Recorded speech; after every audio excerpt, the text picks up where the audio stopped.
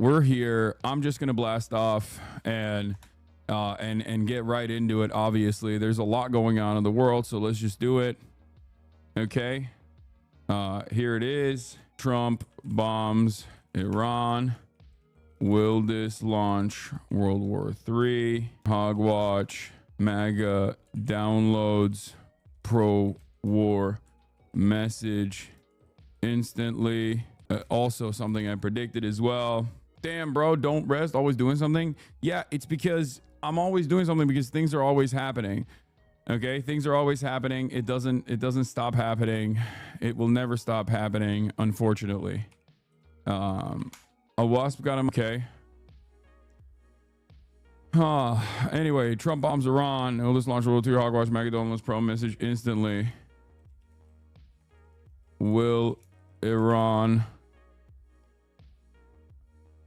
How will Iran retaliate? Will they mine the Hormuz Strait? Kevin Durant traded to the fucking Rockets, but there's a different type of rocket you should be worried about right now, if you know what I'm saying.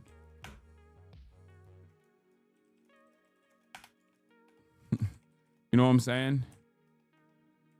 Like, people are talking about KD getting traded to the Rockets, but there is a whole different set of Rockets that we are actually focused on. You know, dude, the Rockets, Houston, are extremely good right now. Yeah, dude, the Rockets are extremely good right now. What are you, the fucking IRGC? What are you talking about? Yeah, that could mean any. That could mean the Houston Rockets, or that could mean the Iranian ballistic capabilities. Oscord keeps tagging me with doomsday prep shit in case all the comms are knocked down at some point in the future. How would you convince them that the collapse will be slow? Oh yeah, it won't be imminent. People that think it's imminent is wrong. Okay, people that think it's imminent is wrong. People that think it's almost as wrong as the people that think like America is going to suffer severe repercussions instantly, not realizing that like an extended 20-year plus conflict is putting American material conditions slowly but surely, but they don't realize that it takes, these things don't happen overnight. These things don't happen overnight. It's so funny. Like, I've gotten so many messages from people directly asking me, like friends asking me like, is it over? What's happening? Is this World War III? Is there going to be another 9/11? And it's like, yeah, Afghanistan and Iraq are perfect examples of the death of American empire being a slow walk. It never takes place instantly anyway.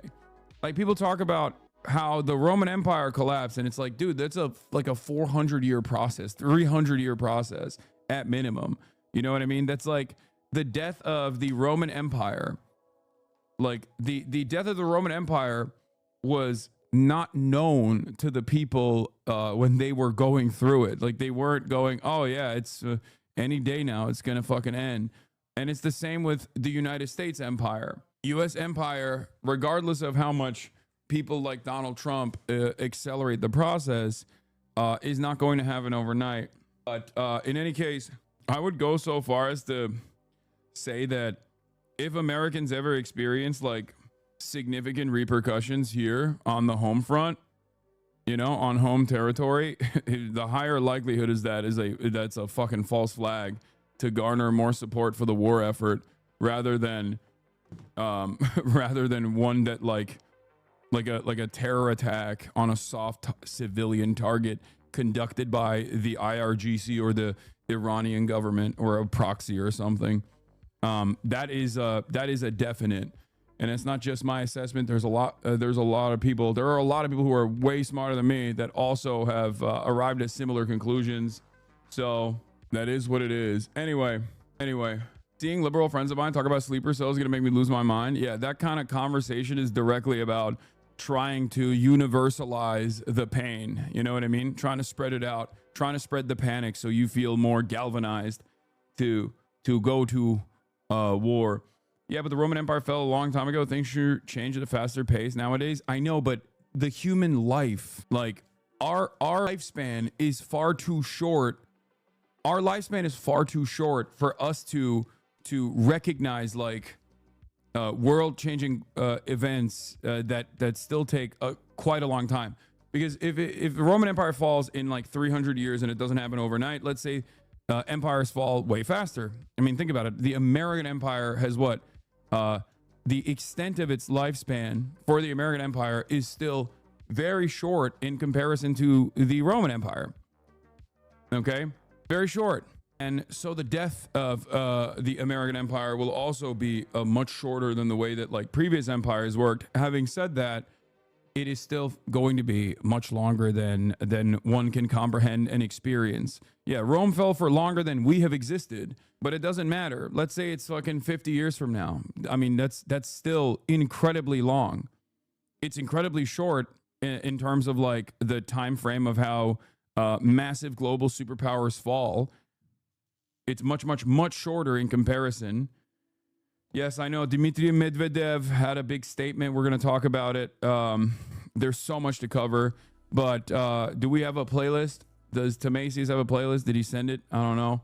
But basically, chat, folks, you already know what it is. You already know what's going on. The United States has officially entered the Iran conflict by bombing key nuclear sites, 3 of them in particular. This happened yesterday, and it was the most telegraphed bombing campaign of all time, and yet it still had the capacity to catch us by surprise somehow, because it was such a severe escalation that Israel has fantasized about, that American leadership has fantasized about for decades at this point, but it was obvious that it was going to happen, and they also sent in decoys to do like diversion techniques, diversion tactics, but ultimately there were some people, myself included, that said that this was going to happen this weekend, going after the analysis of like people who are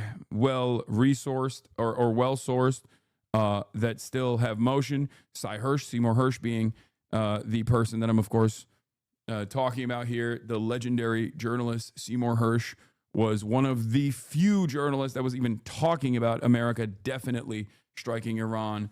The 2 weeks notion was obviously a smokescreen, as I talked about extensively, and it should not come as a surprise to you. When he said 2 weeks, what did we say here? I said over and over again, it's not going to be 2 weeks. It's going to be this weekend, because he's just saying 2 weeks, because everything he says is just a misdirection. Everything he says is a misdirection, and that it was inevitable that it was going to happen this weekend, and it did. Okay? An Iranian reporter films a plume of smoke near the Fordo underground nuclear site. He claims there's no sign of major damage to the facility. Last night, the US struck Iran's 3 uranium enrichment plants using missiles and huge bunker buster bombs.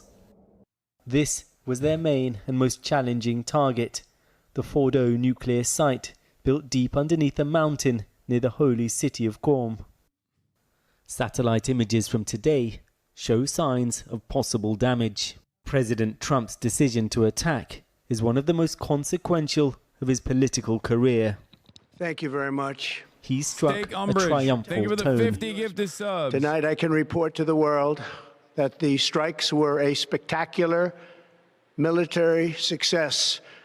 By the way, remember what I said yesterday when we were talking about servile nations?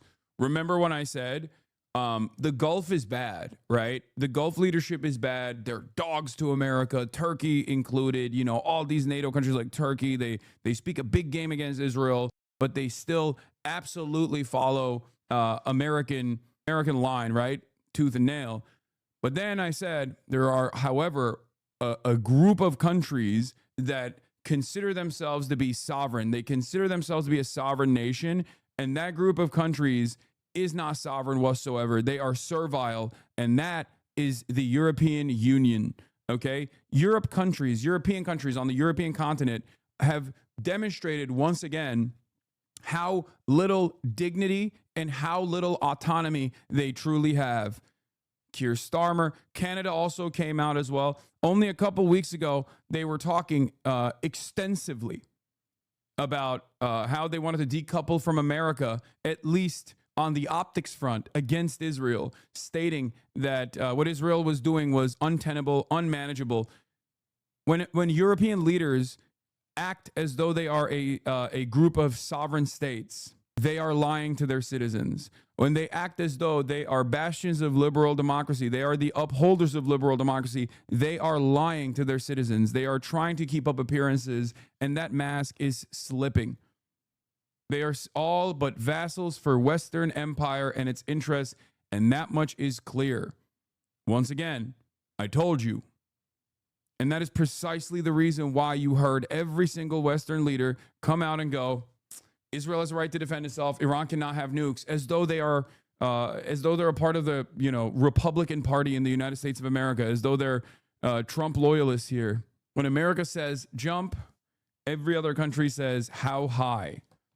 Okay, maybe they agree with the U.S. If they agree with the U.S., why were they at least trying to acknowledge and wash away the broad discontent that their countries' populations have towards America and Israel? Do you think that European capitals are ecstatic about American dominance? Do you think that people living in Europe are excited that their leaders literally go to the United States of America and have to bow down to a pathetic man, bow down to a man who's like a child, bow down to an idiot like Donald Trump, who doesn't even do the game of diplomacy in the way that at least like previous leaders have done to make it seem as though everyone has a say in this process? No, they don't like that. European leadership understands that there is tremendous discontent with this undying loyalty towards America. And also, more importantly than that, European leaders recognize that there is a tremendous amount of discontent towards Israel amongst the population. Okay? The populations in even European capitals now are frustrated. They're fired up. They're angry. They're resentful about the unlimited support that their leadership has offered to Israel, a foreign nation. So when that kind of public distaste is happening endlessly over and over again, in order to maintain the notion of democracy, the idea that there is some sort of like liberal democracy happening, European leaders have to respond. And in that response, they try to make it seem as though they are kind of trying to separate from America. They're punishing Israel, right? They're critical of Israel, but they're not. They're not critical of Israel. And this kind of action from America and Israel basically hits the reset for all of our politicians and your politicians in Europe as well, and politicians all around the world. It is shocking to me. It is shocking to me that there was such little anti-war statements in the buildup to this highly telegraphed bombing campaign. Like, I thought at least there would be some people that hit partisan notes and say things like, oh, why are we bombing Iran? Why is Israel bombing Iran? They're opening an eighth front? Really? Like, don't they have their hands full killing Palestinian children every day, which they have nonstop, by the way? As Senator Chris Van Hollen from the Democratic Party posted 2 days prior, since Israel started bombing Iran, Israel has also killed 400 Palestinians, almost all of them at the fake aid sites that they've created with the Gaza Humanitarian Foundation, a fake aid site created by both of the belligerents, the United States of America and Israel, to do perfidy, which is illegal, trickery, and aid distribution. Having a military mechanism is completely illegal. And that is what Israel and America are doing in Gaza right now. The Strait of Hormuz has been closed. So yeah, my expectation is that Iran is going to do something. I thought it would be limited. We shall see. So far, they have not done any sort of like imminent retaliation to American bases and American assets in the region. They've only spoken about how they are going to take the legal route in terms of the nuclear proliferation stuff. So we shall see. We shall see where they go with this. But their statements have been restrained thus far. Their statements signal restraint. Statements such as, "Oh, this attack actually wasn't that big of a deal for us," or even even the Iranian Atomic Energy Agency coming out and making a statement about how they will pursue legal options.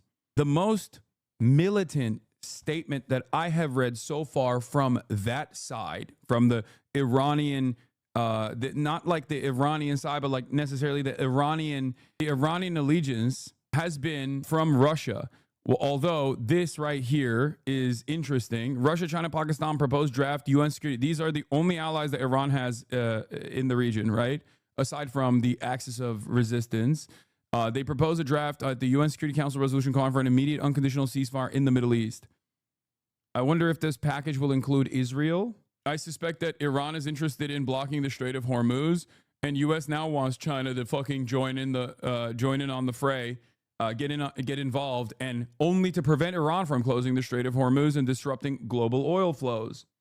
But yeah, this is what I was going to say. This has been the most consequential statement from Dmitry Medvedev, deputy chair of the Security Council of the Russian Federation. This is the most militant thing I've heard from, I guess, like the Iranian side. What the frick is going on? Is my computer getting bricked or something? What is this? Okay.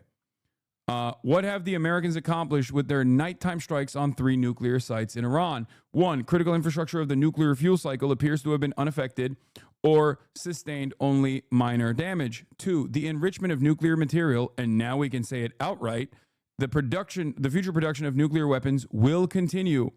A number of countries are ready to directly supply Iran with their own nuclear warheads. Now, this is a very big escalation in terms of the language being used. No Iranian leadership has said anything of the sort so far, but Russia's statements here, I would go so far as to say, are even more significant than Iran. But this is Medvedev, so I don't know if this is all that consequential. Like, it would be definitely a little bit, it would be more impactful if it was Lavrov, or if it was obviously Vladimir Putin, something along those lines. But this is basically the most militant statement that I have heard so far.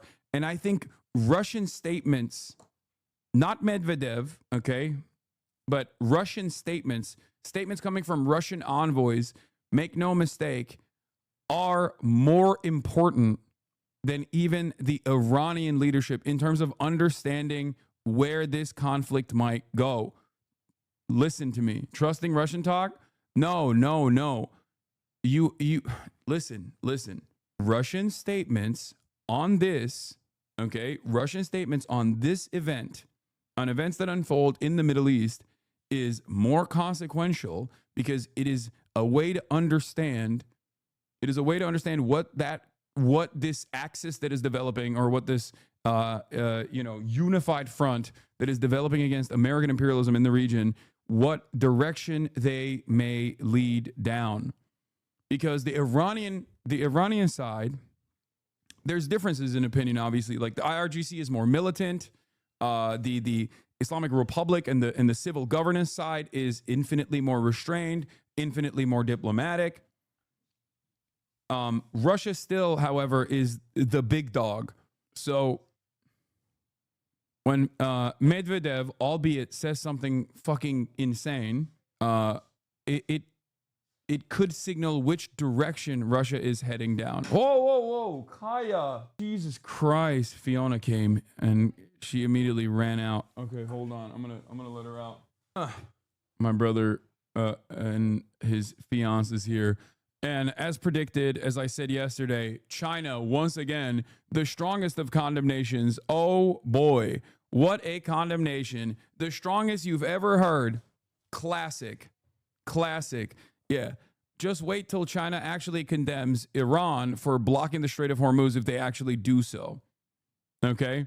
But in any case, let's keep going through the Medvedev statement. The enrichment of nuclear material. Like, this is obviously a fucking insane statement because he goes, and now we can outright say it. Future production of nuclear weapons will continue, implying that Iran was already in the process of developing nuclear weapons. This is not true.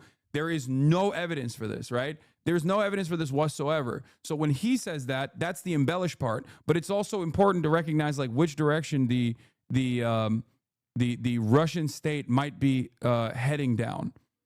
Like he says, he goes 110% of the way, but the Russian government might be leaning in the, 40%, 50% of the way. Whereas the Iranian government, and what the Iranian government is saying is seemingly incredibly restrained, if that makes sense. Do you see what I mean? Do we have any of this verified by Iran? Why not get it from the horse's mouth? This is, I would say, not Medvedev, but like I would be on the lookout in this situation to hear what Russia will say. I think Russia's statements here will be the most impactful ones. Okay? Russia's statements will show which direction this conflict will go.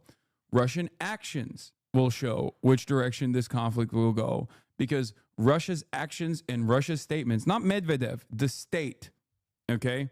The actual state, not this fucking guy, but the state itself and which direction they head here will either broaden this conflict, in a way that turns into like a Iraq style situation, or will potentially stamp out or we're basically exhaust Israel to a degree where they won't be able to continue doing all of this nonsense, all of this madness, and will create an environment where there will be a managed negotiation to stamp out further Israeli aggression in the region, or potentially get America fully invested in implementing its grand design in the region and try to destabilize the Iranian regime, because that is the goal here. As I have said, the ultimate goal here is not the fucking nuclear program. Nobody gives a fuck about the nuclear program. Please stop talking about the nuclear program. If you want to understand what the actual goal here is, the goal has always been the same. Since Benjamin Netanyahu said Iran has nukes, or the capacity to build nukes, since like 84 or something, or whenever the Israeli state started claiming that Iran had nukes, okay? The goal has always been regime change. The nukes are the casus belli, okay? I think it was 1992 when Benjamin Netanyahu first said it, but I'm saying that like they have entertained regime change for since the revolution started. I told you, Iran's foreign minister says he will, this was last night actually, I think, yeah. Iran's foreign minister says he will head to Moscow today and will meet Putin. So this is probably taking place right now. Do I personally think Iran should have nukes? If Iran had nukes, none of this would be happening, and the region would be an infinitely more stable region. It would be more stable in the direction that America doesn't want, though. It would be a region that had more stability, because the countries in the region would have more power and more influence and more sovereignty over their own affairs. The only way to basically scale back Israeli aggression in this region is for there to be sovereign states. And there is no sovereignty unless you are outside of the banner of American influence. You do not have any sort of sovereignty whatsoever unless you have nukes. I'm sure that many of you have figured it out by now, but there is perhaps a reason why nobody does this to North Korea. You know what I mean? But they do this, and have done this successfully, the countries that they've said have nukes or WMDs, like Iraq, like Libya. Okay? Pakistan probably looks at everything that's going on right now and goes, oh my God, what an amazing thing we did. Okay? Thank fucking Christ. Thank fucking Christ for that guy who came from the Netherlands and built this goddamn thing in a cave like Iron Man. Okay? What was the name of the dude? Hold on. Let me see if I can find the name of the dude. Was it Dr. Abdus Salam? Or no, Khan? Abdul Qadir Khan? Yeah, Abdul Qadir Khan. A metallurgist working on centrifuge enrichment for Urenco joined the program at the behest of the Bhutto administration by the end of 1974. How would nukes be a deterrent, though? It's not like they'll use them, no? Yes, the whole point of having nukes is to never use them. The whole point of having nukes is that they will never use nukes on you. That's the whole point. Because here's the reality. If you have nukes, then other countries that have nukes will nuke you if you use your nukes. And therefore, when you get the nukes, you're not supposed to use the nukes. Okay? The entire purpose of getting the nukes is so you don't get nuked.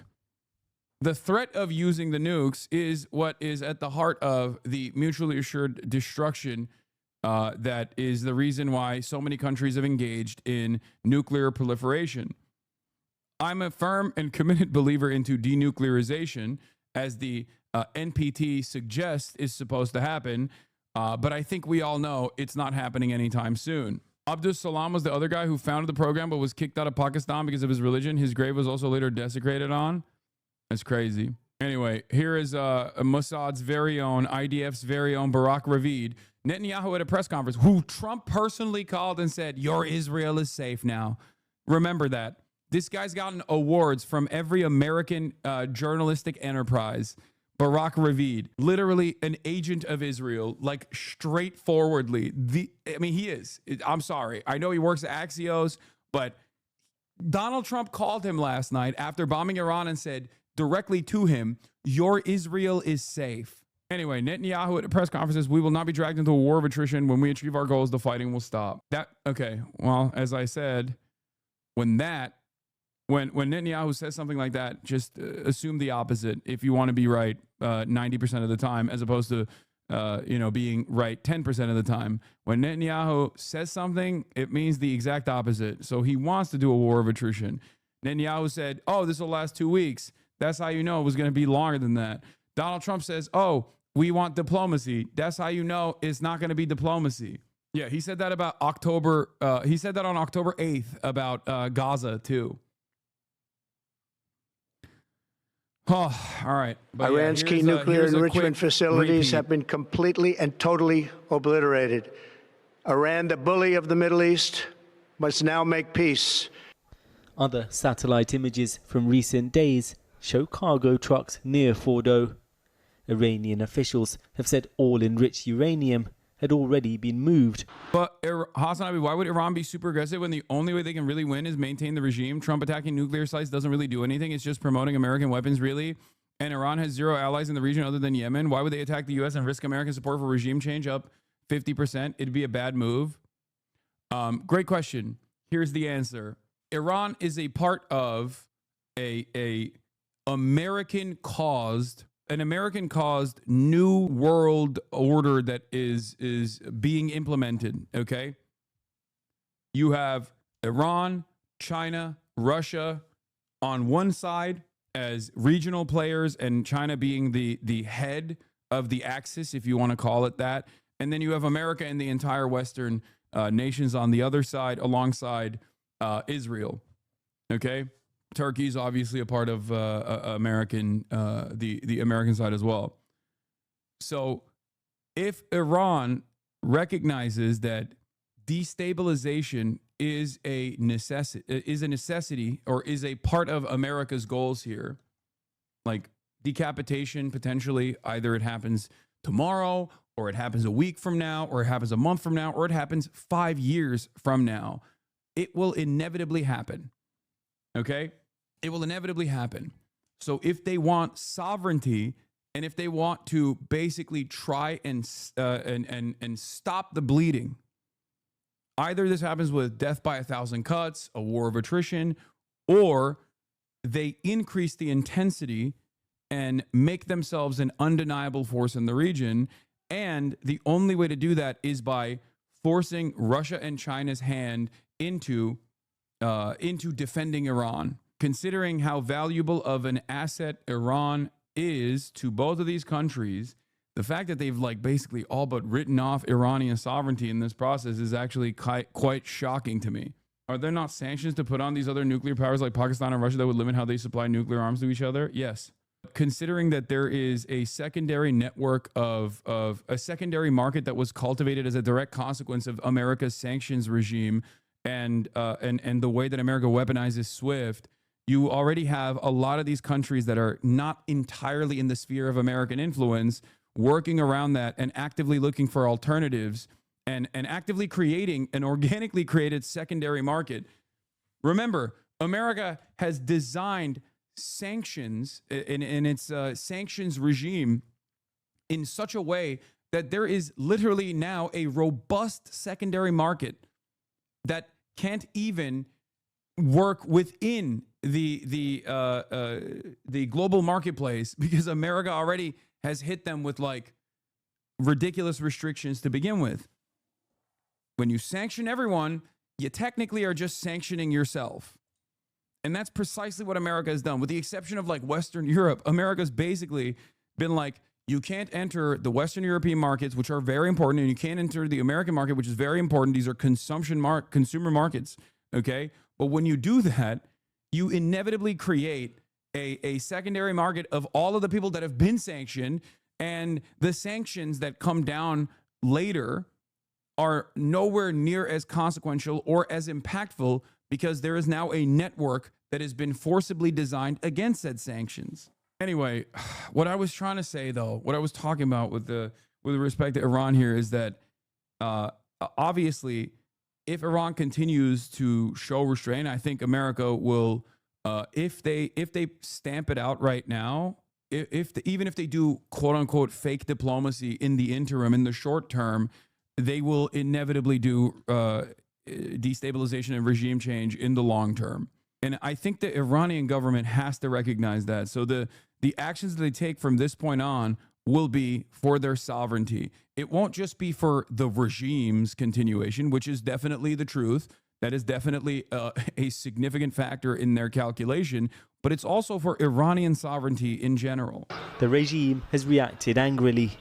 Trump had previously suggested he would wait 2 weeks to see if diplomatic efforts could reach a resolution. The door for diplomacy should be always keep open, but this is not the case right now. My country has been under attack, under aggression, and we have to respond. Iran's initial response: 2 barrages of ballistic missiles fired at Israel this morning. One hit this residential area of Tel Aviv. I will say, one of the smarter things that Iran could do right now is to feint and make it seem like they're hitting American targets, but then continue hitting Israel, which is, again, an American target technically. This way, you get to avoid you basically get to avoid creating a permission structure for further battles with Iran, because then you're like, well, we're hitting Israel. Like, we're not hitting America. We're just hitting Israel. What do you mean? And then it makes it a little bit more difficult for Trump and everybody else to fucking turn around and be like, no, we're going to the war. We're going to the war to defend Israel. However, make no mistake, America clearly does not need that permission. It does not need permission from its public. It does not need the majority opinion to be on board with going to war with Iran. That much was demonstrated last night. A nursing home for the elderly and an apartment block were banned. This, I suspect, if Iran is invested in its own sovereignty, this, I suspect, has actually created a permission structure for Iran to develop nukes, to actually develop nukes, to actually work on a nuclear proliferation. If they don't do that at this point, they are fucking insane, for the record. If they still think that there is a peaceful solution, that there is any sort of diplomatic solution with the West, they are delusional. Damaged, with dozens of people injured. Israel has reimposed its highest state of alert as Iran weighs up its next move. There's been a significant amount of damage here and in other sites across Israel this morning, but everyone's bracing for further Iranian strikes. Gura and his family have had to leave their home, but he's hoping Trump's actions could end the conflict. Are you worried that things could get even worse now, or? I don't know. I don't think so. I think it's going to a closing point more than an opening one, but we'll see. Israel's Air Force said today it had destroyed more Iranian missile launchers as well as Iranian fighter jets. Israel's attacks have severely weakened Iran's military capabilities, but Iran could still choose to launch strikes on US bases in the region or close the strategic Straits of Hormuz. Doing so would incur major retaliation. There will be either peace or there will be tragedy for Iran far greater than we have witnessed over the last 8 days. Remember, there are many targets left. These were the tense moments in the White House Situation Room last night. What happens next in this conflict is now in Iran's hands. Well, the Trump administration has been making it clear in its messaging that its aim in Iran is not regime change, that it wants to enter into negotiations. Iran's regime faces a difficult dilemma. It's already deeply unpopular at home. It's invested billions into this nuclear program and will feel compelled, I think, to respond militarily in some way. But further direct confrontation with the US could lead to the regime's downfall. Adding to the pressure, Israel's attacks on Iran still appear to be continuing. Thank you, Sikandar. Well, let's get the latest on the US reaction now from our Washington correspondent, Siobhan Kennedy. Siobhan. Well, Kieran, it was only Thursday, remember, that the president said he'd give himself another 2 weeks to decide whether or not to attack Iran. And yet here we are, 2 days later, and American bombers have already completed their mission, a mission which, by the way, he announced in a social media post yesterday. Yeah, that photo was so whack because that was them trying to aura farm. Like, they wanted to do the Barack Obama, the iconic Barack Obama Situation Room post. Like 100%. I mean, they take photos like that all the time. But I know Trump is such a catty bitch with a penchant for drama and an eye for like theater and art like that. He cares about the aesthetics of things like that, which is precisely why they took these photos, right? They took these fucking photos in the Situation Room, and it, I think, had the opposite intention. He wanted to have like an iconic Obama style aura farming Situation Room photo, and I think it backfired spectacularly because he's wearing that whack ass fucking hat and it looks like you're a clown. Like, you look like a clown. Even on the optics front, you're fucking failing to farm aura. You look like Ronald motherfucking McDonald, man. Take the goddamn hat off. What is this? You look ridiculous. That's the silly side of this, but you know, it's something that he cares about. So, Of the Joint Chiefs of Staff, General Dan Kane, and they gave some very interesting details of how the mission played out yesterday, including the fact that the Pentagon used what they're calling decoy planes to try and confuse Iran.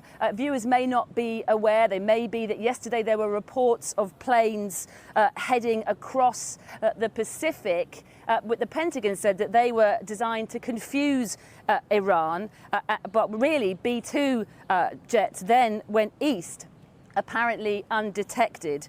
The mission was dubbed Operation Midnight Hammer. It was the first use ever of these massive bunker buster bombs in conflict. We know that 7 B-2 bombers carried out the strikes and that they were protected by fighter jets that went ahead of them. They dropped a total of 14 of these bunker buster bombs in all, while more than 24 Tomahawk missiles were fired from a US submarine. The Defense Secretary, like everyone else, has insisted this is not about regime down to the name, the Midnight Hammer change, that this was a precision strike that was never intended to be open-ended. Let's hear from him now.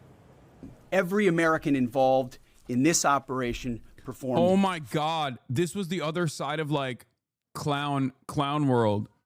Pete Hegseth was like, wasn't I a good, brave boy?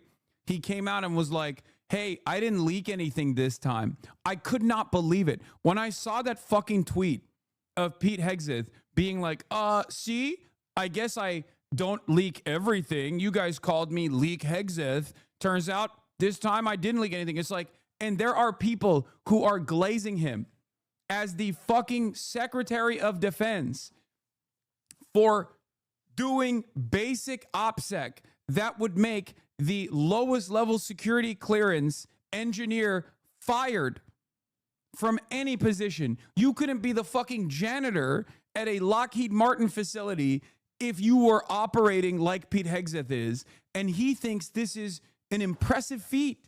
What an incredible, yeah, look, no leaks. 33,000 likes on this no leaks post. Like, what is going, like, Republicans are so stupid. They are so dumb. it feels like later down the line, we're going to be like, well, he's a big boy. He didn't piss his pants. A lot of you were making fun of the administration for doing poopies in their pants, but now they have diapers. Think about that. Think about how impressive that is, that now they're doing poopies and peepees, but in their diapers. They're big boys, and maybe one day they can get potty trained. What the fuck? No leaks. How much further can we go? What is the bottom? I want to know what the bottom is, because the very fact that people are celebrating big boy Secretary of Defense Leak Hexeth for not leaking this mission means that there is still more room. There is still a further depth that we have not reached. We have not reached. The bar is incredibly low, but it can go lower, baby. I want to know. I want Republicans talking about how Trump is so amazing. He was able to deliver a speech. He was able to use words. I want to see them talk about how brave and beautiful our president is because he's not pooping in his pants. Flawlessly. And I want to give recognition to our allies in Israel as well. This is a plan that took months and weeks of positioning and preparation so that we could be ready when the President of the United States called. It took a great deal of precision. It involved misdirection and the highest of operational security. Well, they're all very confident about the strikes, but this is, of course, a massive gamble for President Trump, a gamble that's already caused a big divide inside the Republican Party between those who are going along with the president and believe the strikes were the right thing to do, and those more hardline MAGA Republicans who did not want to see the U.S. involved in another war in the Middle East, and yet here we are today. Thank you, Siobhan. Well, the UN chief has warned of a direct threat to international security, while here Sir Keir Starmer has called for a return to diplomacy instead of... See, they're doing it already. Thoughts on it beats Joe Biden's speeches and his diapers? You're doing it. Oh my God, you're doing it. Oh my God, you are literally doing the thing. Oh my God. You're doing it. I said, how much lower can we go? And instantly, there's a fucking hog in the chat. There's a hog in the chat that starts squealing. Oh, excuse me. Brandon fucking pooped in his diapers. I know, dumbass. Was I on board with that? No. So why are you on board with your president doing that? Amazing. Amazing. He's like, well, Biden was doing pee-pee and poo-poo in his diapers. Awesome. Any dangerous escalation. A succession of US officials have insisted they do not seek war with Iran, but what is likely to happen next? Here's Harry Fawcett. Last night, on President Trump's orders, U.S. Central Command conducted a precision strike. At the Pentagon today, the U.S. Defense Secretary hailed what he called an incredible and overwhelming success. The reverberations focusing minds of America's adversaries and allies alike. Well, we've long had concerns about the Iranian nuclear program and been very clear that Iran cannot have a nuclear weapon. Did you hear that Iranian officials were in talks with Trump to go forward with these attacks to keep Israel at bay? What? Iranian officials were in talks with Trump to go forward with these attacks to keep Israel at bay. I think that's copium coming from Trump world to make it seem like this was pre-established. What do you mean to keep Israel at bay? If America wants to keep Israel at bay, it takes a phone call. There is no world where like America has to also involve themselves directly in this. America is already involved in this because Israel is involved in this. The notion that like this was pre-established is a misunderstanding of a position that the Iranian government revealed, which was that America gave Iran information ahead of time, like I think a couple hours prior, that they were going to bomb these places. That's like, I don't know the veracity of that. I saw that flying around, and I think people probably misunderstood that. But also, why would Iran or why would anybody trust America? Like, not just Iran. Why would anybody trust America or Israel? When have they been honest? In the past 2 weeks, there has only been dishonesty. Okay? They are the ones They're the ones who were like, excuse me, we're doing diplomacy, denuclearization right now. Just kidding. Get fucked. Israel blew you up, and we totally wanted that.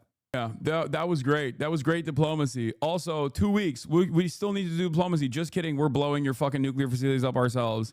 Great diplomacy once again. Oh, deception and war, no way. Yeah, that's also...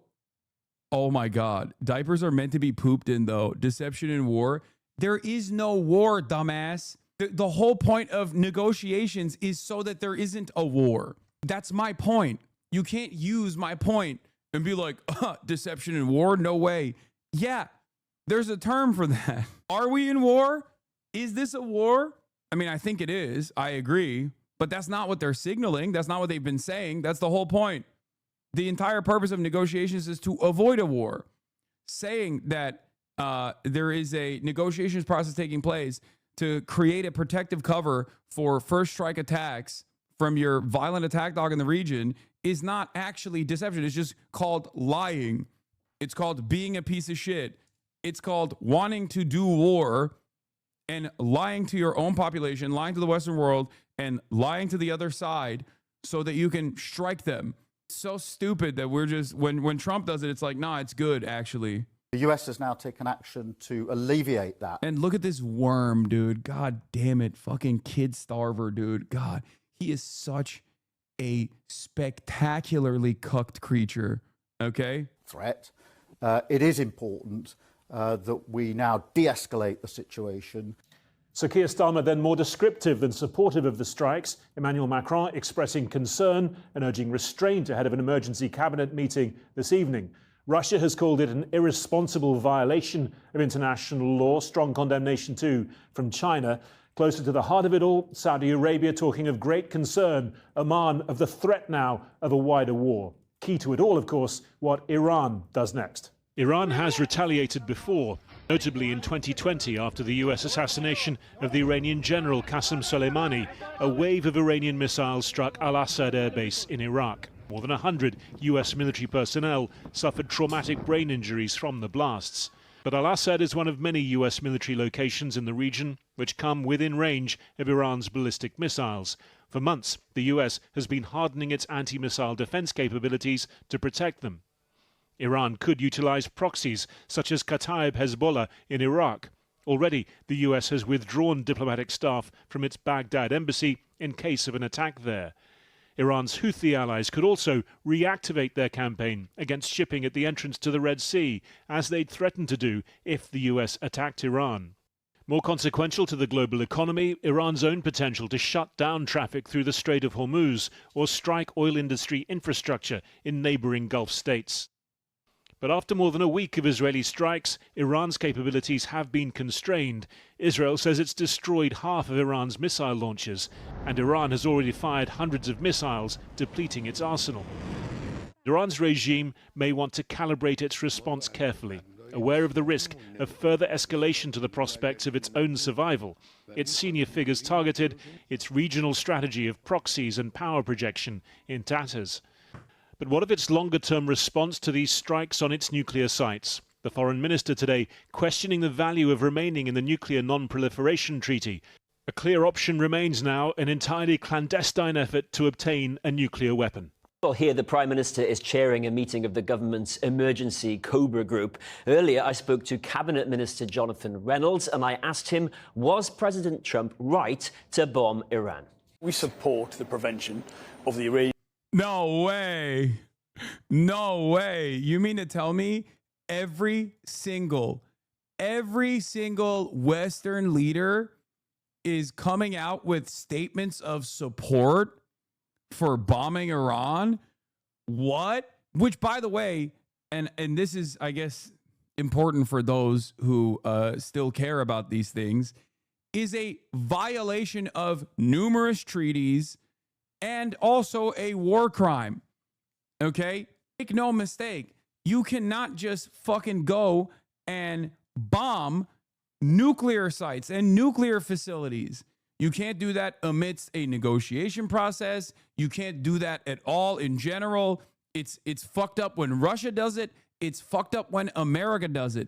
Except the difference is when America does it, everyone goes, oh no, it was so sick. Yeah, look. We play jihadi rules, which there are no rules. Dude, if you knew anything at all, if you understood how things have unfolded so far, you would recognize that, first of all, the jihadi rules is really funny, but the people that you consider the jihadis, okay, have been infinitely more diplomatic and infinitely more restrained than both Israel and the United States of America. Okay? I hope they draft you, by the way. I hope you get drafted, straight up. Have fun. Have fun with those jihadi Shahed drones flying overhead. You will never get health care. You will never get a college education. You will never be able to own a home. And you will die for Israel. What a spectacular future for a bunch of cackling hyenas in this goddamn country. Just a bunch of angry fucking losers who are like, oh yeah, hell yeah, we got to do force projection all the time, baby, all around the world. Hell yeah. Can't wait to go and get my ship blown up by a Shahed drone or maybe some Dongfang missiles. All I wanted was a college degree so I could maybe purchase a fucking home one day after getting a communications degree from college paid for by the goddamn government. You know, something that is provided to citizens all around the world unconditionally by governments that are infinitely more interested and invested in improving their labor force and making them more productive. Fucking awesome. Regime having a nuclear weapon. We'd obviously proposed, as other European countries had, a peaceful diplomatic means in order to try and get to that objective. That was opposed, not least by the Iranians themselves, and this has been the consequences of it. A few hours ago, in the early hours of this morning, the British government was opposed to the US bombing Iran. President Trump went and did it. Do you think that was the right thing to do? Because a few hours ago you thought it wasn't. Look, we wanted a diplomatic, peaceful means, but I can't possibly tell you anything other than Iran must... We wanted diplomatic, peaceful means? Brother, America has openly stated that diplomacy was just a cover to do this. What do you mean we wanted diplomatic, peaceful? Like, at least condemn the goddamn American state. What is this? We need to bomb Iran, but legally take? Like, every single politician basically still serves the exact same role, which is to normalize the belligerent and insane, violent nature of America and Israel. Okay? They all act as though they care about diplomacy. They all act as though they care about negotiations. They think you're stupid. They think you're too fucking stupid. And there are some who are, okay? There are definitely a lot of people who are stupid. But you should know that negotiations were taking place when America's interest in these negotiations were to simply use it as a cover for an Israel first strike and then a subsequent American first strike on Iranian nuclear facilities. Okay? Recognize this, please. And I hope many of you in here recognize this reality, but every single outlet, whether they are liberal, every single politician, whether they are leftist, liberal, wherever they are in the world, are currently unified on this. There are very few places that will tell you exactly what is going on.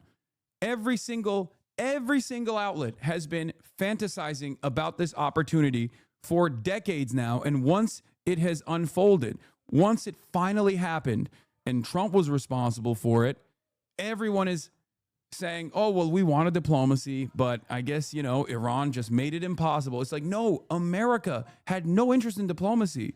America had no interest in diplomacy. It is fucking ridiculous. Not have a nuclear weapon.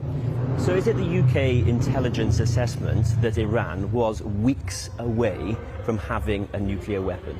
I cannot give you a timeline. Iran didn't submit to Trump, and now Khomeini is hiding in a cave. Khomeini is dead. Khomeini is dead. He's been dead for quite a while, actually. You know? To the extent that this is the extent of your knowledge on what's going on. On that, but it is absolutely our view that Iran was developing a nuclear weapon. I don't think anyone was. Well, President Trump said weeks away. That, we understand, is the premise for dropping these bombs. So it's quite important to know whether the UK government thinks Iran was weeks away or not from having a nuclear I do not bomb. have information that relates to what the President has said. Did Sir Keir Starmer, to your knowledge, offer any kind of support to President Trump in this action? No request from the Americans for UK military involvement or the use of UK military assets was a part of this, and our position has been to try and achieve these ends by peaceful diplomatic means. You've talked about the threat of Iranian-backed terror groups to people here in the UK. That's probably the thing that's most on the minds of our audience today. Is that threat greater today because of this action? No. I mean, the threat is so enduring, so persistent, so consistent. It is that threat that would shape our response to the possibility of the Iranian... Yeah, dude, the Iranian threat is so persistent to England. What are you saying? Like, what do you mean? What are you saying? Do you hear yourself? No, these countries are infinitely more threatened by Israel than Iran. What the fuck are we talking about? They are under threat. They have no sovereignty because America has designed the world in a way where these are just servile states. That's all they got. The notion that like Iran presents a significant threat to England is so psychotic. Your sovereignty was not taken away from you by Iran. That was America. Okay? Your interest in maneuvering in these conflicts in a way that actually steps away from the United States was not taken away from you, or steps away from Israel's opinions, was not taken away from you by Iran. It was taken away from you by Israel and all of the pro-Israeli groups that have taken root in every facet of British politics, just as they have taken root in every facet of American politics. The notion that America is not aligned with Israel and that Israel is basically an extension or the tip of the spear of American empire, that's true. This is real. But Israel also, because of its valuable position as a forward operating base for America, has been able to slowly but surely take the advisory role in a more meaningful capacity, where all of the fucking naysayers that go, hold on, maybe we shouldn't do this, get immediately squashed. We saw it happen. One of the fucking dudes, one of the what was it? It was a corporal that like was talking about how Israel is an ally that demands far too much from America and is dead set on implementing the greater Israeli project, the greater Israel project, and like exterminating Palestinians. Boom, immediately JNS writes an article about his fucking posts and he's gone. He's gone the next day. That is way more consequential than a normal ally or a simple vassal state. England can't do that. Okay? England cannot do that. France, laughably, cannot do that. Germany, not corporal, colonel, sorry, I said corporal, colonel. There is no other country that has this level of prominence and control in a simple advisory role. And it's insane because Israel would not exist without unlimited support from the West. Regime obtaining a nuclear weapon, knowing how they behave without one, and countenancing what it would be like if they did have one. Do you think that the US bombing Iran had to be legal under international law? Do you think that's an important principle? It is important that all countries obey by international law. I imagine the calculation in this case would have been one based on self-defence and the calculus of interests around that. Our particular interest would be in the legality of any British action, which in this case has not been something we've been involved with. Yeah, like, look. Breaking, the U.S. officially removes Colonel Nathan McCormick from his position at the Joint Chief of Staff for post-calling Israel a death cult and saying America is acting as Israel's proxy. He was right. He is right. He is quite literally right. The power is still very much in the hands of the American state. America controls Israel, okay? But this doesn't mean that Israel and pro-Israeli elements within American governance have not gone into this with a insane calculation that goes along with Israel's own personal ambitions in the region. Israel's own personal ambitions in the region might correspond to American interests in the region, but the reason why this is fucking happening is because Israel has taken the advisory role and is leading the charge. It's like having your attack dog control having your dog control you. It's like having your child slap you in the most American in the most American terms. It's like when, you know, American children will call their parents by their first names and will throw a fucking tantrum, and then the American parents have nothing to say in that process. It's like Israel is that child throwing a fucking tantrum. With yet. There's a possibility, isn't there, that the time comes where UK forces are deployed in some capacity. I think it isn't helpful to speculate on. Just accept the fact that U.S. spent more on military than the whole world combined. Live with it. They say jump, you jump. Be real on yourself. What do you mean? Iran funds terrorist organizations. It affects the whole Western world. Yes, dude, you're right. Keep coping, okay? Keep coping. They told you that. They told you that so you don't get fucking healthcare. So all of this money is spent on dominating this fucking region. That's what it is. And you eat it hook, line, and sinker every time, okay? Iran is a regional player in the Middle East. It is an oil producer. Iran has been destabilized by Western interests time and time again. That's why the Iranian Revolution took place in Iran as a consequence of previous destabilization and the coup that was implemented by England and America, okay? And every step of the way, they justified all of these things that they did to Iran by telling you it's dangerous, it's scary. That's it. And you ate it. You ate the fucking propaganda. You ate the propaganda and you're like, I'm terrified of Iran. Iran has done nothing to you, dumbass. Nothing at all. We've done everything to Iran and Iran has done basically nothing in return. That's why it's always funny when people are like, death to Iran. They're saying death to America over there. They're saying death to Israel. It's like, of course they're saying that. Look at what we've done to this fucking country. Of course they're saying that. You want death to Iran and they ain't done shit to you. Your government has done shit to Iran. Of course they're going to fucking say death to Israel, death to America. On those situations. Clearly there is an interest now in calming this down, in de-escalation, in stability. Of course, we will always defend our own interests. We move assets to the region to be prepared in order to make sure we can defend British personnel if that was something that we needed to do. Jonathan Reynolds, thank you very much for your time. Well, Professor Ali. Resistance groups that are destabilizing Lebanon and Yemen, heck yeah. No, totally. The Lebanese population, the Shia population of Lebanon should have just fucking been ethnically cleansed in the Maronite Christian sectarian infighting that was taking place, that was significantly beefed up by Israeli forces and then literally fucking contributed to and supported by Israeli forces. After they should have just like eaten it. They should have just had Sabra and Shatila happen. They call it Sabra and Shatila massacre, but that's just a woke terminology for it, you know?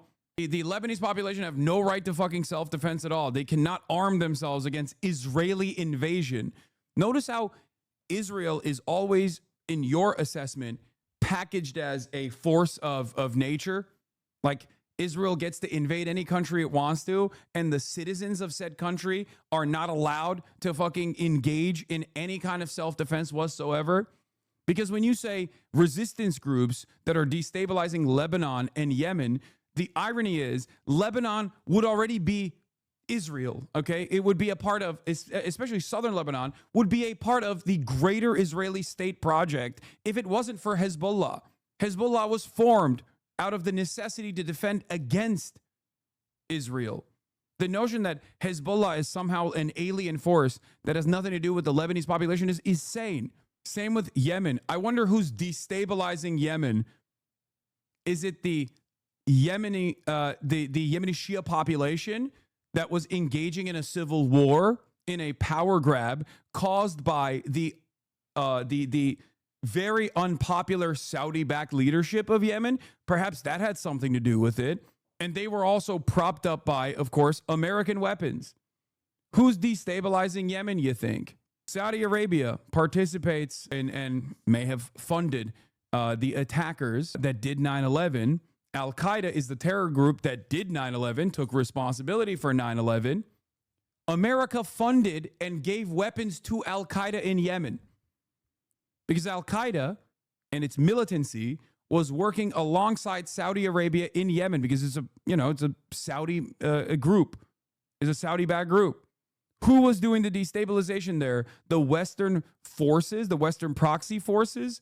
It's ridiculous. America and Israel have nothing to do in this region. It's just like these guys are always just a bunch of barbaric sand people, barbaric desert people that are fighting each other all the time, right? That's what it is the founding director of the Institute of Iranian Studies at St. Andrews University. He joins me now. Now, when you go to... What do you think Iran is going to do next? Are they going to try and seek an off-ramp or escalation? What do you think it's going to be? I think they will probably try both. I think they will seek privately to get an off-ramp. I think they're pretty shocked by what's happened.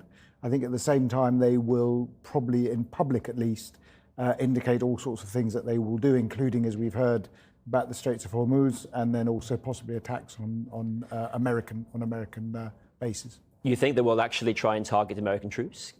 I think they will be considering that. I think they're going to be highly reluctant to draw the Americans further in. I mean, there are no good options for them. Let's be honest.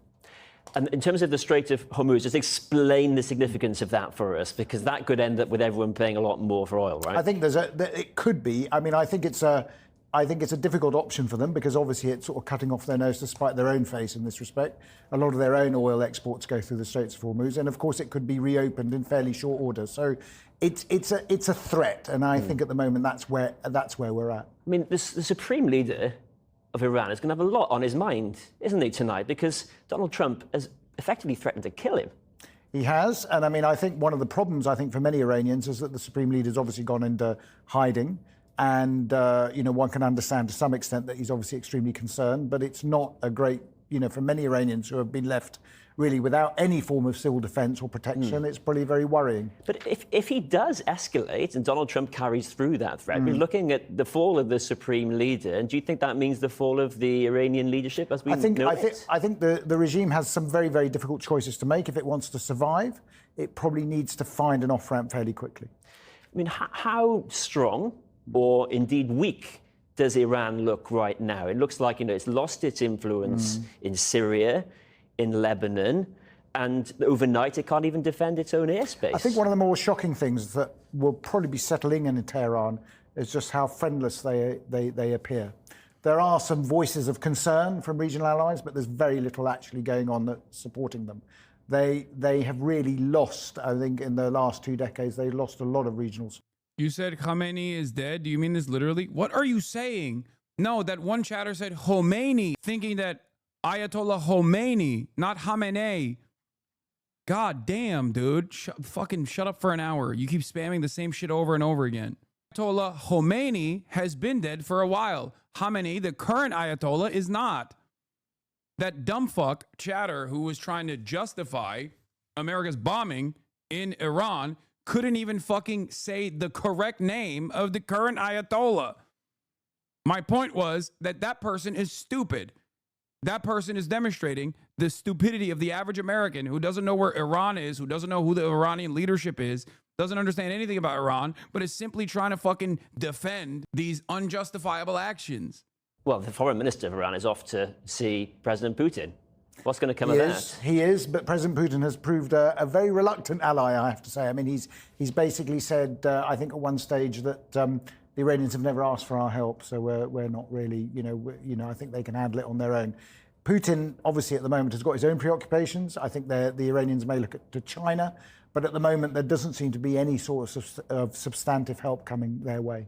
What's your sense of how durable, then, the supreme leader is, and indeed the whole of the Iranian... By the way, the International Atomic Energy Agency chief Rafael Grossi says Iran must account of its 400 kilogram stockpile of uranium enriched to 60%. And you know what's really funny about this? This right here shows that the International Atomic Energy Agency, that is supposed to be a completely independent agency, okay, is directly, and I will say this, they're not, like, until recently, they haven't been this aggressively Western slanted, in spite of the fact that 70% of all of their funding, 70% of all of their funding is directly about monitoring Iran, okay? This is proof that they are not invested in anything but working in service of U.S. interests, U.S. and Israeli interests. especially considering that right now the International Atomic Energy Agency's primary focus should be the fact that America bombed nuclear facilities. Okay? America bombed nuclear facilities. You are the International Atomic Energy Agency. Your primary focus should be what took place yesterday. Israel has been bombing Iranian nuclear facilities for the past week. America just bombed Iranian nuclear facilities with bunker busters. What are you doing? How can anyone fucking see this group as anything but an arm of Western imperialism at this point? Where is the interest in presenting the fucking dangers, that America has created for potential radiation, potential radiation? Well, like, what are we talking about? Isn't that your job? Iran allegedly gathered a lot of info that showed collaboration between the International Atomic Energy Agency and Israel. I mean, the other side of this, of course, is the fact that Israel has nuclear weapons. Israel has nuclear weapons. Israel is not even a party to NPT, and they have nukes. And we know they have nukes. Here's the fucking danger. Iran with a nuclear bomb. Iran with a nuclear bomb is only a danger to you if you have ambitions of regime change in Iran, and if you have ambitions of turning Iran into a failed state. Are you John Bolton?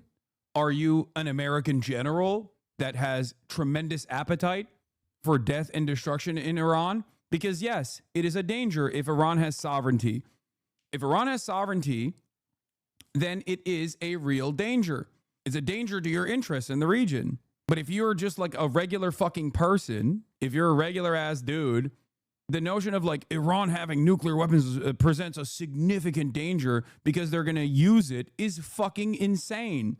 Iran is infinitely more restrained than Israel. Iran has been infinitely more restrained than Israel. Okay? Israel has nukes. There's also only one psychotic country on the planet that has ever used not one but two nukes on a civilian population that it was directly in war with, and that is the United States of America. Other countries that are supposed to be incredibly scary have never actually escalated to nuclear warfare, and this even includes Russia, modern Russia. This certainly includes the USSR as well. To go in your direction, North Korea is showing restraint for now with it. Yes! No, that's my point. I was about to say, yes, the Democratic People's Republic of Korea, North Korea, has nukes. The entire point of having nukes at this stage is to have sovereignty if you are outside. Why do you hate the U.S. so much? Le Mafia. Oh, my God. Look at what is taking place right now. America does not give a fuck about you. How do you not understand that? My beef is not with the American people. My beef is with the American government that very clearly does not give a shit about you. Every single fucking dollar spent on bombing Iran is a dollar that could have been spent on making sure that your children get educated, making sure that your roads are paved, making sure that you have better broadband, making sure that you have fucking healthcare. But a lot of you guys eat that propaganda so hard where you're like, those guys are scary, so we have to bomb them into fucking oblivion. And actually, it's fine. We have to bomb them into oblivion for a foreign nation's interest, Israel's interest in the region, and Israel's greater ambition in the fucking region. And that's cool for me. That's fine by me because it's real scary. I've been told that these guys are really fucking scary. This is literally people. The American government isn't even making an attempt at pushing 2004 style propaganda, and Americans are just doing that to themselves. How crazy, how insane. The Iranian foreign minister gave an entire fucking speech.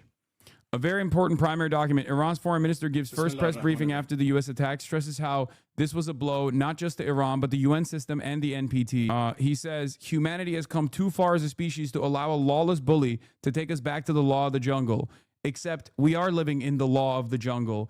And this guy thinks that Western countries have a conscience. You can only appeal to the logic and sensibilities of groupings of nation states that have a conscience. America does not have one, okay? It is the fucking law of the jungle. These guys are almost delusional in the way that they operate, thinking that America and Israel are going to be pressured by Western nations. It is very obvious that Western nations are only operating with one singular purpose: death and destruction in the region. They do not care how many people die in the process. They don't even care if their people die. They don't care if your friends, your neighbors, your family members are over there and are a part of the 40,000 fucking troops that are positioned all around Iran. If they get fucking killed in the process, so be it. Because ultimately, American GDP will go up. You won't see any of the benefits of that, by the way. That even the bounty of empire will not actually turn around. Even the bounty of empire will not turn around and benefit your fucking wallets in the process, by the way. But it's all good. Line goes up. Israel gets to pursue its interests. It's fantastic. It's totally great. It's great for everybody, except it's not great for you at all. But you have been deluded into thinking that, you know, there is a scary enemy out there and we just have to destroy them. And we can't let them fucking live normal lives, have their citizens go through the regular process of civil struggle so they can like modernize, have more civil liberties in the process. We just have to constantly never offer these populations a moment of respite to lick their wounds and to develop their societies. They have to constantly be fearful of American incursion. They have to constantly be fearful of American bombing campaigns. And every now and then we will fucking blow them up. Look. And as long as this kind of attitude persists, lol, terrorists equal good, USA equals bad. As long as this kind of attitude persists amongst the American population, the broader American population, America will continue getting away with it. They'll keep stealing your fucking lunch money. You'll keep going back to your shit-ass job with the hopes that one day maybe you'll be able to own a home, and you'll never own a home, and you'll just get further and further resentful and more angry, and then politicians will redirect that anger, as Donald Trump did, appropriately to different targets that are vulnerable and marginalized, and you'll think maybe if we deport the Guatemalan guy that's like picking my fucking avocados, then this country will finally be better. I'll be able to own a home. You won't. Maybe if we stop like a trans athlete in high school from participating in a fucking swim meet, will I actually improve my life? You won't. And you'll just keep getting angrier and angrier and angrier as all of the dollars that you contribute to creating at your shit-ass job will go back, all the tax that you pay will go back to endless, unlimited bombing and unlimited death and unlimited destruction, and you won't get anything. But hey, Lockheed Martin will have incredible returns on their initial investments year over year. Raytheon, Boeing, Halliburton, not the people that even work there, ironically enough, just the people that own stocks in these companies. You won't be that person, but it won't matter. You'll just delude yourself into thinking that your life is better year over year. Do you just relate trans athletes to taxpayer money mismanagement? Yes, I did. Are you fucking too stupid to understand the direct through line? You're angry because your life is not improving. Your life is not improving because we spend all of the money on doing wars overseas and increasing militancy around the world and creating instability and chaos. And when you're angry, one party takes that anger and redirects it to vulnerable populations that have no control over this process whatsoever, that haven't done anything to you. Trans athletes would be a perfect example of this. But you have been so invested in this notion that as long as we eradicate transgenderism from American society, that my life will be better, that you think they're doing this for you. When they say we're banning the 40 fucking trans athletes from participating in high school and collegiate athletics, you literally are stupid enough to think, oh, my government cares about me. This is something that I totally wanted. And when you, and when the truth is staring you right in the fucking eyes, you always have to resort back to thought-terminating cliches, thought-terminating cycles. You go, this guy's a terrorist. He loves the enemy. You think I haven't heard this before? You think this is my first foray? This is exactly what people said during the fucking Iraq campaign. That was also illegal and unjustifiable and incredibly fucking bloody. And what happened then? Now, 20 years after the fact, you turn around and go, yeah, that was a mistake. Yeah, if we survive 20 more fucking years, maybe you'll turn around and go, yeah, maybe it was a mistake to go into a fucking extended conflict with a nation with 92 million people. All the death and all the destruction, all the money that went to that instead of back to things that would improve my life. But yeah, keep going. Keep fucking going. Oh yeah, the people that demand a change, the people that want America to improve, America to do right by its own citizens, those are the people who are terrorists. Asmold is encouraging the bombing is considered reasonable, yet you saying that our tax should be used to benefit us instead of killing people is considered terrorism. Mind-blowing. Yes. As the president returned to Washington late on Saturday, the face and the swagger were maybe a hint of what was to come. He was back, we had been told, just for... Yeah, here it is. This is a good Nick Mullen tweet. 2043, Lindsey Graham being kept alive by stem cells extracted from the testicles of a 5-year-old. Of course, the war with Iran was a mistake. We all know that. Qatar is different. They don't let gay people drive. Yeah, can't wait. Can't wait for all the fucking takes, the hot takes. Like, you are not a part of the ownership structure of the military-industrial complex. If you are a regular-ass American citizen, every moment that you celebrate this kind of fucking violence is a moment that they're stealing your lunch money and you think you're an actual participant. You're not part of the team, brother. You are not a part of the team, little bro. You are not anywhere near the team. You're just fucking, you're a dumbass on the sidelines going, nah, actually, this is great. My lordship knows better how to fucking use the grain stocks than me. You are a fucking serf. Didn't you call this? Pakistan nominates Trump for Nobel Peace Prize, praising stellar statesmanship. I don't want to fucking get into Pakistan. Also playing both sides.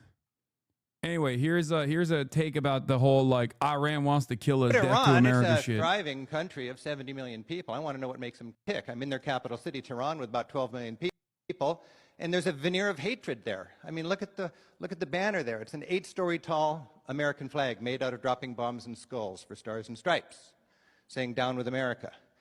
And we've all heard about death to America. I saw a clip of a terrified streamer when Israel bombs fell over Tehran. What did she do to you to deserve you wanting her to die?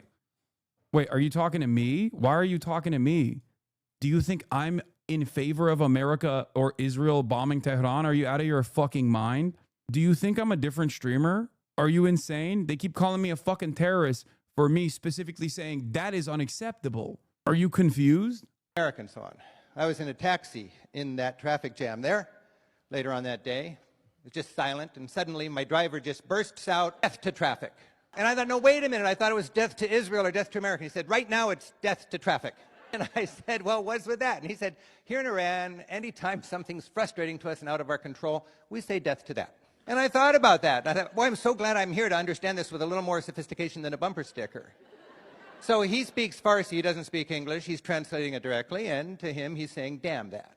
And I thought, well, have I ever said damn something? Have I ever thought, damn those teenagers?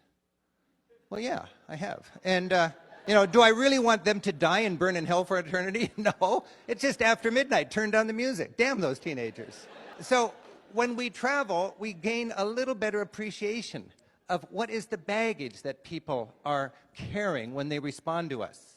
Their baggage, and they've got 1/4 of our population, is losing several 100,000 people when Saddam Hussein, funded by the United States, invaded their country.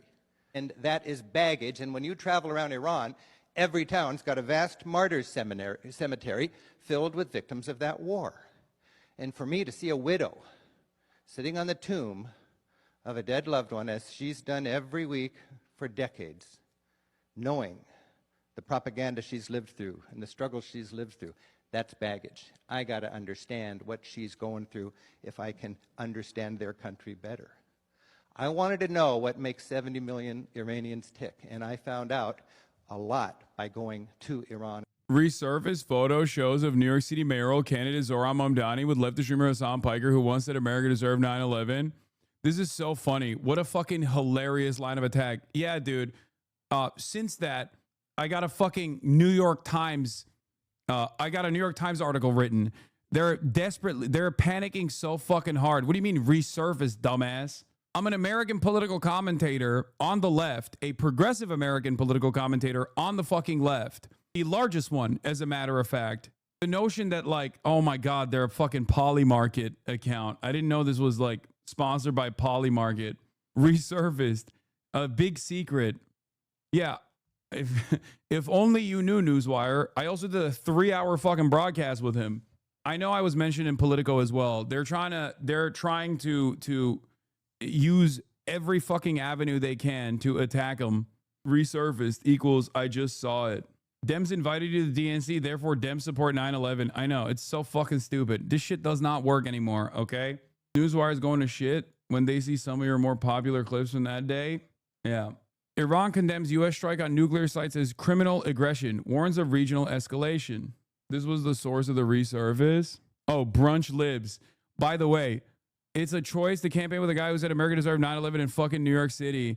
Brunch libs. Brunch libs account.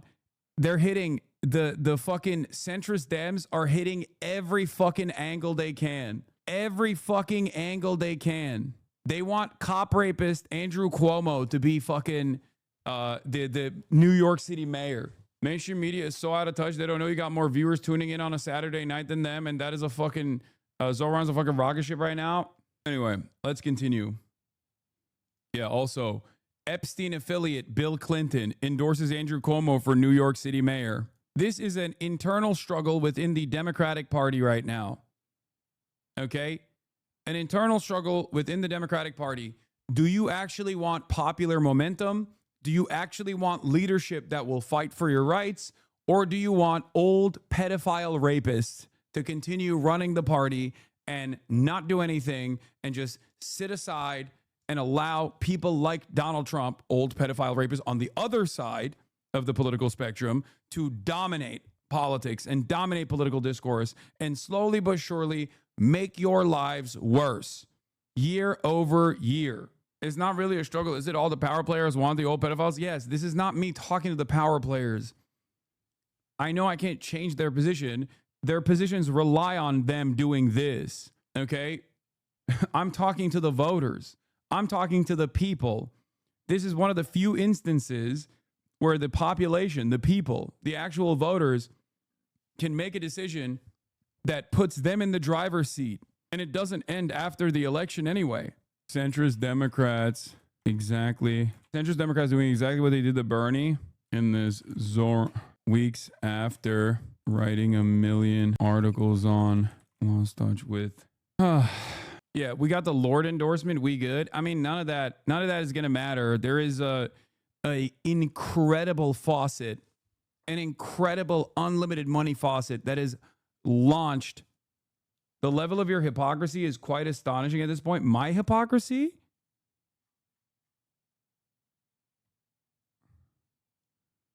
What do you mean? Wrong. Dems control legacy media. We all know that. Peddle false narratives all the time. Brainwashed. The party of lies.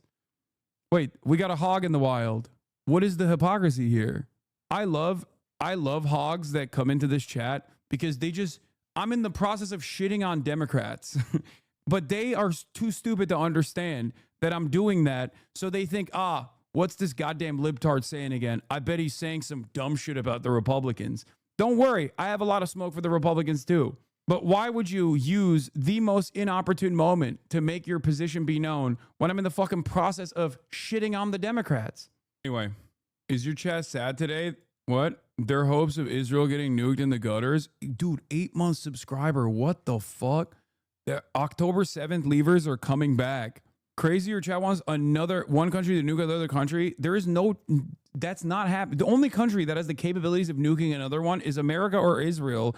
And Israel has already dumped multiple nukes worth of munitions into Gaza. And America just bombed nuclear facilities at the behest of Israel in Iran. You guys live in opposite world. This is day 3 of us asking to watch the $20 million Iraqi Sesame Street. Wokeism equals R-wordism. Oh my God, 8-month subscriber hogs. How does this happen? When did this brainwashing take place? This was a very rare Pokemon. Yeah, I don't know. Maybe COVID? What is taking place in this chat right now? I don't understand. They just come in, say some dumb shit, and then fuck off too. There's the other side where it's like there's no more There's no retaliation. There's no response. I'll be like, what do you mean? What are you talking about? Why have you given me so much money if you're this fucking delusional and this right wing? It was a ban appeal chatter who was already banned. I don't get it. Why do you want to fucking be unbanned if you have this much hatred? If you're this delusional about what this community is about or what my statements are about. Leaving for content, potential pet. Oh, that's why. Okay, nice. Let's keep him in here. I like it. Following the U.S. military strike on Iranian nuclear facilities, Iran's Foreign Minister Abbas Araghchi delivered a wide-ranging press conference in Istanbul denouncing the attacks as grave and unprecedented violation of international law and calling for an emergency UN Security Council meeting. Foreign Minister warned U.S. and Israel now bear sole and full responsibility for the consequences. Declared diplomacy suspended, suggested Iran's response could involve military retaliation or strategic escalations in the Gulf. Here are some key points made by the Iranian foreign minister in more detail. This was not just an attack on Iran, it was an attack on the UN Charter. Iran's top diplomat accused U.S. of crossing a red line by bombing peaceful nuclear sites in violation of Article 2.4 of the UN Charter and Security Council Resolution 2231. It was also, this is correct. It was also rule of law and international law which was bombed. And before people go, lol, peaceful nuclear sites, yes, dude. They are targeting the civil nuclear grid, okay? They have been striking every single nuclear power plant that is a part of the energy grid, the energy infrastructure of Iran. Okay? This is not even remotely allowed. This is completely not allowed. Demanding accountability from the International Atomic Energy Agency and the Security Council, the U.S. betrayal of diplomacy twice. Iran revealed it was in the midst of negotiations with both European powers and the U.S. when the attack occurred. We were in the middle of diplomacy, but we were attacked militarily, he said. He accused the U.S. of giving the green light to Israel to strike first, then following with its own attacks.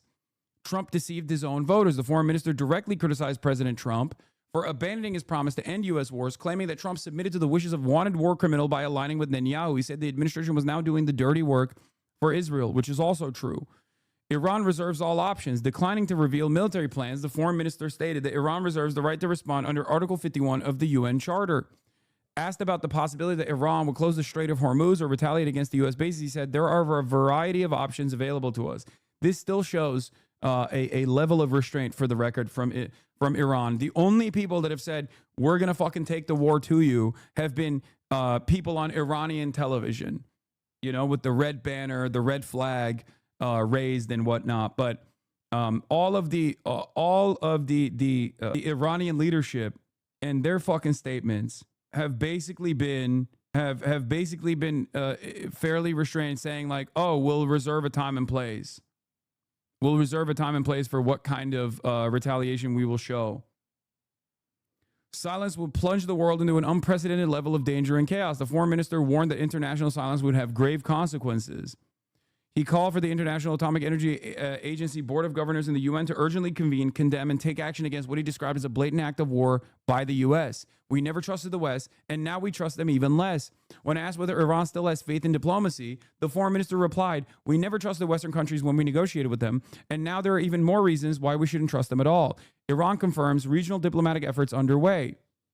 Iran confirmed meetings with officials from Turkey, Saudi Arabia, Qatar, and Russia, including an upcoming summit with President Putin.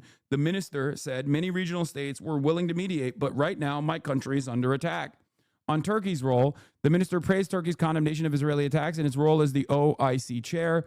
They indicated they were on our side, he said, which is not true. They clearly aren't. They're a fucking NATO nation.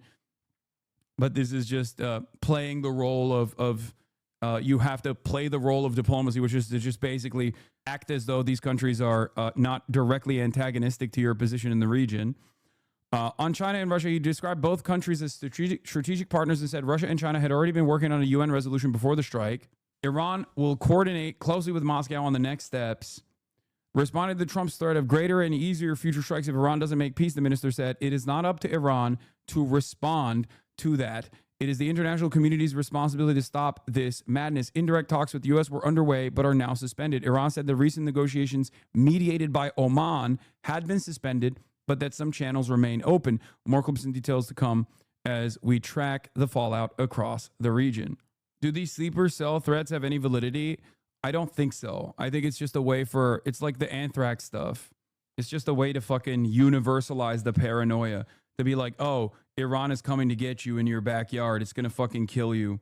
I've said this already, but like I would, if something like that were to happen, my immediate assumption would not be that it was conducted by Iran, especially considering how their hands are full currently with the regional conflict that is a existential threat to any kind of future Iranian state. For a security briefing in the Situation Room. But these images instead captured the most decisive, critical decision of his presidency so far. With his top team around him, he had ordered a strike on Iran's nuclear sites. Within a few hours, he was addressing the nation and the world beyond. Tonight, I can report to the world that the strikes were a spectacular military success. Iran's key nuclear enrichment facilities have been completely and totally obliterated. Iran, the bully of the Middle East, must now make peace. If they do not, future attacks will be far greater and a lot easier. We know now that a number of B-2 stealth bombers dropped numerous bunker-busting bombs on the Fordo nuclear site.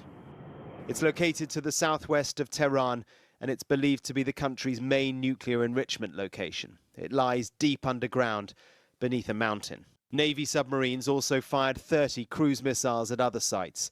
It is not independently clear yet how successful the strikes were. But look at these, taken yesterday by Maxar Technologies. They show what's described as unusual truck activity at Fordo. 16 cargo trucks at the entrance to the site.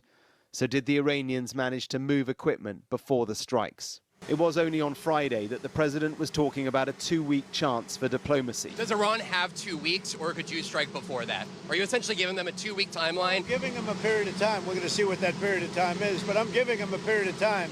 And I would say 2 weeks would be the maximum. But the talks in Geneva with the Iranians were not a success, and his position changed. There will be either peace or there will be tragedy for Iran far greater than we have witnessed over the last 8 days. Remember, there are many targets left. Tonight's was the most difficult of them all, by far, and perhaps the most lethal. But if peace does not come quickly, we will go after those other targets with precision, speed, and skill. The threat there is clear, that the hardest bit has now happened, and that if he is pushed, he will go after the Iranian leadership. His judgment, it seems, is that one night of decisive, game-changing airstrikes will end Iran's nuclear program for good, but also force the Iranian government finally to de-escalate. It is a huge gamble. In Jerusalem, the Israeli Prime Minister was framing this decision as a new dawn. His leadership today has created a pivot of history that can help lead the Middle East and beyond to a future of prosperity and peace. The jeopardy is now huge. The president is gambling that Iran will not have the capability or the guts to hit any of the many US bases in the region. The worst-case scenario is that they do. If Americans are killed, this will spiral fast. And on Iranian state TV, the threats were quick and direct. We were negotiating with the Americans when we were attacked. You made this choice. You started this. The 40 to 50,000 American soldiers in the region are now legitimate targets. After days of ambiguity, a president now decisive. Where next? It is impossible to tell. Mark Stone, Sky News in Washington. What the fuck? As the president returned... Which video was privated? I'm just going to interrupt you for 1 minute, Ali, because we're looking at some images that have come in the aftermath of some the ballistic missile strikes that Iran launched on Israel.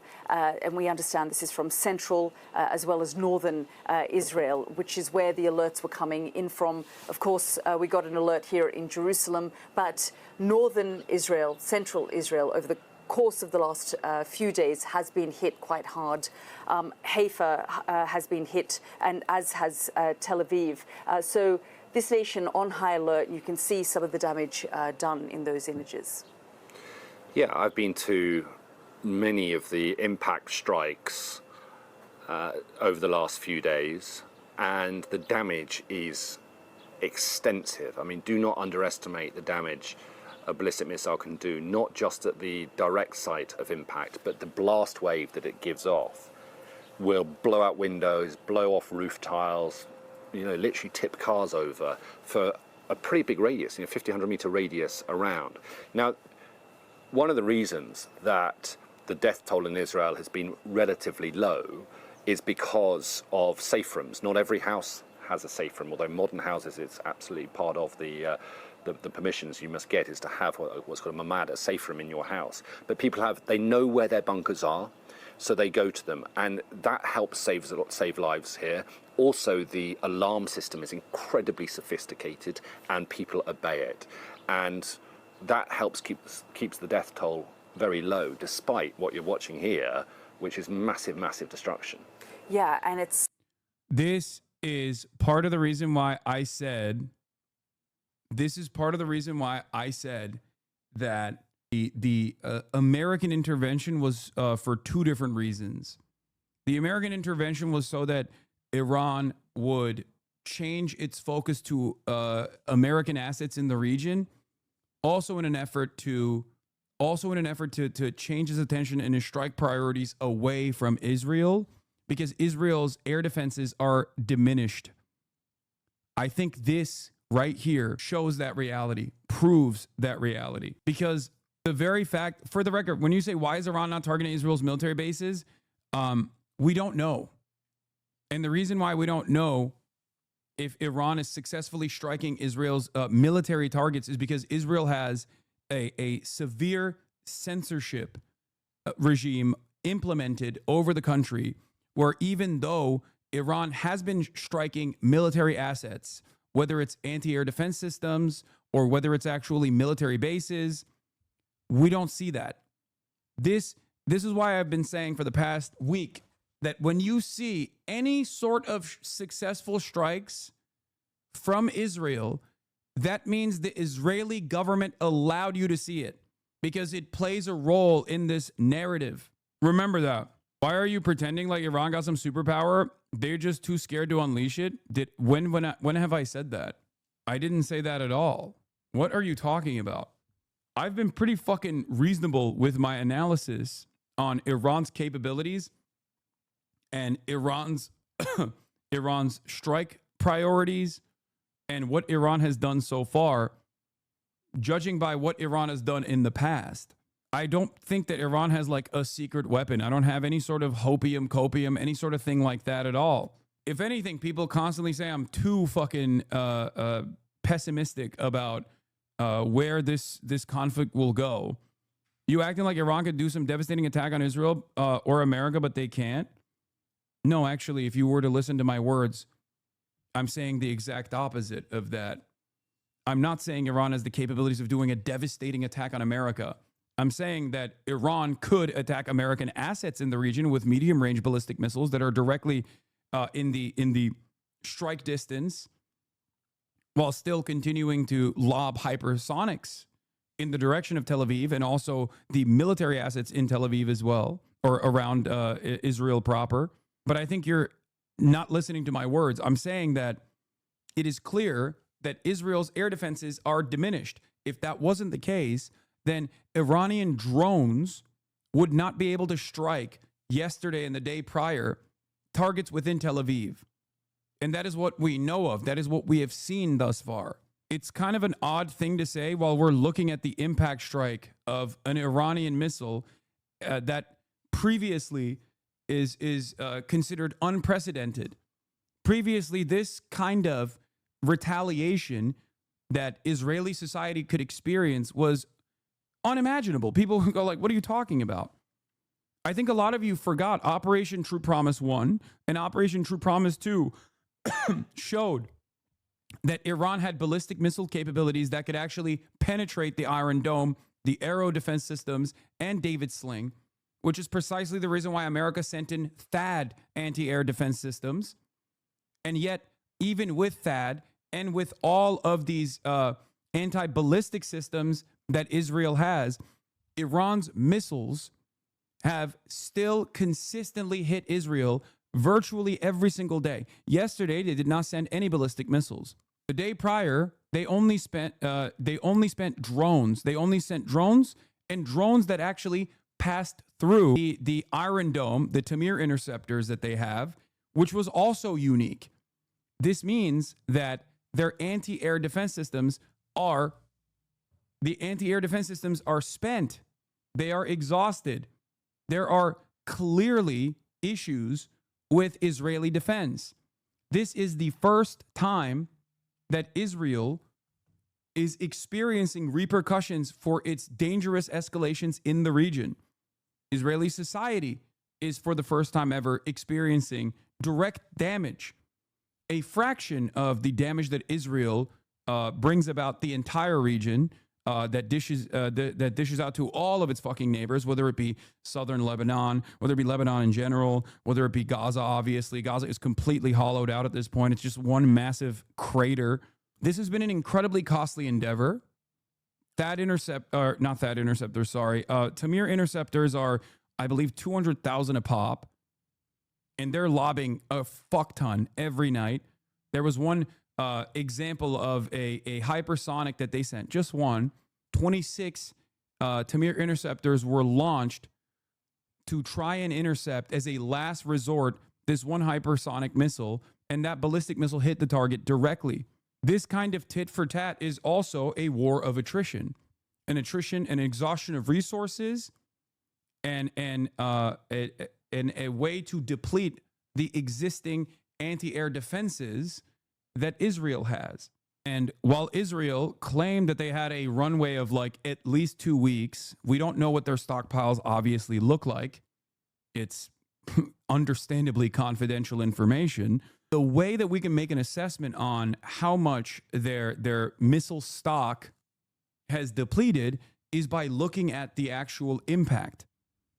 And considering that early on, when Iran was expending their older missiles and sending barrages, sometimes 100 at a time, and having most of them get intercepted with like 1 or 2, if not 10, directly striking Israel. Now Iran is spending.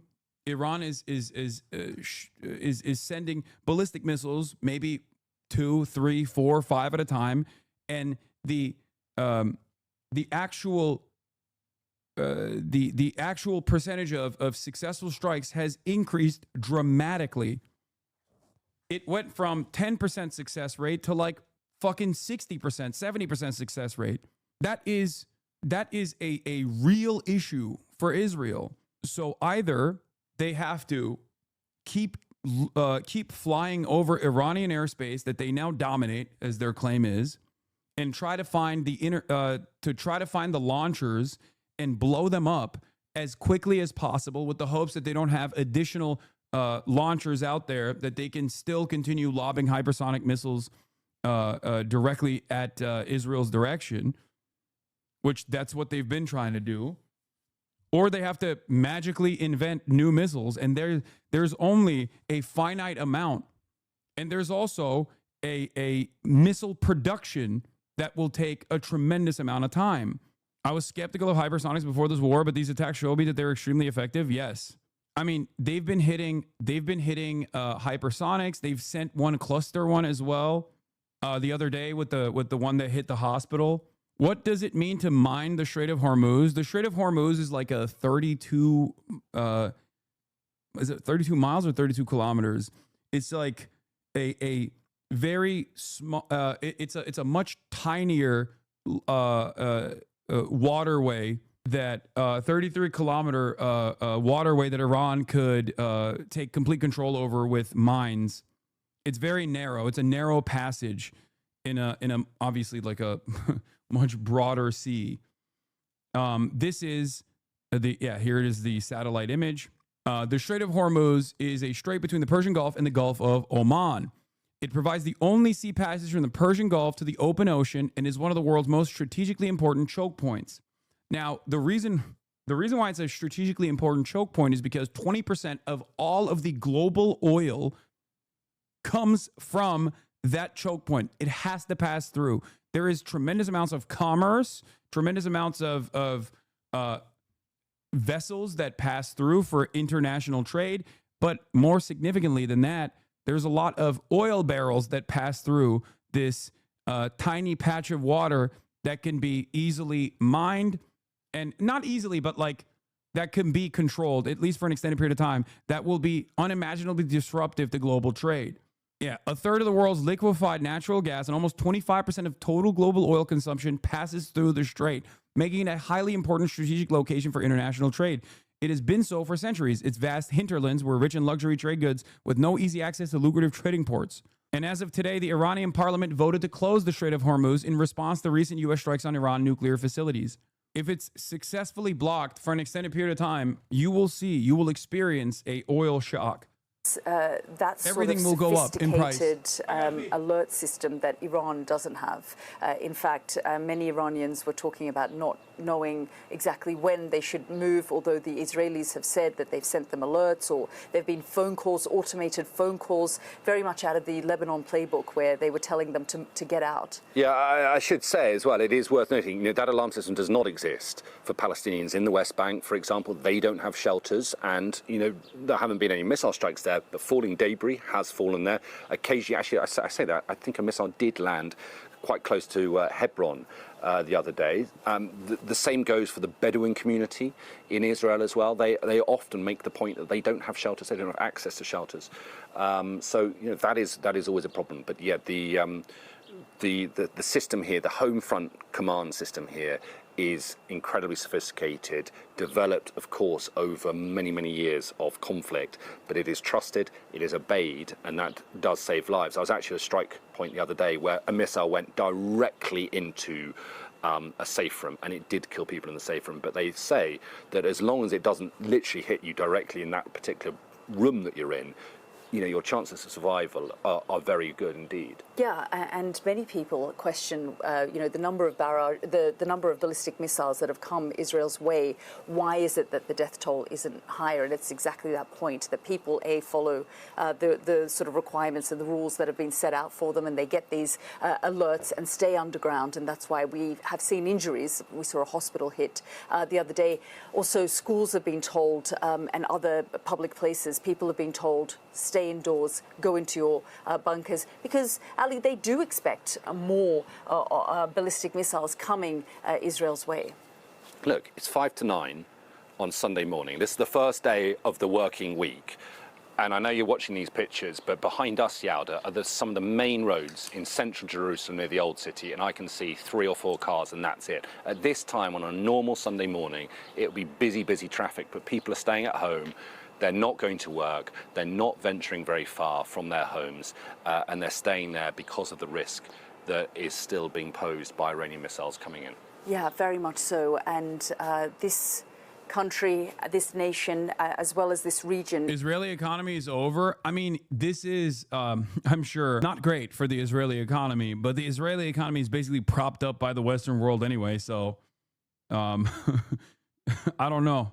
Is currently now on high alert, and the images you're looking at right now are from a barrage of ballistic missiles that came Israel's way in the last 45 minutes or an hour or so.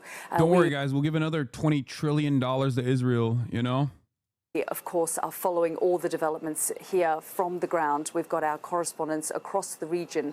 We'll be getting reaction from them, so do stay with us, but we are going to leave you with these images for now. We'll be back in the next few minutes.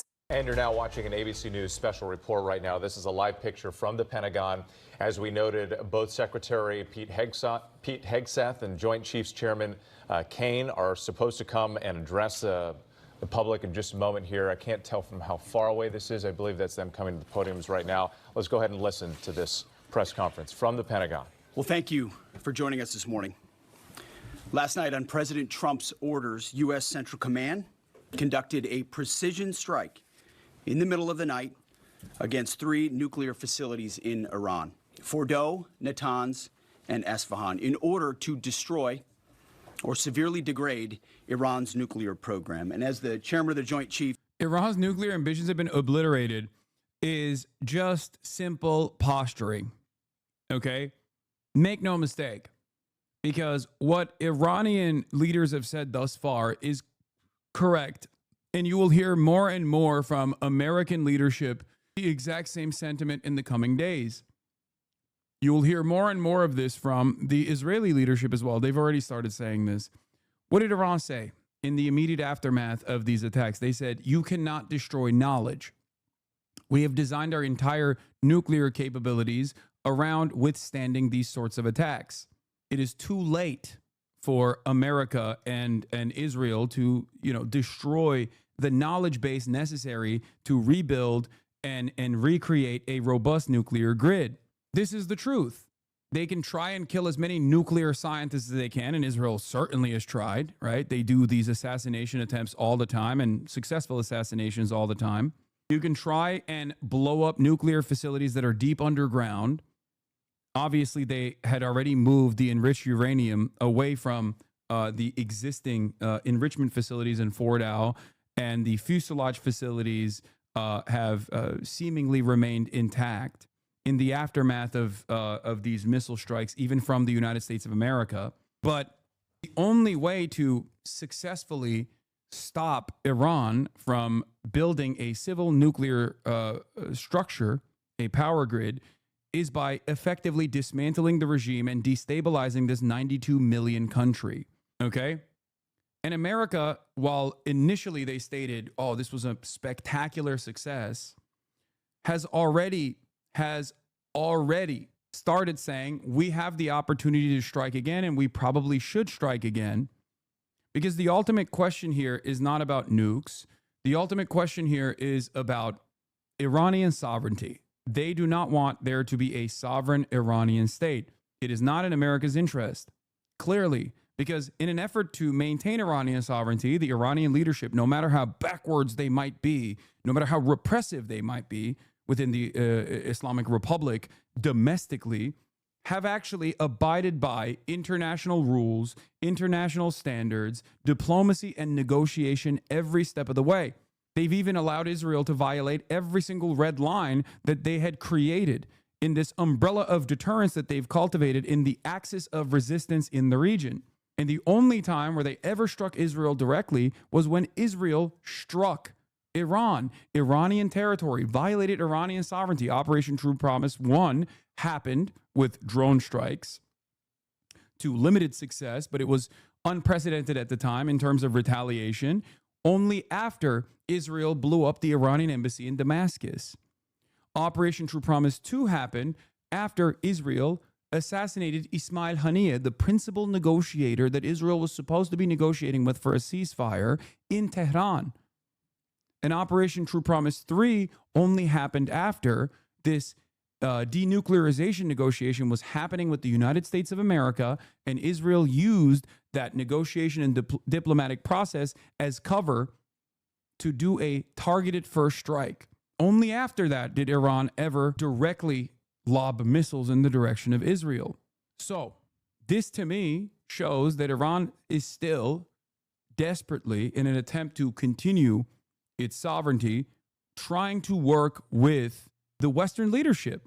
Great points. How do you respond to the inevitable take that Iran is the sponsor of all the terrorism in the region? They fund Hamas, Hezbollah, Houthis, ISIS. People, if they say Iran funds ISIS, they're about to be very shocked that it's actually Israel that collaborates and works with ISIS. Israel is currently working with ISIS affiliates in Gaza right now. Iran actually fights against ISIS, sometimes with Hezbollah, as a matter of fact. All of these other countries and all of these other groups, whether it be Hamas or whether it be Hezbollah or whether it be Houthis, are Iranian aligned in the region to create, like I said, an umbrella of defense against American and Israeli incursion. In Lebanon, Israel invades Lebanon. There is a popular militia force created called Hezbollah that successfully fights back against the Israeli invasion and creates creates some semblance of security for Lebanon that way. Hamas is militant, is a nationalist, militant, emancipatory movement for the Palestinians. Houthis are the Shia group, the Shia family that basically took over the government in the aftermath of a civil war back between factions a civil war between factions that were backed by the Western world by way of the UAE or Saudi Arabia, and the Houthis that were backed logistically by Iran.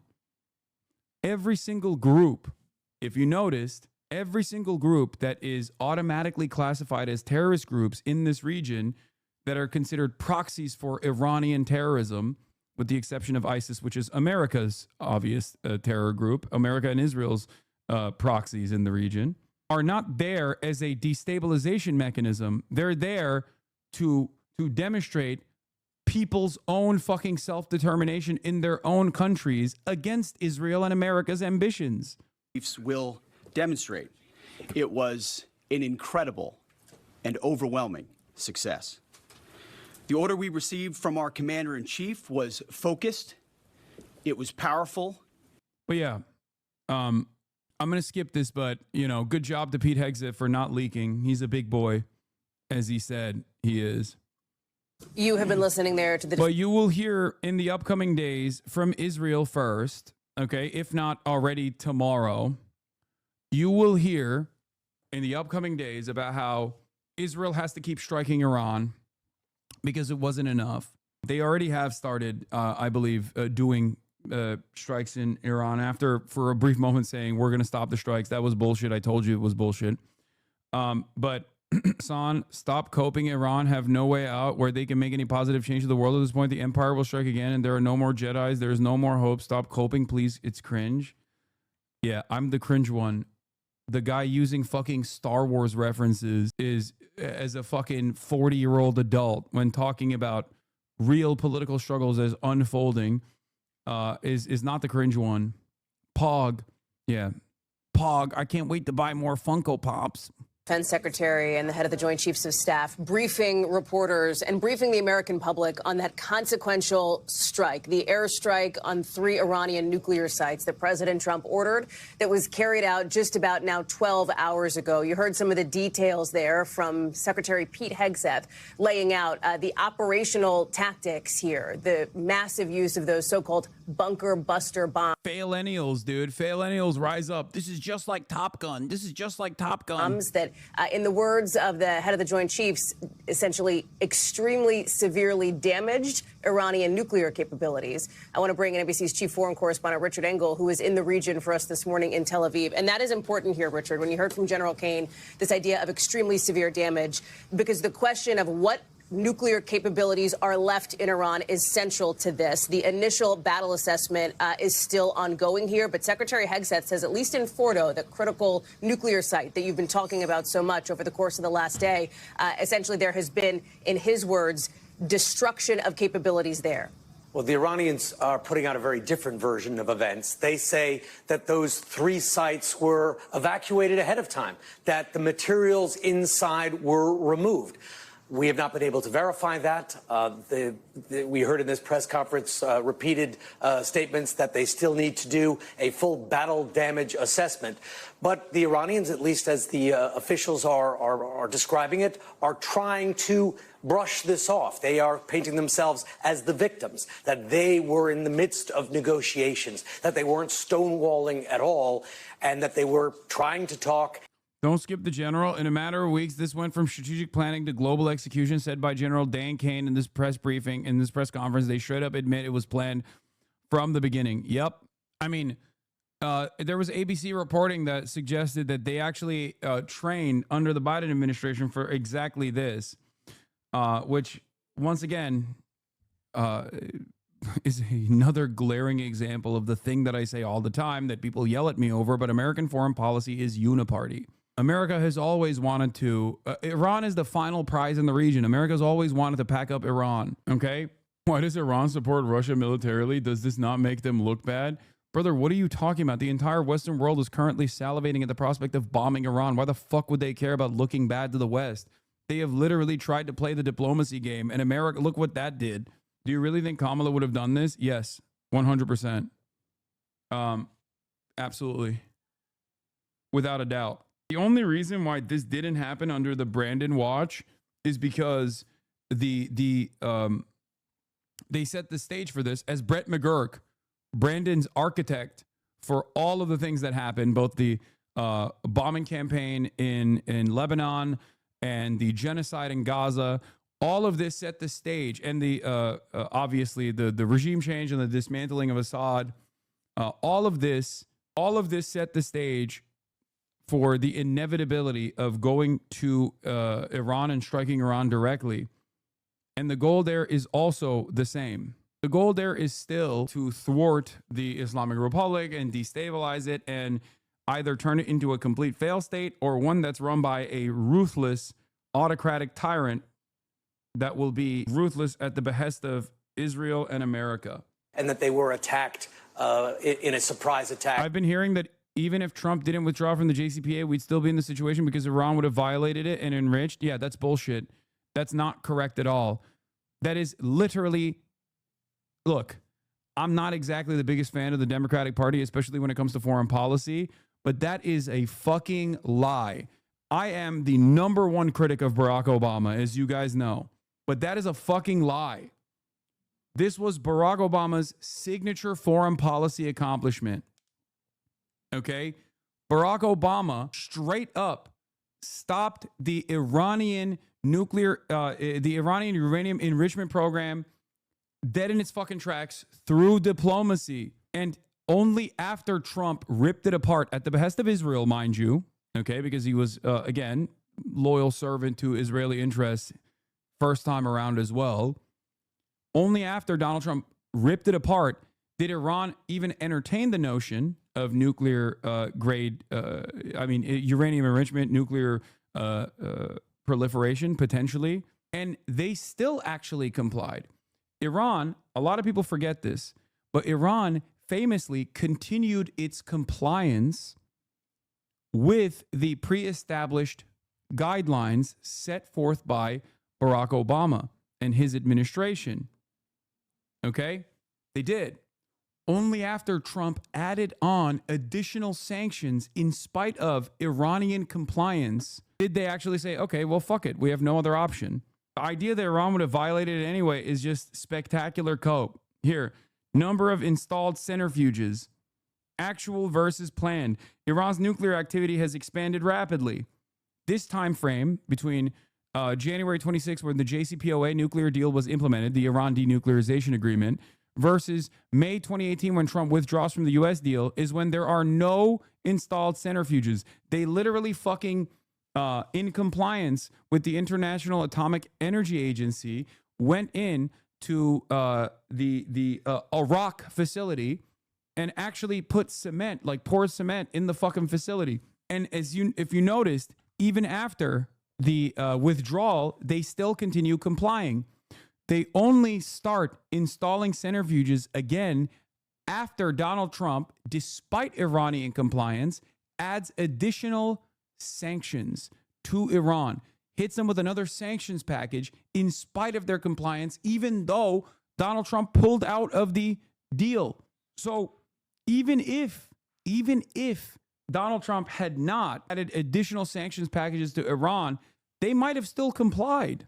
I'm very fair with all American foreign policy decisions. It comes across as ruthless because America's foreign policy is pretty fucking ruthless and pretty brutal.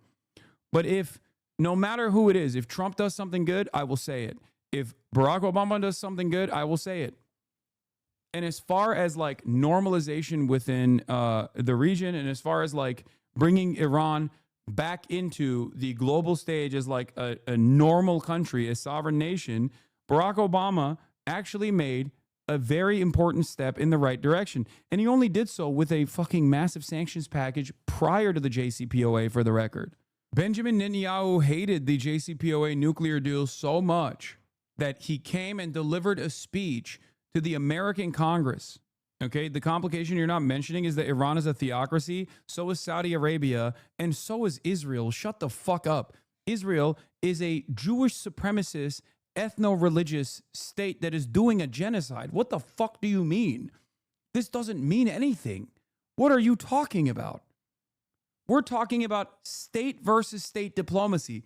Their own domestic affairs and their attitude is completely and utterly irrelevant. It's utterly irrelevant for this conversation. That is not a complication at all. It clearly is not one for Saudi Arabia, a country where if a woman is raped and they can't prove that they were raped, they go to fucking prison. You know what I mean? The fuck do you mean? Not a president since 2017. What the fuck you want Obama to do, bro? Wait, what? Why you want a man that has not been president since 2017 get off his dick? Can you explain why you are still on Obama? What the fuck can he do now? Do you not hear the words that are coming out of my mouth? I'm literally praising Obama right now, dumb fuck. I'm giving Obama credit for actually doing the right thing. I can't believe even liberals fucking behave exactly the same fucking way that like Republicans do. Why does nobody listen to the words that are coming out of my mouth? I'm defending Obama. I'm saying what Obama did was correct. What Obama did was good. What the fuck is wrong with you? Listen to my words. What Trump did in the aftermath of winning the election the first time around was disastrous and is directly responsible for what is happening right now. Jesus Christ. Anyway. That they characterize as unprovoked. So the Iranian version of events, very different. We heard a lot of details from this presser just now. 125 aircraft, many of them refueling planes, submarines involved, dozens of Tomahawk missiles, 14 of these massive ordnance penetrators used to attack Fardo primarily, which is a mountain where the bombs have to go through rock and reinforced concrete. So this. What were you saying about Israel hating the JCPOA before you got interrupted? Yes, Israel's ambition for the greater Israeli project, which is in line with how America wants to use Israel in the region, made it so that normalizing relations with Iran was not in the question. It was not something that was appropriate by their goals. This is precisely the reason why Benjamin Netanyahu came to the United States of America and delivered a joint session of Congress like he's the fucking head of state, in spite of Barack Obama's wishes. And on that joint session, he fucking daggered Barack Obama for this, for the JCPOA. And at the time, Chuck Schumer was also incredibly critical of Barack Obama for doing this successful denuclearization agreement. Okay? Trump has come out with a new tweet. The great B-2 pilots have just landed safely in Missouri. Thank you for a great job. Well done. Donald J. Trump, President of the United States. It's not politically correct to use the term regime change, but if the current Iranian regime is unable to make Iran great again, why wouldn't there be a regime change? MEGA. That's crazy. Make Iran great again? I think he means make Israel great again. The damage to the nuclear sites in Iran is said to be monumental. The hits were hard and accurate. Great skill was shown by our military. Thank you. Why are you giving the Iranian state ideas how to respond? Don't you know they're watching your stream trying to figure out what to do next? Okay, peki. Yeah, he means make Israel great again. That's what he means when he says MEGA. I just finished protesting in front of the White House. A lot of pro-Iran and pro-Palestinian sentiment, like 3 Republicans arguing with everyone. I'm going to tell you right now, man, this is not going to be an easy battle here, okay? This is not going to be an easy battle for any of us because every step of the way, they're going to say, oh, you just want women to be covered with a hijab, you fucking lover of terrorists. That's all these guys have, okay? So you need to remain steadfast. You need to know what your goals are. You do not want war. I do not want war. I want these resources to no longer be exhausted at the behest of a foreign nation state, Israel, and instead be exhausted on us. Okay? That's it. It's a very simple message. And every step of the way, they're going to say, these guys are going to say, no, we have to actually bomb Iran for Israel because that's the best method forward. That's the best path forward. That's the path for peace. They'll say you hate America. They'll say you hate peace and stability. They'll say you're a terrorist lover. Okay? They'll demand you get deported. You have to remain steadfast. It's that simple. This was clearly a massive, highly coordinated operation. To go back to your original question, was it successful? Did it eliminate all of Iran's nuclear capability? There's a lot of dispute about what Iran's nuclear capability really was. The intelligence on that has shifted somewhat. The IAEA has said just recently. But as you said, Israel isn't a foreign nation. It's an extension of America. Yeah, but the fucking people that you're talking about don't understand that. So use that to your fucking advantage. That's it. just this week that it doesn't believe that Iran had an active nuclear weapon program. It acknowledges that it had nuclear weapons, possible fuel, enriched uranium that could eventually be converted into a nuclear bomb, but no nuclear bombs on hand, no program to actively create those bombs. So this was a preemptive strike, building on Israel's preemptive strikes. And in this press conference, it was clear, and he was asked about the parallels to Iraq and parallels to the danger that the U.S. Had of mission creep. And he was trying to say it's one and done unless Iran responds. And we've already seen an Iranian response today. Here in Tel Aviv, there were Iranian ballistic missiles flying at this city, exploding in this city, exploding in Haifa shortly after the American mission was over. So far, we've not heard of any strikes against American targets in the region. So far, just the same kind of missile attacks that Iran has been carrying out against Israel for the past week, as Israel has been attacking Iran as well. We thank you for watching. Trump opened the regime change, actually. Yeah, no shit. Of course. He was always open to... I don't understand how people come in here and are still confused. I've been saying this literally since the first moment. Yes, that is the ultimate goal, okay? Yes, that is the ultimate goal. Make no mistake. When J.D. Vance says we're not at war with Iran, understand that as we are definitely at war with Iran. When they say we do not want regime change in Iran, understand that as we definitely want regime change in Iran. After this past week, how can you still be confused by this? They said we want negotiations with Iran. That meant we want to blow up Iran. It's that simple. Yeah, Yossi Cohen is also demanding it. Trump is already back to talking about regime change. After several Trump cabinet members stressed no interest in regime change in Iran this morning, the president sounded more intrigued in his Truth Social post on Sunday afternoon. It's not politically correct to use the term regime change. Yeah, it's actually woke. Wokes don't want you to say regime change anymore. That's why we say make Iran great again. Oh, God, it's so stupid.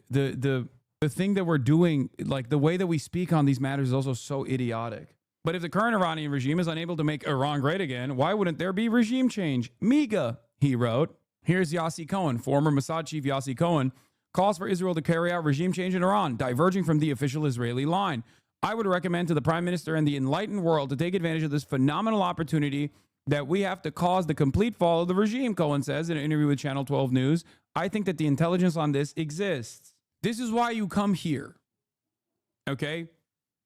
I'm not saying don't listen to like MSNBC, New York Times, BBC, all these other outlets. You should. You should have a broad, diverse spectrum of ideology in your media diet. You should listen to Fox News as well. I certainly do. I listen to everyone. I factor all of that into my analysis. But when I tell you that my speculation on this, my suspicion on this, judging by everything that I've seen from every different perspective, my speculation or my suspicion, my analysis here is that they have always had this as the major goal, okay? This isn't like a new goal either. This has been the goal. This has been the ultimate goal for both America and Israel. How you achieve this goal, of course, might be different. Israel's ambitions are different than America's in that regard. Okay? For the foreign policy decisions of the United States under the Obama administration, making sure that Iran does not make nukes, does not develop nukes, and therefore will not have any sovereignty, was achieved diplomatically. And it seemed for a brief moment that America would change their trajectory against Iran and perhaps maybe try to bring Iran into a normalized relation, a foreign state that can be a part of the Gulf, that can be a part of the other Gulf states, and maybe not to the same degree, because of course, as long as Israel exists in the violent ways that it does, Iran was always going to resist against Israel. So there would be a lot of issues there. Either you would have to dismantle the greater Israeli project and then create diplomacy with even Iran and therefore make it a much more peaceful region, or you were going to cast aside the JCPOA and go full tilt, belligerent, violent, Allow Israel to do whatever the fuck it wants in the region, which is precisely what Donald Trump signaled in his first term, and is finalizing in his second term. And he would not be able to do all of this if it wasn't for the dedicated efforts of Joe Biden.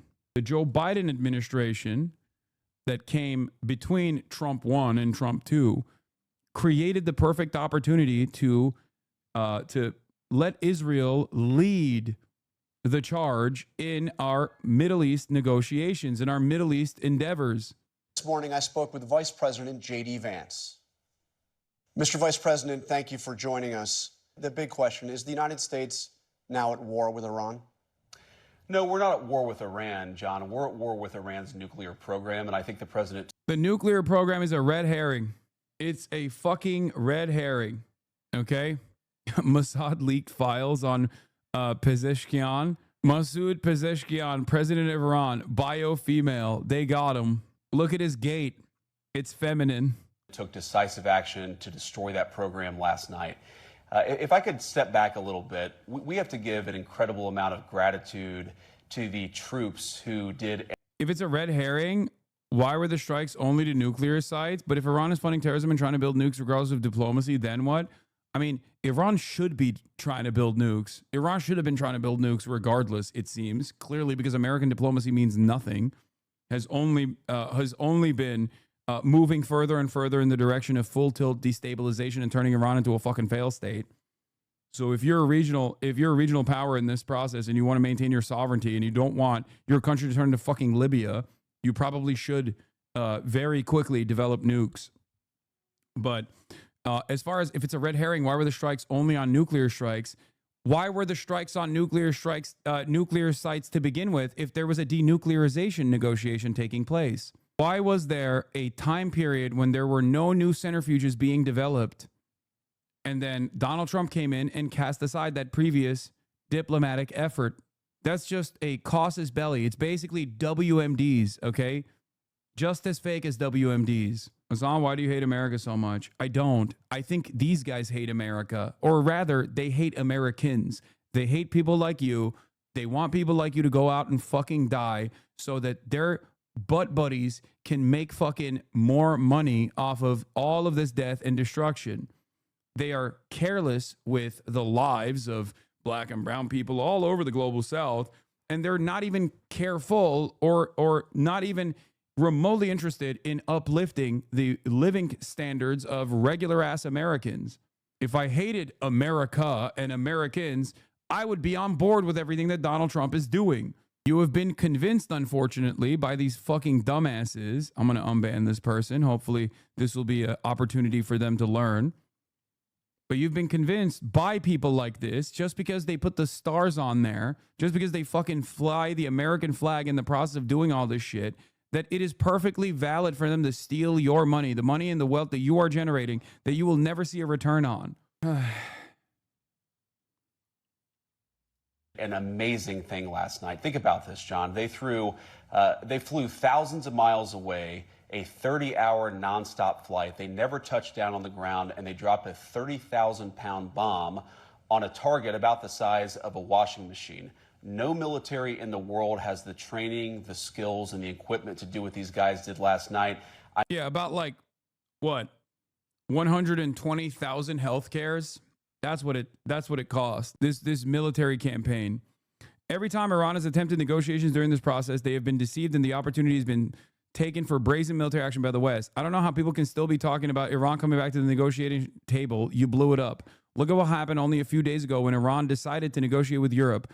Iran's foreign minister feels positive, but then the French rep goes on CNN and says that he agrees that there should be zero enrichment for Iran. Actually, the U.S. strikes happen only a couple days later.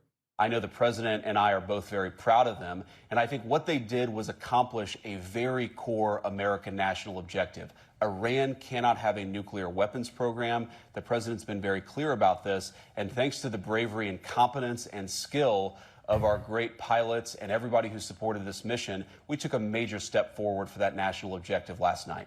It certainly was a complex and overwhelming mission. Yeah, see?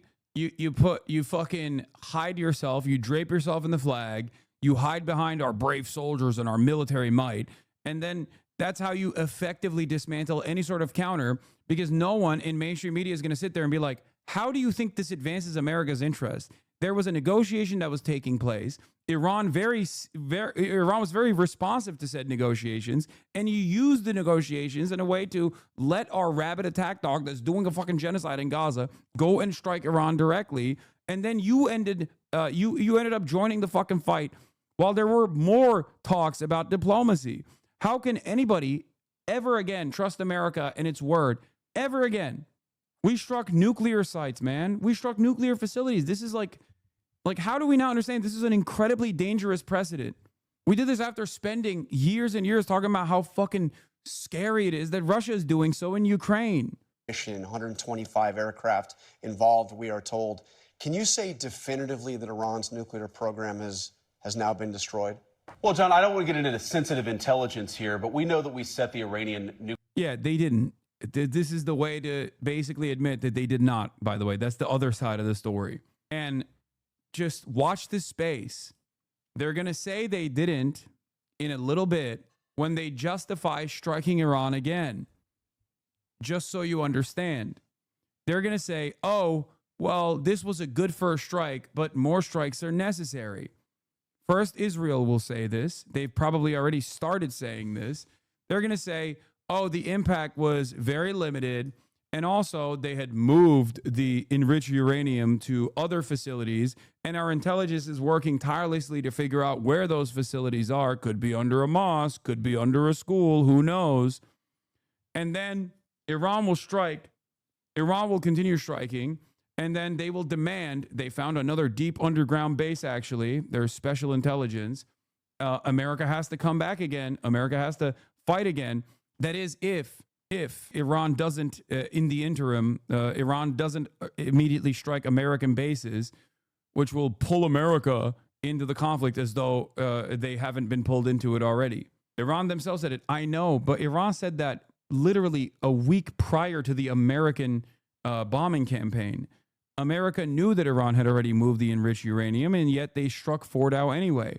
I think the real reason why America struck Fordow and the other nuclear facilities directly was so that they would shift Iran's attention away to American assets in the region and away from bombing Tel Aviv. Because I think that Israel's air defenses have diminished.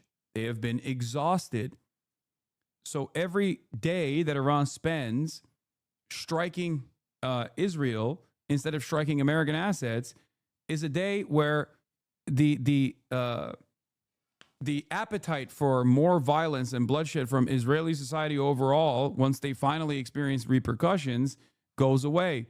It's another day where the Israeli economy is at a halt. You keep thinking Iran is lying, but they are puppy. That's not what I'm saying. You realize America has more of those MOPs. America could kill Khamenei yesterday, and so could Israel. Why have they not done so far? I think they inevitably will, but the reason why they haven't done so thus far is because there's still a calculation being made here as far as what the Iranian society appetite is for furthering or for revenge. Because if they were to strike the most diplomatic centralized form of power that they have, that they could easily fucking kill, they do not know who comes next or what Iranian society looks like after this. America and Israel's goals in the region ultimately are either a puppet state of their design that can maintain some semblance of stability, which will be very difficult because Iranians have no appetite for further destabilization efforts from the West, especially considering that the Islamic Republic was a direct reaction to the initial destabilization that the West brought about. Okay? So that'll be incredibly brutal, far more brutal than the Islamic Republic, which is crazy to imagine. Okay? And it's not that, I mean, you can just point to the previous Shah regime to understand exactly how angry and resentful Iranian society got due to the Shah's ruthless autocracy and its ruthless policies. Or if they can't implement a puppet state or maintain a puppet state in Iran, they'll most likely try to turn it into a fail state. Nuclear program back substantially last night. Whether it's years or beyond that, we know it's going to be a very long time before Iran can even build a nuclear weapon if they want to. But I actually think that raises the most important question. The president talked about this last night. We want Iran to give up their nuclear weapons program peacefully, but there is no way that the United States is going to let Iran have a nuclear weapon. And so they really have to choose a pathway, John. Are they going to go down the path of continued war, of funding terrorism, of seeking a nuclear weapon? Or are they going to work with us to give up nuclear weapons permanently? If they're willing to choose the smart path, they're certainly going to find a willing partner in the United States to dismantle that nuclear weapons program. But if they decide they're going to attack our... A fail state, what is that? Something that resembles either Syria or Libya. Troops, if they decide they're going to continue to try to build a nuclear weapon, then we are going to respond to that with overwhelming force. So really what happens next is up to the Iranians. So let me drill down on what was accomplished. There's a report this morning in the New York Times that Fordo, that deep underground enrichment facility, was severely damaged but not fully destroyed. But the president said last night the enrichment facilities have been completely and totally obliterated. Can we say that definitively, or are we just not sure yet? I mean, have those facilities been obliterated? Well, John, severely damaged versus obliterated, I'm not exactly sure what the difference is. What we know is the nuclear program back substantially.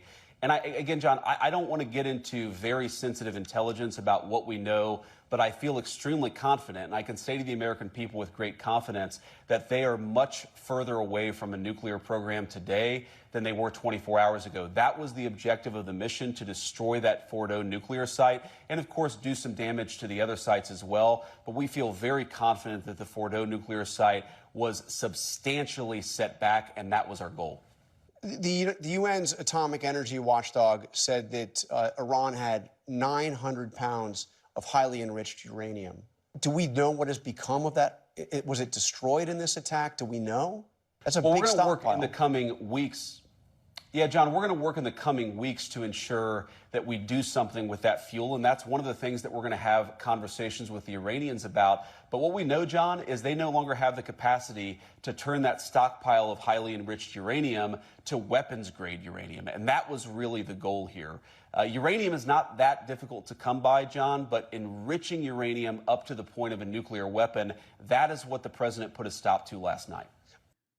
There is no functional way to stop any sort of nuclear program outside of real hardline commitments to peace and negotiations.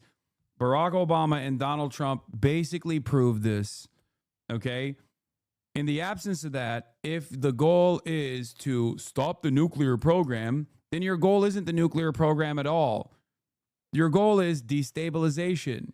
The nuclear program, which doesn't even fucking exist, really.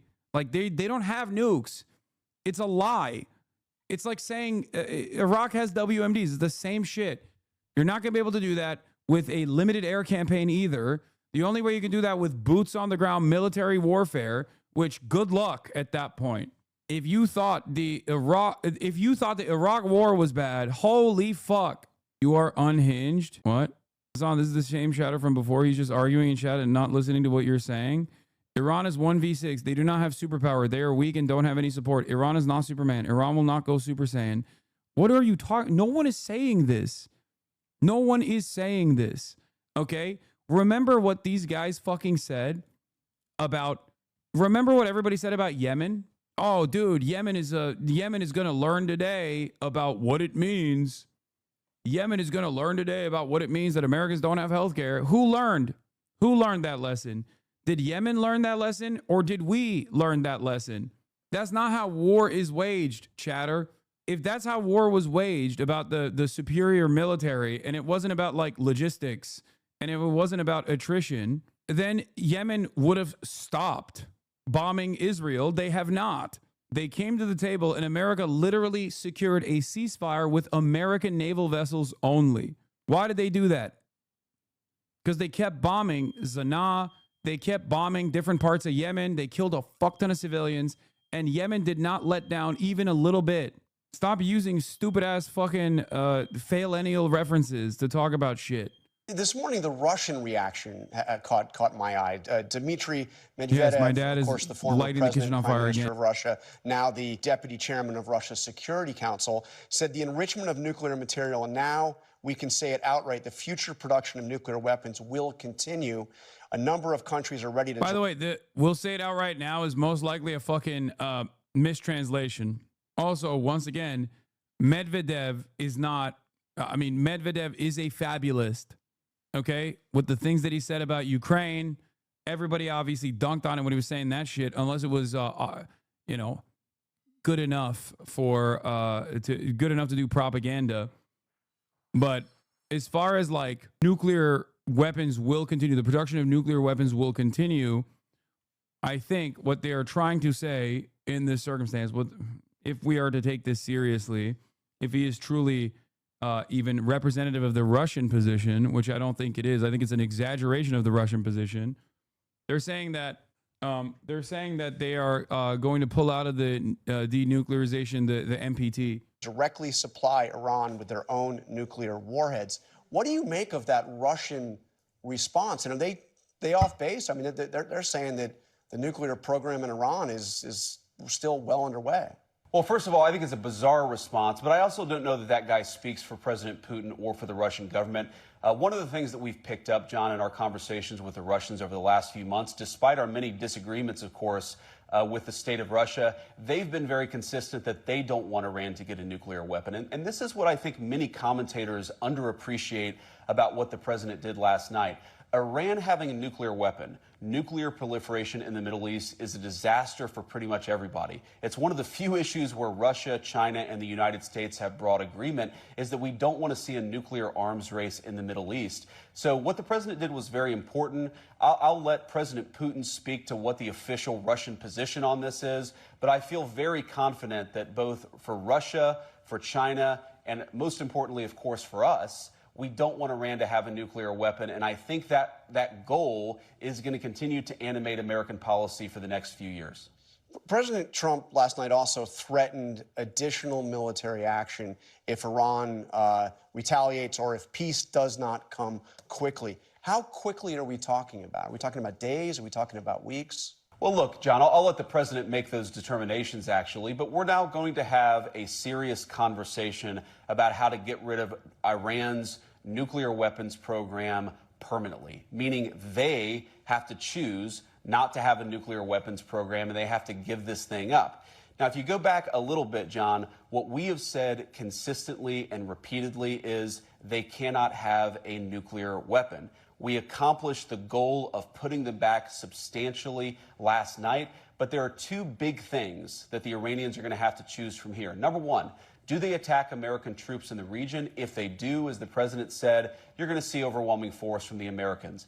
If they continue to pursue a nuclear weapon, you're also going to see overwhelming force from the American people. So we've got really the ball in Iran's court here. If they make smart decisions, I think they're going to find us willing to work with them. If they continue to support terrorism, nuclear... work with them, just like we have so far, Work with them as we have done so far. What more do you want? We want to work with them, dude. Come back to the negotiation table one more time so we can slap you in the fucking face one more time as we slowly but surely keep playing the song and dance until your entire sovereignty is diminished, knowing full well that you won't even retaliate one bit in the process. Come on, man. Come on. Have you said thank you, Iran? Iran, have you said thank you?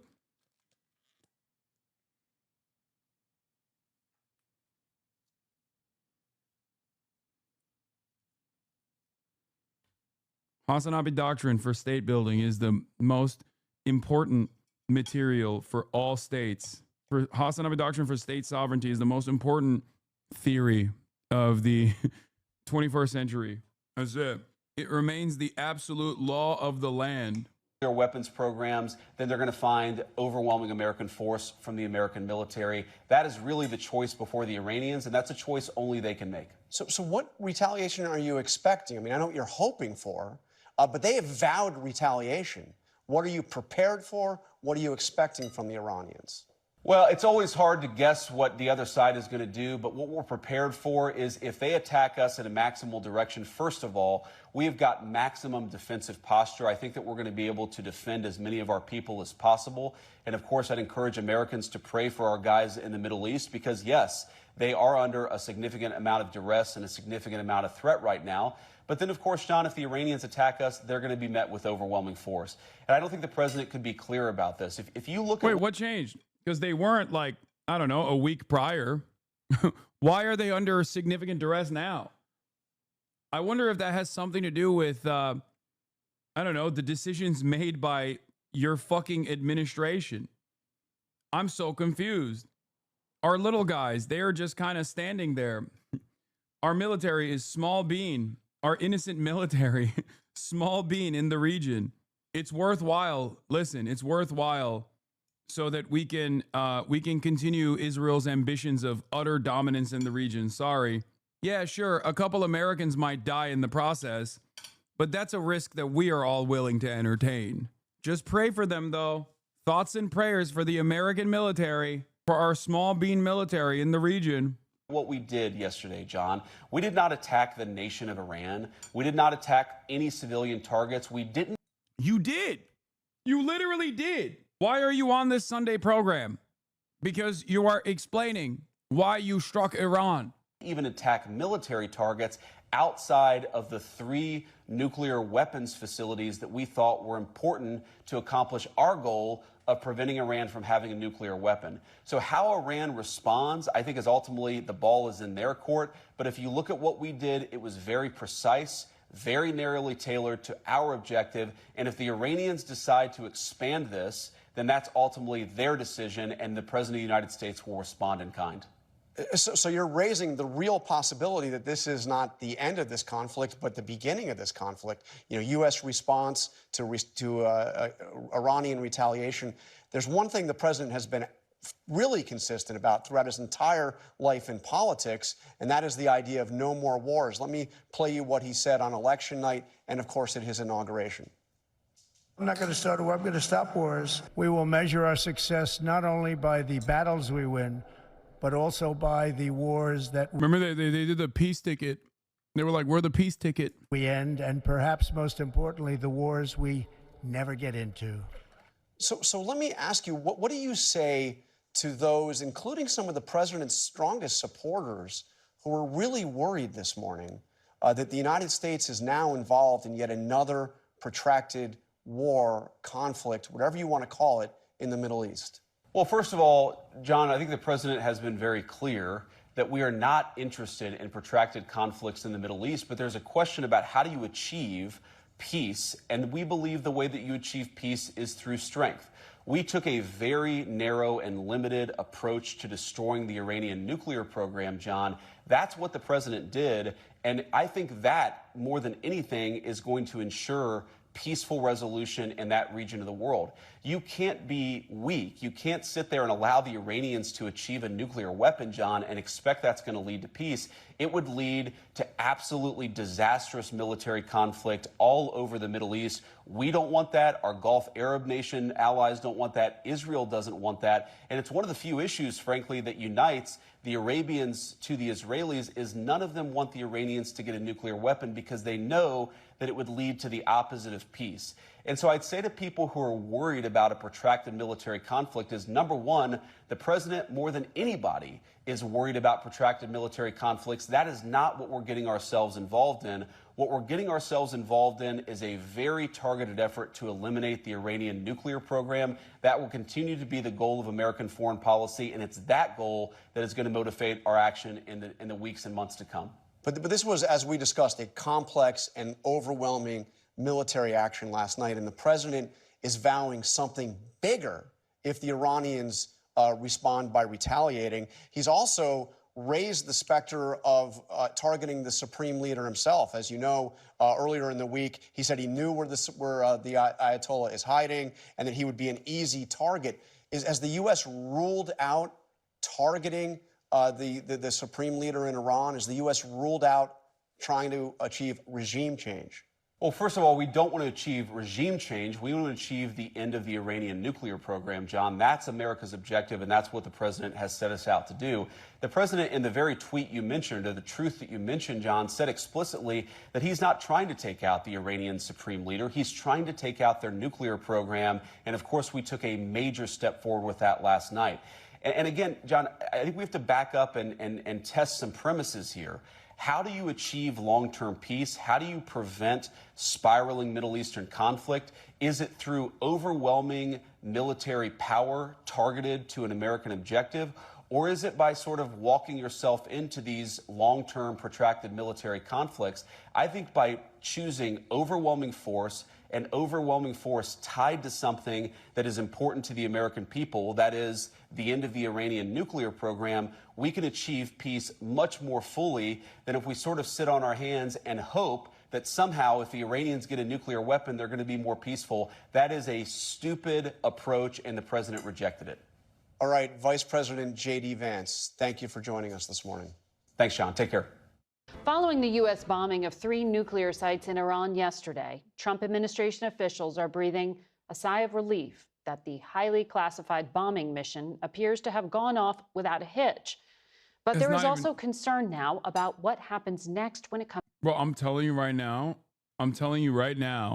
this is fucking ridiculous. They are like, everything that they said about the initial success, they're going to walk back quietly. Or not quietly. They're just going to casually walk back as they talk about the necessity for further strikes. Okay? That is, if Iran doesn't even fucking retaliate against American troop positions in the region. Athletes don't wear their own merch. That's funny. I mean, they do when they're literally performing, no? They're going to be like, oh, Israel has to keep striking Iran because, you know, we found new sites.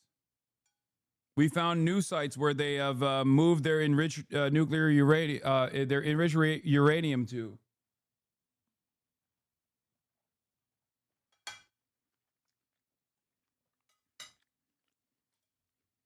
Oh, make no mistake. We don't want regime change. This is just for the nuclear weapons that they definitely have now. It's bullshit.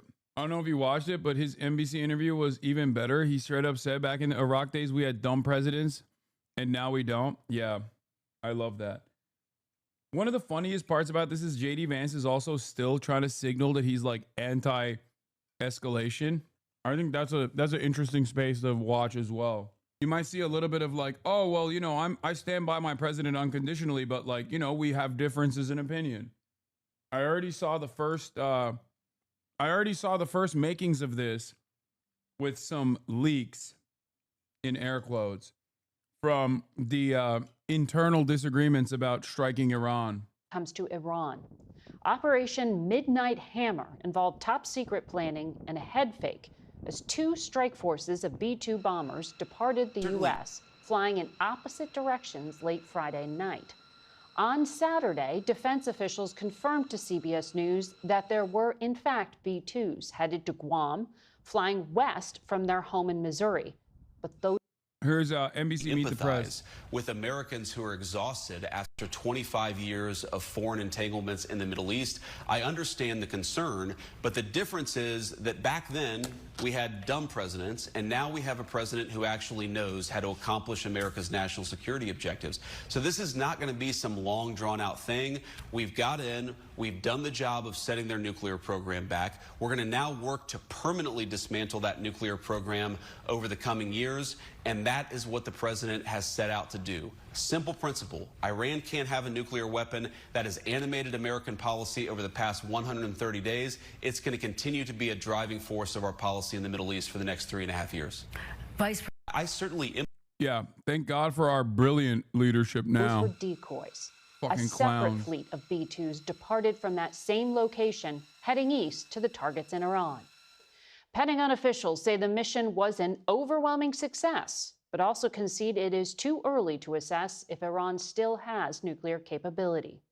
14 30,000-pound massive ordnance penetrator weapons, or MOPs, dropped on an underground nuclear facility in Fordow and a key uranium enrichment site in Natanz. Additional American Tomahawk struck a third site at Isfahan. I think Tehran is certainly calculating the reality that planes flew from the middle of America and Missouri overnight, completely undetected over 3 of their most highly sensitive sites, and we were able to destroy nuclear capabilities. We believe that'll have a clear psychological impact on how they view the future. At the White House late last night, President Trump issued his own stern warning to Iran. There will be either peace or there will be tragedy for Iran far greater than we have witnessed over the last 8 days. Remember, there are many targets left. Tonight's was the most difficult of them all, by far, and perhaps the most lethal. But if peace does not come quickly, we will go after those other targets with precision, speed, and skill. And those words, go after other targets. How much did it cost? Approximately 144,000 people's health care coverage across the board for the year, just for this 24-hour operation. Okay, actually, maybe more than that.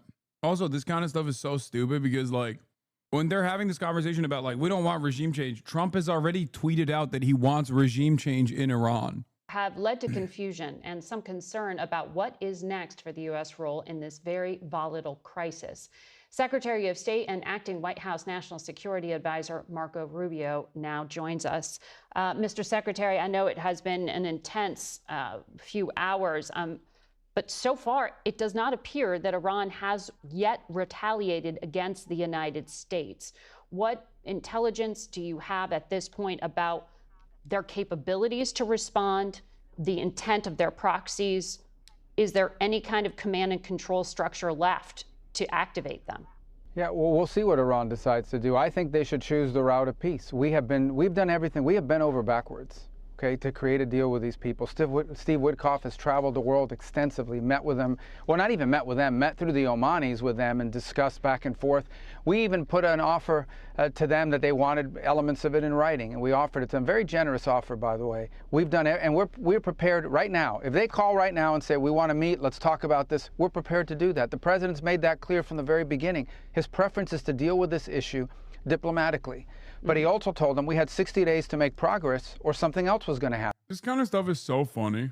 I do wonder if your parents believe this. Chatters, do your liberal parents actually believe this shit? Because this is liberal media, right? And they're not antagonistic to this talking point at all. You rarely ever hear liberal media turn around and say, what do you mean you want to fucking deal with them diplomatically? I'm getting a lot of yeses and a lot of nos. Like, even ones that hate the administration, I wonder if this works on them. They're like, oh, well, you know, Iran can't have a nuclear weapon. This is terrifying.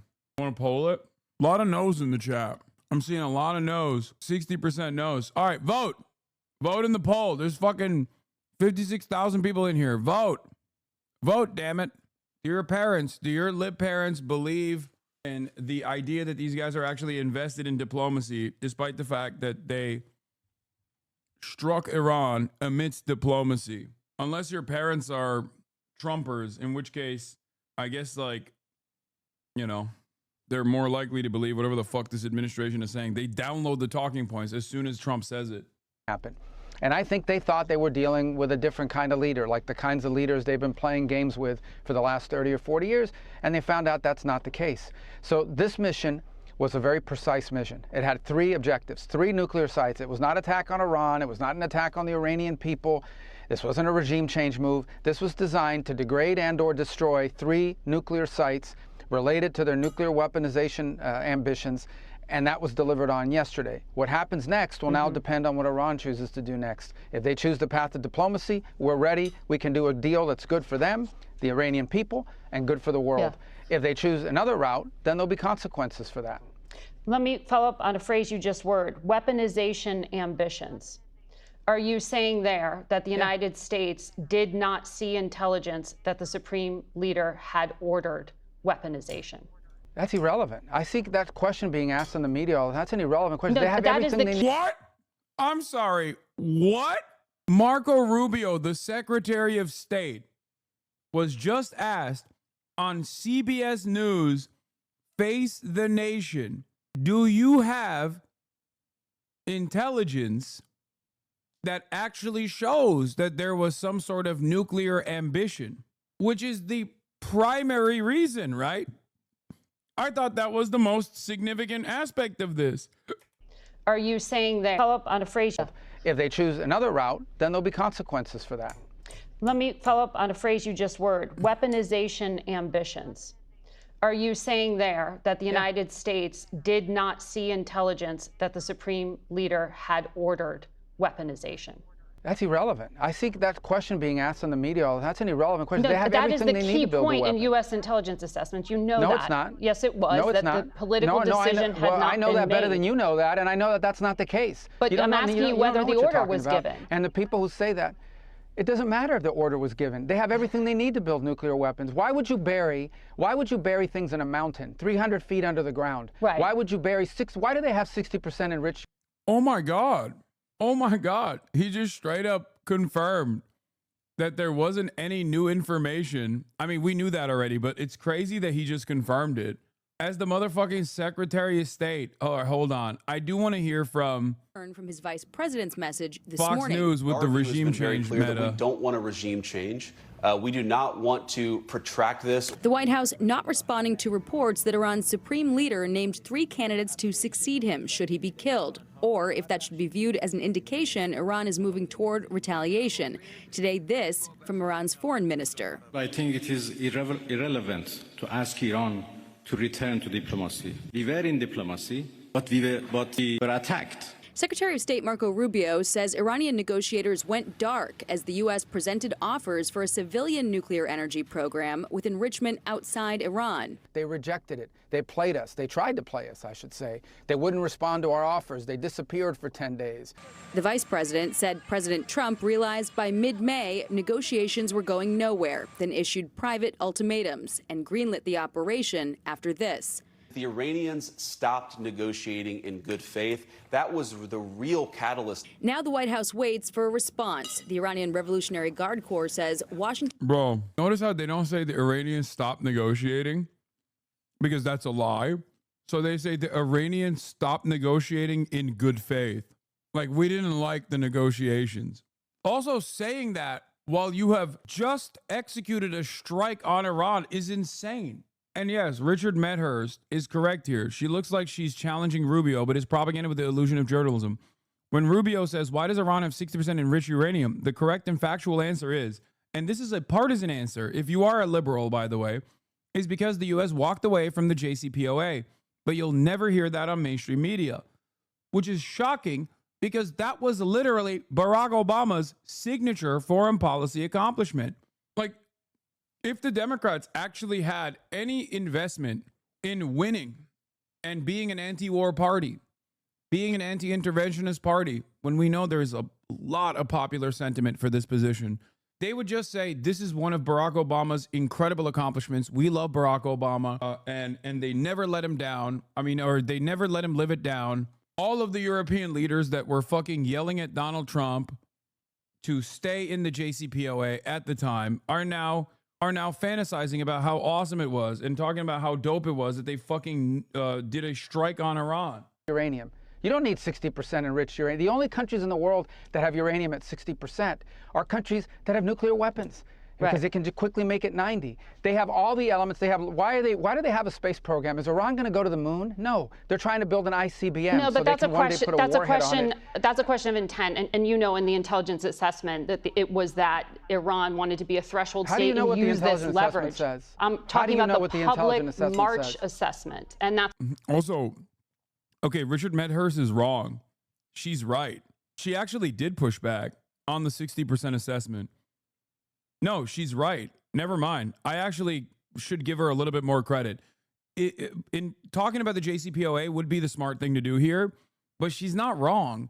The reason why The reason why Iran is at a fucking nuclear is become a nuclear threshold state is because it gives them an upper hand in the negotiations to allow maintaining their fucking civilian nuclear infrastructure. And they have every right to do so because America pulled out of it and then fucking applied a comprehensive sanctions package on Iran. That's it. That's why I was asking you if you know something more from but March. That's also an inaccurate was representation of it. That's an accurate representation of it. That's not how intelligence is read. That's not how intelligence is used. Here's what the whole world knows. Forget about intelligence. What the IAEA knows.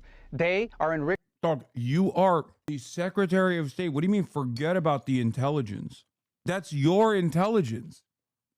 What do you mean forget about the intelligence? You're not like a random guy on the street. You're the intelligence.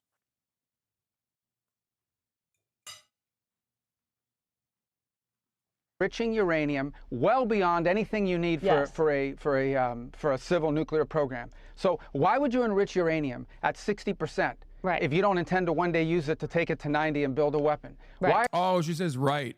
Okay, this is where she falls apart. Because at first she pushes back correctly, where she's like, they have enriched uranium to 60% with no intention by your own intelligence assessments, your own intelligence community's assessments, no interest in reaching beyond the nuclear threshold and becoming a state armed with nuclear warheads, to a detriment, mind you. That's my assessment, at least, clearly, to a detriment. Why are you developing ICBMs? Why do you have 8,000 short-range missiles and 2,000 to 3,000 long? I don't know. Why are your fucking bases surrounding this goddamn state? Perhaps that's the reason. Why does America have short-range ballistic missiles and long-range ballistic missiles and intercontinental ballistic missiles and submarines that have nuclear launch capabilities? Why would anybody do that? I don't know. Maybe because they don't want to be fucking Lebanon, dumbass. Range missiles that you continue to develop. Why do you do all these things? They have everything they need for a nuclear weapon. They have the delivery mechanisms. They have the enrichment capability. They have the highly enriched uranium that is stored. Yes. That's all we need to see. Right. Well, and especially in the hands of a regime that's already involved in terrorism and proxies and all kinds of things around. They are the source of all yes, and no one's in the disputing. No one's disputing. They're just bad. They're big bad. They're the big bad. Please, please. It's like Marvel. It's like Top Gun. Why don't you understand? We have to blow them up. Fuck, they have space lasers. God, you're so annoying. Let me blow up Iran a little bit.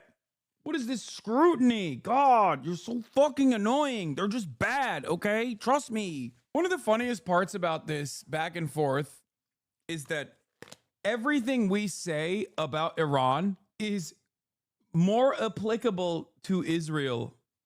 Like, everything we fantasize about Iran is literally Israel now. What does Mossad have on Marco? Nothing. Don't believe, even for a fucking moment. I hate when people do this. Do not entertain the notion that Marco Rubio had to get blackmailed by Mossad to arrive at this position.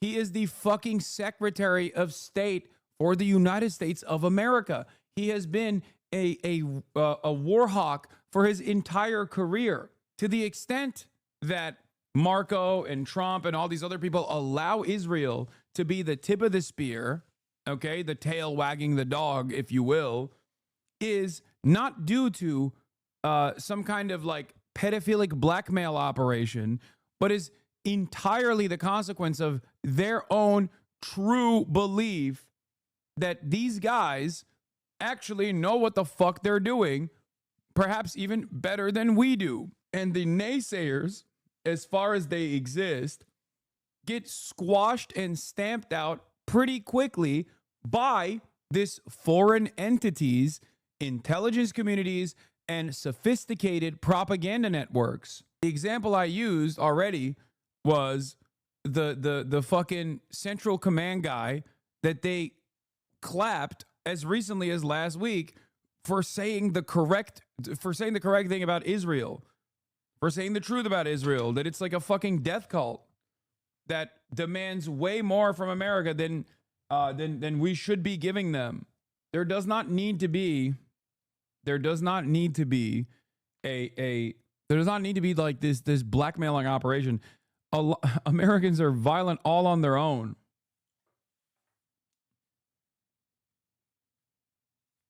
Do you know how Trump decided to attack the weekend to buffer the inevitable stock market dip on Monday? Do you think Iran is holding off on their retaliation until tomorrow to maximize the stock market crash? Maybe. I could fucking see that. I'm not doing that here. And they were censured at the IAEA. The idea that these guys are all actually blackmailed by like a cabal. They were blackmailed by the Jewish cabal, you know, Mossad, whatever the fuck you want to call it, depending on how insane you are, to arrive at these positions is really stupid. Okay? It's just copium. You recognize that this is like unacceptable, and you still believe in your heart that America is like, America is good, right? America's good, and our leadership is good, and they want to do their very best to do right by the American citizens. They don't give a fuck.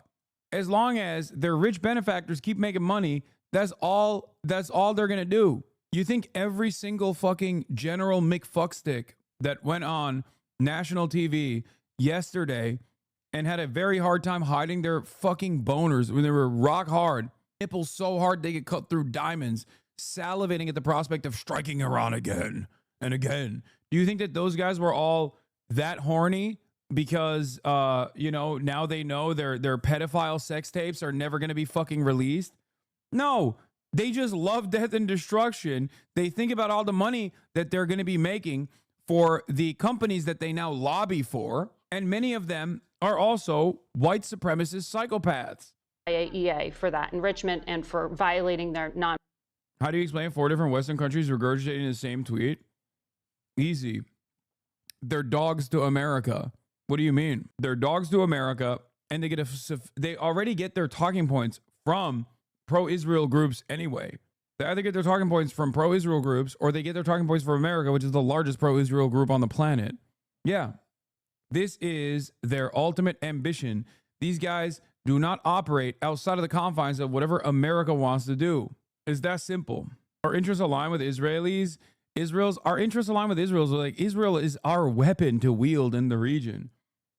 The problem here is that because of its special client state status, Israel has chewed way more than it can fucking swallow for far too long. And I think because America recognizes that it is at the precipice of losing its hegemonic status. I mean, look at what they're doing. They can't even fucking dominate Russia. They want to pack up the region with one big Hail Mary campaign. How do you explain AIPAC's involvement if there isn't a slight cabal which is not Jewish but Israel? It's not even, dude, what you're just trying to say it's a cabal when what you mean is the Israel lobby. That's not a fucking cabal. They're not doing it secretly. There is no blood rituals happening. They're just doing it in broad daylight. Why is it that every American has to find like a fantastical conspiracy when things are unfolding, like conspiracies, not conspiracy theories, but conspiracies in the actual term of it, to conspire, is happening in broad daylight in front of you? No blood rituals necessary. It's so weird that people are just like, oh, dude, it's just like, seems like there's got to be like some kind of shadow government. It's like, it's not a shadow. It's just the government. Okay. That's why I keep saying, I think completely disregarding the blackmail is not realistic. There must be blackmail and corruption element. No, it's corruption. It's not fucking blackmail. Does blackmail exist? Absolutely. For the record, that's not what I'm saying at all. Like, Jeffrey Epstein is a joint CIA Mossad project that was a blackmail operation for a tremendous amount of wealthy and powerful people. Okay? That was definitely the case. But if you think that the reason why Bill Clinton was fucking pro-Israel is because like he was fucking children on Jeffrey Epstein's Lolita Express, you're out of your mind. He was doing that for fun on the side. He wasn't doing that so that that Israel could have blackmail material on Bill Clinton and then force him to take a position that was unsustainable for Palestinian emancipation. Bu da çok inanılmaz yani. Benden daha anti-CIA bir yayın olamaz ama Erdoğan'ın ben Amerika'nın uşağı mıyım? The right-wing hog version of what Americans say when Americans call me a terrorist, because of my reasonable position. The Turkish version of that is to say I am an agent of Fethullah Gülen, as in I'm an agent of the CIA, which is the Turkish version of saying I'm a terrorist. Non-proliferation agreements. I was simply asking if we had intelligence that there was an order to weaponize, because you said weaponization ambitions. Well, we haven't. Like, look, Trigaro, here, I'm going to try and allow this statement so that I can respond to it. He says, nah, I understand you not trying to be anti-Jewish, but stating simple facts isn't. Zionist Jews have coerced this country to heal through blackmail and bribery. This is the only part of this. I mean, there's multiple part of this that's wrong, okay? I'm not saying this because I'm afraid of coming across as anti-Semitic. I'm saying what I'm saying because that is the truth, okay? This is not the truth. That's it. The idea that it's actually a Jewish invention, the idea that this is like simply the product of Jews and their trickery is not only anti-Semitic, but also, outside of being bigoted, is just wrong. Like, at its most simple, at its most basic, it's just fucking wrong. Biden is not Jewish. It's not because Biden was blackmailed by Mossad or something that he was unimaginably pro-Israel for the entirety of his career. It is because he is an evangelical, but a Catholic Zionist, okay? Even a more unique position. This country has a fuck ton of evangelical Zionists, okay? It's wrong.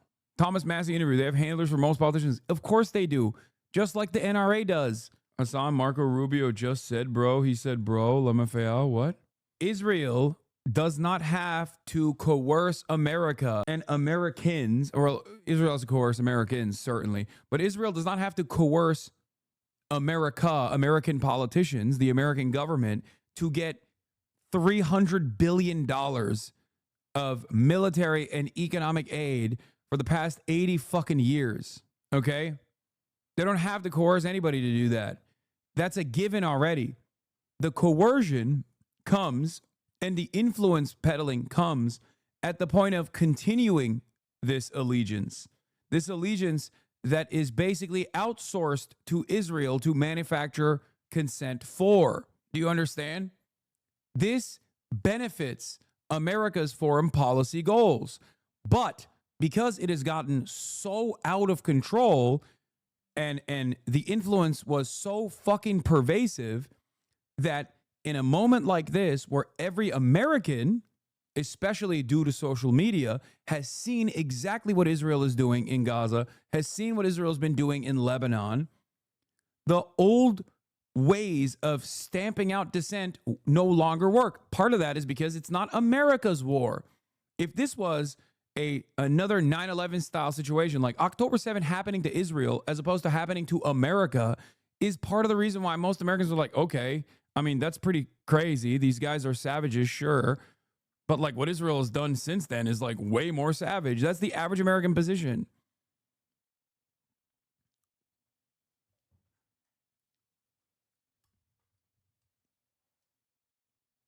This didn't happen to America. It happened to Israel. Most Americans still understand Israel as a totally separate foreign country.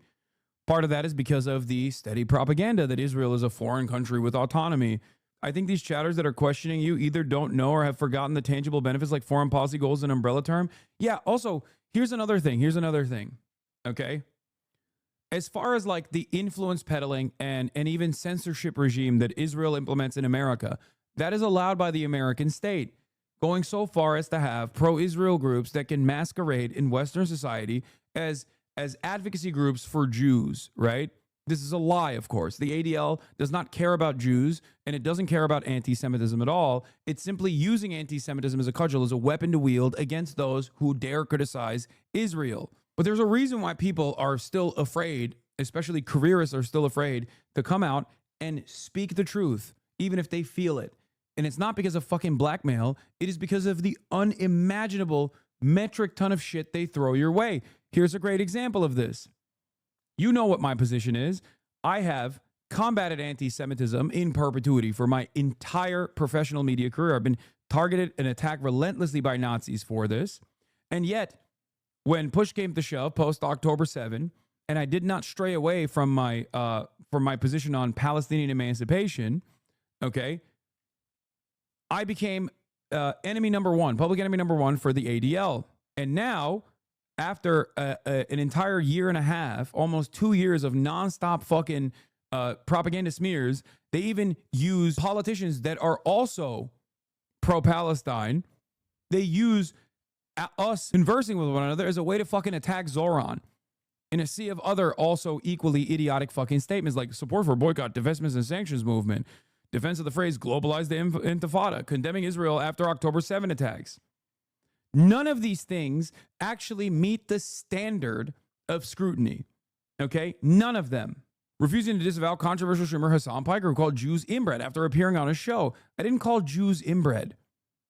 I called Kahanist settler terrorist inbred, as I have done so for every single fundamentalist weirdo. I call right-wingers who are ultra-nationalist terrorists in Israel inbred, just as I call right-wingers who are ultra-nationalist terrorists in America inbred, regardless of what their fucking background might be. It's a whole ass different statement.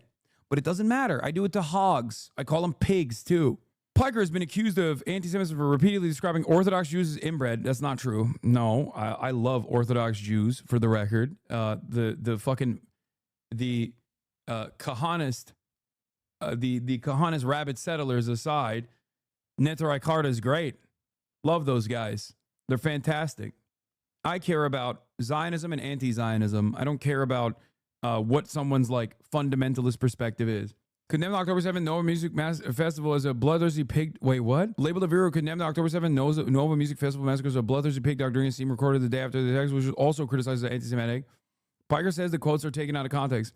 When asked why he appeared with the streamer when others have found Piker's comments anti-Semitic, Mamdani doubled down. I'm willing to speak to each and every person about this campaign, and I've said that from the beginning. Mamdani told Politico in April. Anyway, this is the reason why many people just are silenced in this process. And for the longest time, this kind of smear worked, okay? For the longest time, mischaracterizations and false smears of anti-Semitism was incredibly successful at stopping people, progressive people especially, from saying the truth, saying their opinion, investigating further. They're getting cooked in the replies here. Relax, twink. Resurfaced photo shows New York City mayoral candidate Zoran Mamdani with leftist streamer Hassan Piker, who once said America deserved 9/11. If the liberal elite and right-wingers are this scared of Zoran Mamdani, it means Mamdani's doing something right. Rank Mamdani number one. Resurfaced. It was posted a day ago, lol. Resurfaced. It was never covered up. They did a live stream together like a month ago, and Hassan Piker never said that. That is a blatant smearing. I feel like his dishonest framing of this tweet is pretty indicative of just who is running this account. Yeah, remember, Newswire is supposed to be this like objective fucking news resource. Why are they attacking popular progressive candidate Zoran Mamdani? Why are they using Fox News style fucking sentiment here? Perhaps I should have taken that $1 million Polymarket sponsorship. Maybe Newswire wouldn't be fucking up my asshole like this. Seemingly they are also sponsored by Polymarket. For one day, Polymarket came to me for one day and wanted to give me $1 million as a starting the negotiations. They were like, we'll do $1 million, which means they would have gone up even higher than that just for the election day coverage. And I said, no, I will not do that. Brett McGurk is a partner in Lux Capital, a VC firm which began investing in Israeli defense companies after the genocide started. Here's Lux co-founder Josh Wolf being racist about Zoran Mamdani. And here he and Brett McGurk are with MBS. That's what CNN is paying for. Josh Wolf, hell no to this hateful jihadi. A privilege to celebrate Founding Day with His Royal Highness Crown Prince Mohammed bin Salman, plus Lux Venture Capital Brett McGurk. MBS and Kingdom of Saudi Arabia are taking a key role in diplomacy on all key conflicts. Good reasons to expect very good things coming. Yeah, the scary anti-Semite Zoran Kwame Mamdani, as opposed to guy who probably has not so favorable opinions on Jews, but is definitely a reliable ally to Israel, MBS. But do you agree that CIA and Mossad use Epstein to blackmail people through honeypots for Israel's benefit? I don't think it's just for Israel's benefit. I think we unfortunately will never know until maybe like 50, 60 years in the future. But we most likely will not know for the time being what the benefits were. But if you think that it's just for Israel, you're wrong on that too. It's a shared asset.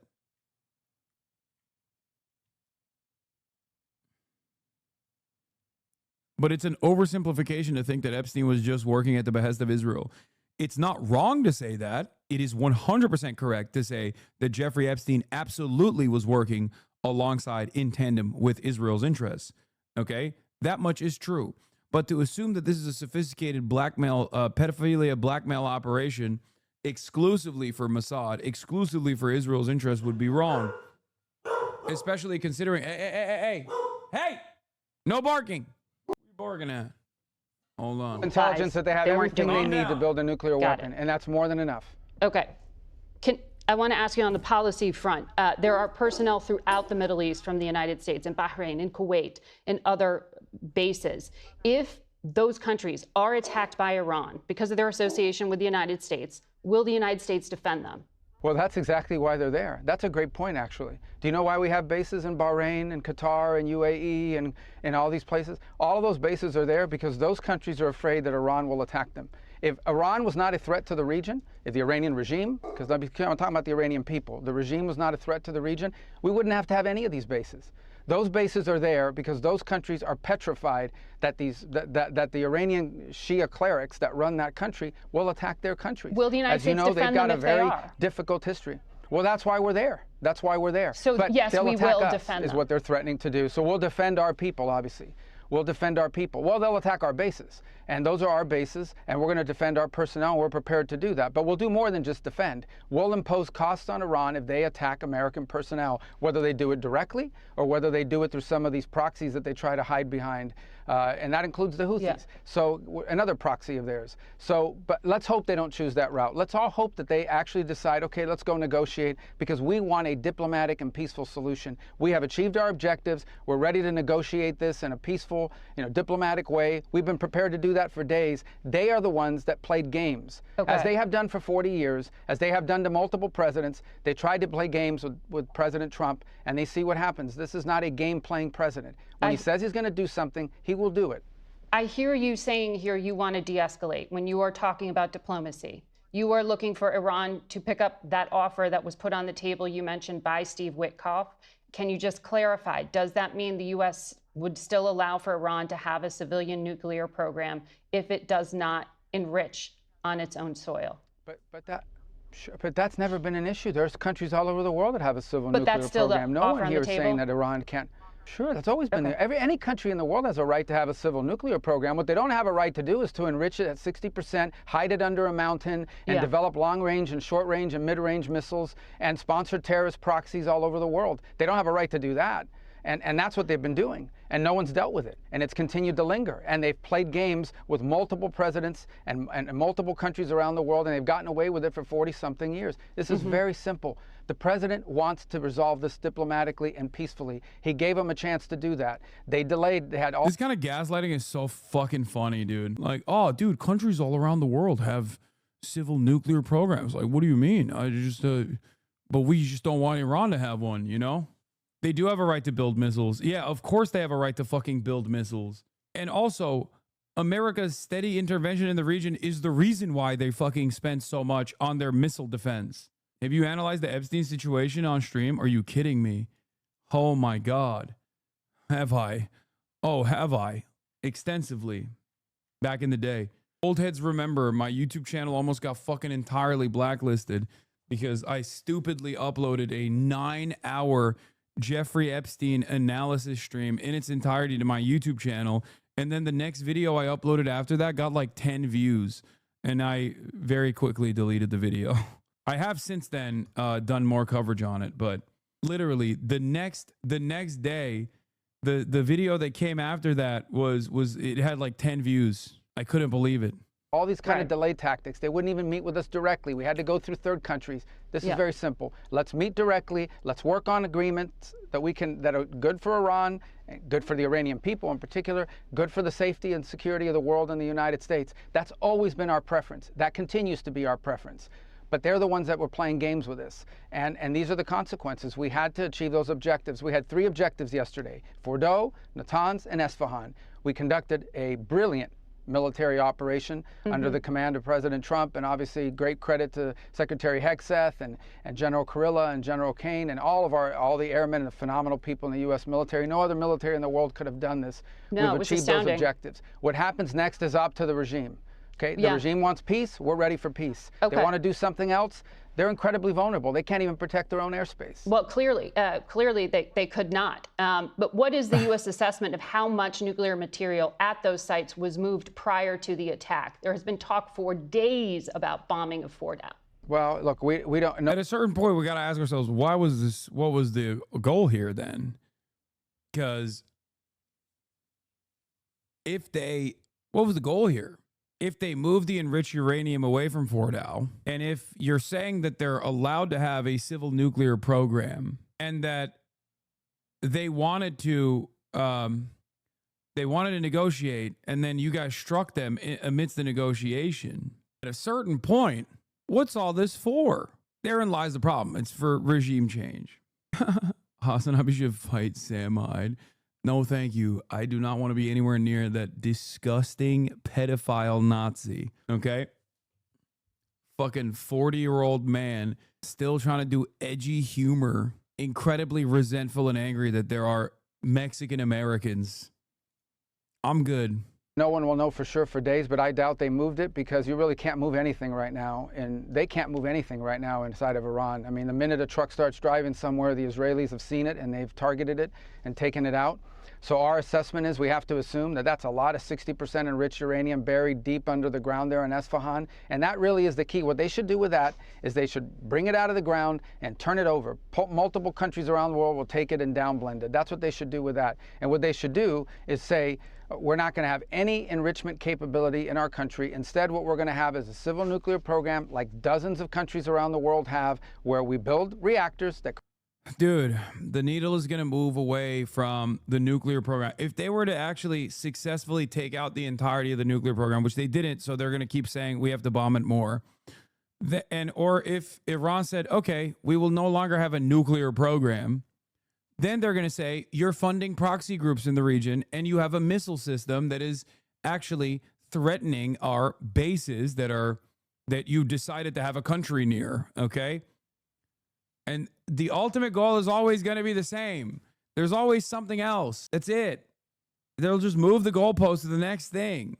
This is not a real negotiation with a state that they want to allow to remain a state. Ahmed Khalil's at the protest. This is what I was supposed to be at. Joins rally outside of Columbia University. A pro-Palestine protester here on a green card who was arrested by ICE and recently despicable. I know the comparison isn't the same, but swap this for any other resource doesn't make sense. Imagine a medieval lord saying another country can't have metal because they can make swords. Yes. Teaser. I have Zohran Mamdani winning the 56th Assembly District, Bedford, by 12% versus Andrew Cuomo in the final round of RCV. That feels a little low. For context, Eric Adams won Bed-Stuy by 28% versus Catherine Garcia.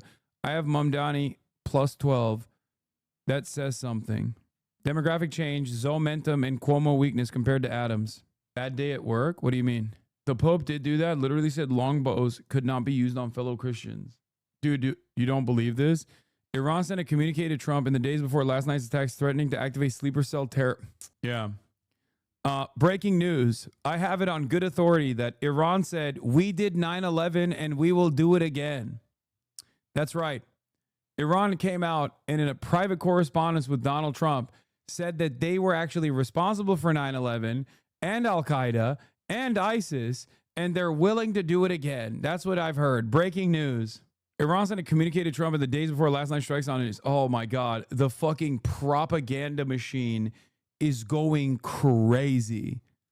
Create electricity and we import enriched material. And we've made very general, I'm not going to get all the details of the offers, but there are other avenues here that would be acceptable to them. If that's what they wanted, if what they want is a civil, peaceful... I think a lot of young people at least are knowledgeable of 9/11 and the weapons of mass destruction lies to go to war with Iraq. But I don't think they're aware of like the anthrax summer campaigns. You know what I mean? Not the anthrax summer, but like anthrax campaigns. Nuclear program, the route has always been there. The problem is that everything they're demanding has nothing to do with a peaceful program. They are all the things you would want if you want to retain the option of one day weaponizing the program. Okay. Which has been their clear intent. To me, that's indisputable. I followed this issue for 15 years, including the intelligence on it for 15 years. Okay, I have followed it. And the intelligence, these are assessments, and sometimes they've been wrong. I've seen them revised multiple times. These guys want a nuclear weapon one day. Okay, they do, to that point. and it isn't going to happen. Not while Donald Trump is president. Understood. You've said this is not about regime change, but you are describing a regime that you have said for decades, I mean, for upwards of 40 years, has chanted death to America, has done all the things you just described. Isn't a diplomatic deal with them a lifeline? Why does anybody care that he said, bro? I don't care. Aren't you offering to negotiate with the same people you're saying did all these things? So therefore, are you actually looking for regime change? That misses the point. I don't like that they chant those things, but one thing is that they chant those things. Another thing is that they... Bibi says he has interesting information about the location of Iran's enriched uranium. You don't say. No. Please link this to me. Please. No shot. No shot. That came brother, that came way faster than I thought it would. Prime Minister Israel's interesting intel on whereabouts of Iran's 60% enriched uranium. Israel's interesting intel on the whereabouts of Iran's 400 kilograms of 60% enriched uranium. That's so shocking. The Iranian regime has its enriched uranium under tunnels, under hospitals, in the Ayatollah's swimming pool, in the Ayatollah's garage. It is under Iranian hospitals and in the cribs of Iranian babies of terror. Israel must do everything it can in its power to stop the terror regime. I have it on good authority that Zoran Mamdani also has the enriched uranium. You must not let Zoran Mamdani become the mayor of New York. If you do, you might find beepers in hospitals. You might find uranium under hospitals and also under kindergartens as well. This is not a threat, but a promise. Chant those things, and they have terror proxies are all over the world, and they have long-range missiles that can reach the United States one day, and they have the potential to be one step away from a nuclear weapon. Yeah, well, one day could be tomorrow, could be a week from now, could be a month from now. You know, all it takes is the flip of a switch. By the way, they're not going to broadcast that to the world. By the time we figure out... Iran didn't launch the war. My God, we are living in Orwellian times. Iran had it coming, according to The Atlantic. If the war launched by the rulers of Iran has brought only defeat and humiliation to their country, that does not make those rulers victims of anybody else's aggression. A failed aggressor is still the aggressor. Right move, wrong team by David Frum. It's very frustrating that these guys who very clearly represent the interests of Israel above anything else don't want to fucking live there. I'm so goddamn annoyed. I'm so fucking annoyed. Why do you live here? Go live there. If you want to live there, you can easily go and live there. As I've said time and time again, they love white people there. Christian or not. Maybe you'll get spit on in Jerusalem, but outside of that, you're gonna easily live there. It's so frustrating. Anyway, welcome back. People keep saying they also love pedos. Speaking of alleged pedophiles who love Israel, Senator Lindsey Graham doesn't predict U.S. boots on the ground in Iran. Full interview. And joining me now is Republican Senator Lindsey Graham of South Carolina. Senator Graham, welcome back to Meet the Press. Thank you. Thank you so much for... Yeah, for David Frum, don't go to... If you're not going to go to Israel, go back to your country, Canada. Being here. So you praised the president's decision overnight, and I know you just got off of the phone with Prime Minister Netanyahu. What did he say to you about this moment? Well, first about the president's decision, I thought it was bold, quite frankly, brilliant militarily, necessary, and most importantly, effective. So well done, Mr. President, to your team and our military. It's a fantastic operation that has substantially degraded, I think, Iran's nuclear program. So I talked to Bibi just a few minutes ago, and I said, what would you like me to say? He said, tell the American people Israel is profoundly grateful for all we do for Israel and very grateful to President Trump for what he ordered last night. two messages. He wanted me to urge the Iranian people to end this madness, take this regime down and have a better life for yourselves and be part of the region in a new and different way. And second, he wanted me to tell the American people, Israel's not going to live this way anymore. They're not going to live under threat from Iran anymore. Last night, they were attacked. The early morning hours of today, after the attack by President Trump, Israel fired ballistic missiles into Israel, wounding Israeli citizens. 24 have been killed. Wait, what? Israel fired ballistic missiles into Israel? How'd that happen? Am Israel high? Israel fired ballistic missiles into Israel. This is somehow Iran's fault. The missiles were anti-Semitic because of Iran. This regime is not going to be tolerated by Israel, is what he told me. Okay, so let me follow up with you on that point, Senator, because Prime Minister Netanyahu has signaled that Israelis want to carry out regime change. Would you support that if Israel were to carry out regime change? If I were Israel, I would have done it a long time ago. They've been held back in many ways. What would be the right response if America had a ballistic missile fired into our country and killed our citizens? We would wipe the offender off the map. So here's what I hope. After the hospital attack, and they were so lucky not to lose a lot of people, Israel's made a decision. This regime is going to change in one of two ways. They're going to change their behavior, which I doubt, the regime itself, or the people are going to replace the regime. They have less capability today than they did yesterday, but they're still religious Nazis. They want to purify Islam. They want to destroy the Jewish state and kick us out of the Mideast. Nothing's changed about the religious Nazi makeup of the regime. All right. Dog, you are a conservative Republican. What do you mean Nazi regime? If they were actually a Nazi regime, you would love them. You have directly armed Nazi paramilitary groups. What are you saying? You love religious Nazis. You are a religious Nazi. Also, again, are you talking about Israel when you say religious Nazi regime? Extraordinary details from your call with the Prime Minister. Let me ask you about this divide within the Republican Party. You, of course, did support the war in Iraq. The intelligence there turned out to be incorrect. Steve Bannon, one of President Trump's closest allies, this former chief strategist in his first term, is arguing and argued in the run-up to yesterday's strikes that this was the wrong move, that it was just going to be another mistake like what he called the Iraq war. Take a listen to a little bit of what he had to say. This is exactly the same pitch as the Iraq war. Weapons of mass destruction. Oh, I know. You have to get it. So they understand one thing. They think the playbook works. This is why we have to stop it now. If we don't stop it now, it's going to work all the time. Senator, give it. Oh, that's crazy, man. Hey, remember these like anti-war guys, or remember the anti-Israel guys? Remember all these guys who used to criticize Israel and stuff too back in the day?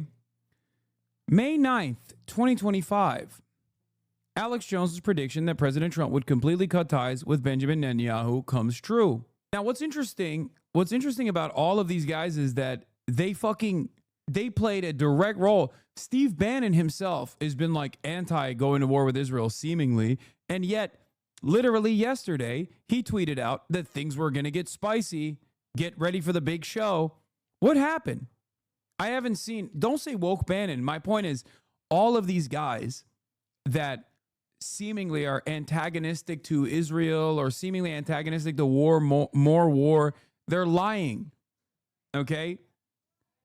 This is Alex Jones directly participating in the fucking psyop that there was any sort of division between Benjamin Netanyahu and Donald Trump. You are too? What? Yeah, totally. I'm one of Israel's bravest defenders. That's why every fucking pro-Israel group is constantly screaming about how I need to be deplatformed imminently. Notice how they never say that about Alex Jones, by the way? Interestingly enough. I wonder why. Now, why should the American people believe that this was the right time to strike Iran? It was necessary. It was bold. It was brilliant. Hats off to the president. In May of 2022, Iran had 95 pounds of highly enriched uranium to make a handful of bombs. By May of 2025, they had 900 pounds. 60% enriched uranium has no commercial purpose. They have one peaceful reactor, actually, in Iran. They haven't used 1 gram of their enrichment program to run that reactor. They get their fuel from Russia for civilian purposes. They have 900 pounds of highly enriched uranium to make more than a dozen bombs. This was the right call at the right time. It stopped their program from advancing even further. Iran with a nuclear weapon is an existential threat to the state of Israel. The country is in the hands of religious Nazis. They want to kill all the Jews, and they're coming after us, and they were set back. And to Steve Bannon and all those people, Iran is different. Nuclear weapons in the hands of the Ayatollah is a nightmare for the world. Their concern, though, is that this could lead to a wider war, maybe boots on the ground. Yeah. Vice President. Oh, yeah, this was a good take, too. What the fuck are you doing? Is Miriam paying your debts? This is such a waste. There are like 500,000 fat guys in America who make videos about the mullahs hate our country and Israel for free. Why the fuck do people watch you do it? You're based, Fed-hating schizo, sir. Israel says they're 2 weeks away from having a bomb, but I'm lying. Alex Jones is a fucking Fed. He is a federal agent, okay? All of the fucking conspiratorial nut jobs who thought this dude was not a government asset are probably still churning the same fucking Foundation for Defending Democracy's talking points, as Adam Johnson correctly points out. When Alex Jones was in his truck reciting FDD points, talking points, FDD for the record is now your Fed posting. Alex Jones was in his truck reciting Foundation for Defense of Democracy's talking points. That's when I knew for certain the die was cast. That's bullshit. Alex Jones is not a Fed. Why does he sound like one here? Let's hear. I've had enough of the ignorance. How many times have I broken news before anybody else? How many times have I been right? I told you 15 years ago. I love that he's also driving and holding his phone. I learned directly from the people that saw the evidence. He's literally holding his phone, using his other hand to speak. There's no hand on the wheel, and he's driving. In CENTCOM, that they've got ground sensors, let's just leave it at that, that are in Iran. They can drive around and fly around and scoop up everything in the air and know what level of uranium enrichment and other... He switched hands. He's like, yeah, let me put it on my good side. Let me put it on my good side. Hold on. No way, dude.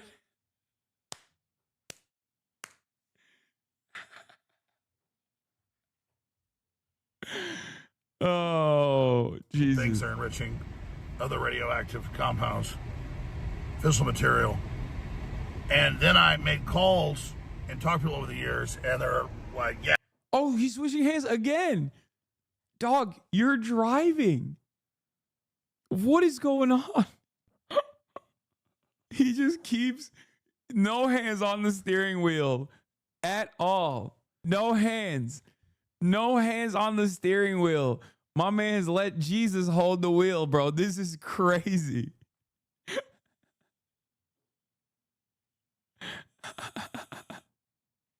Yeah, how do you know that? You're not supposed to know that. No, see, he put his one hand on the wheel now. And no, it's not a fucking self-driving car. He's on the highway. Every car is passing him by. He's on the highway doing like 25. Okay? Cars keep steadily passing him by, and he just keeps switching hands, dude. Not even looking at the road.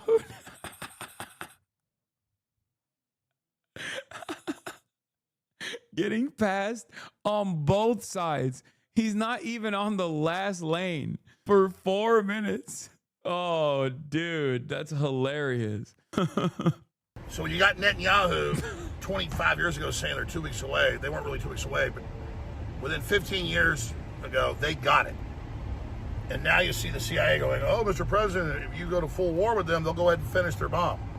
Then Mossad said today they're 2 weeks again out. So the Iranians didn't go the route of North Korea bragging they got nukes. Dude, I hate to defend him, but forward camera mirrors the image. Dog, why is his arm on the steering wheel then? Showing it off. They've had them for a long time. And people go, well, wait, you're now saying Israel should strike them if they got a bomb. No, that's why they shouldn't. The same reason we don't attack North Korea. We can beat them in a nuclear war, but everybody... Yeah. Oh, I guess the mirrored camera also made the driver invisible, chatter. No, motherfucker. He's literally driving. He's driving on the highway. He's getting passed on both sides by cars because he's driving slow. And he's driving, not looking at the road, and he's using both of his hands to switch the camera angle, and he does not have his hands on the fucking wheel at all. He's also possibly drunk. It loses, and it creates a chain reaction. Tulsi's great. She's doing off the official assessment she's got. She's only been in there, like 80, 90 days or whatever. And she's going off official assessment she has, not off all the hidden intel. Official assessments are the worst information there is. So when Trump says Tulsi's wrong, they're building a... Every time he switches camera, every time he switches the camera from one hand to the other to put his hand up, to go, initial intelligence assessments, I lose it. This is incredible. Bomb, and they're about to have it. No, they got it. And they demonstrated last year that they can hit Israel and get through their defenses with those ballistic missiles. It means they can hit them with a bomb. Israel's argument is take them out then. No, you don't do that, because if you put them against the wall, they'll launch their atomic weapons, and Israel will obliterate them with better, more high-tech systems they've had since the 60s, but it won't matter. It's like the War Games movie from the 80s, a strange game. Only way to win is not to play. Only way to win is not to play. So that's where we are. And again, this is out of control. I'm glad Trump put a 2-week moratorium on striking Iran. Iran's very belligerent because they can block the Strait of Hormuz and drive up oil prices massively and tank the world economy and kill Trump's recovery. So I don't know what we should specifically do. Everybody should take a deep breath here that's got war fever and just understand this is dangerous. Bannon literally doesn't brag about it, but it's admitted from sources that's what happened. He went in there and talked Trump down yesterday from striking him basically today. So we need more of what Bannon did and less of what Netanyahu's pushing. I don't want Israel to be blown off the map. I don't have some existential hatred of Israel. This is all interconnected. But I do not like the leadership of Israel, and Netanyahu, who's in political trouble and wants to continue to use crises to stay in power. Same thing with Zelensky and NATO and the EU is collapsing. So they want a war with Russia to prop themselves up. I don't hate the people of Europe, but I don't like their leadership. So I've been vindicated again. Hopefully we got a reprieve at least a week or so. But more aircraft carriers are showing up at Gerald. It's crazy how people from the U.S. get mad at Iran for being able to sway world politics. Dude, this man should be worried about a different sway, okay? How his vehicle is swaying from lane to lane on the fucking Texas interstate, okay? Cuomo's biggest donors are cheering Trump on. These are the MAGA warmongers who would have his ear in City Hall. When you use the wrong method but getting the right answer anyway. Anyway, notice something. I didn't even give a shit about his talking points because I've heard them a million times. Because those talking points are exactly the same as every other fucking Republican mouthpiece and every other Republican influencer. State Department spokesperson Tammy Bruce says America's the greatest country on earth next to Israel. Oh, hell yeah. Oh, I love this type of shit, dude. Injected directly into my veins. Being able to be here and do work that facilitates making things better for people. And in the greatest country on earth, next to Israel. It is, it's an honor to be able to make a difference. And this is the type of shit, because like a lot of people who may have not gone to college, okay, or haven't had the fucking Zionism beam directly mainlined, or are too young to know of a world where like only this kind of propaganda was allowed, hear people like this in positions of power say this and go, oh my God, this has to be like a pedophile blackmail ring or something. And it's just like, no, dude, this is what happens when you're over the age of fucking 50, okay? Everyone over the age of 50 is like, Israel's the greatest country on the planet. I don't understand why these people are not letting them do a genocide. Like, what? What's happening? Some of my friends argue to me that this isn't creepy. I guess when you're used to creepy, nothing's creepy. Even some Israelis find the pandering to be creepy. They have told me this, but it's a boomer evangelical thing in most of the country. The Jewish right is tiny, so it will die out before long. Yes, 100%. Why do they love Israel so much? I genuinely don't understand. I mean, there's a bunch of different reasons. There's a shit ton of influence peddling that was so prominent in both liberal circles and progressive circles and certainly in right-wing circles. But then there's also the evangelical angle.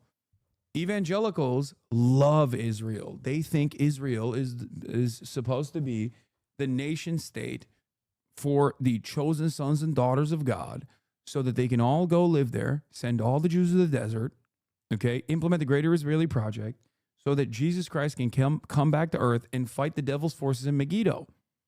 Okay, they want the rapture to happen. That's it. That's why they'll be like, oh, the Holy Land. I love the Holy Land. I went there. And there is a fuck ton of money coming from Christians United for Israel, okay, Kufi, and all this other shit that play a formative role. If you go to any of these evangelical mega churches in the South, they talk about Israel all the time. They talk about Israel all the time. And these motherfuckers are not even like pro-Jew by any means. They are literally anti-Semitic. They're just pro-Israel because Israel has to exist.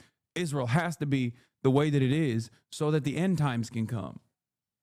It sounds fucking insane. I know it sounds insane. It sounds like an anime. You're like, how can these people believe this? Remember, these people also believe that abortion is murder, okay? They believe a lot of stupid shit. And to be able to speak in this regard with an administration that I love so much and that I feel genuinely represented by, it's a real honor. The pride of being able to be here and do work that facilitates making things better for people, and in the greatest country on earth, next to Israel. Christians want Jesus to come back and end them. By the way, that's the full prophecy. Yeah. Oh, the other side of Christian Zionism that's really funny is that, and it's literally the reason why it's fucking an anti-Semitic theory to begin with, is that what, approximately like 100,000 Jews survive the rapture because they will convert to evangelical Christianity at that point, and the rest of the Jews still burn in eternal damnation in hellfire. So it's not like Jews get a good a good end of this bargain either. 144,000. Sorry, my bad. I got the number wrong.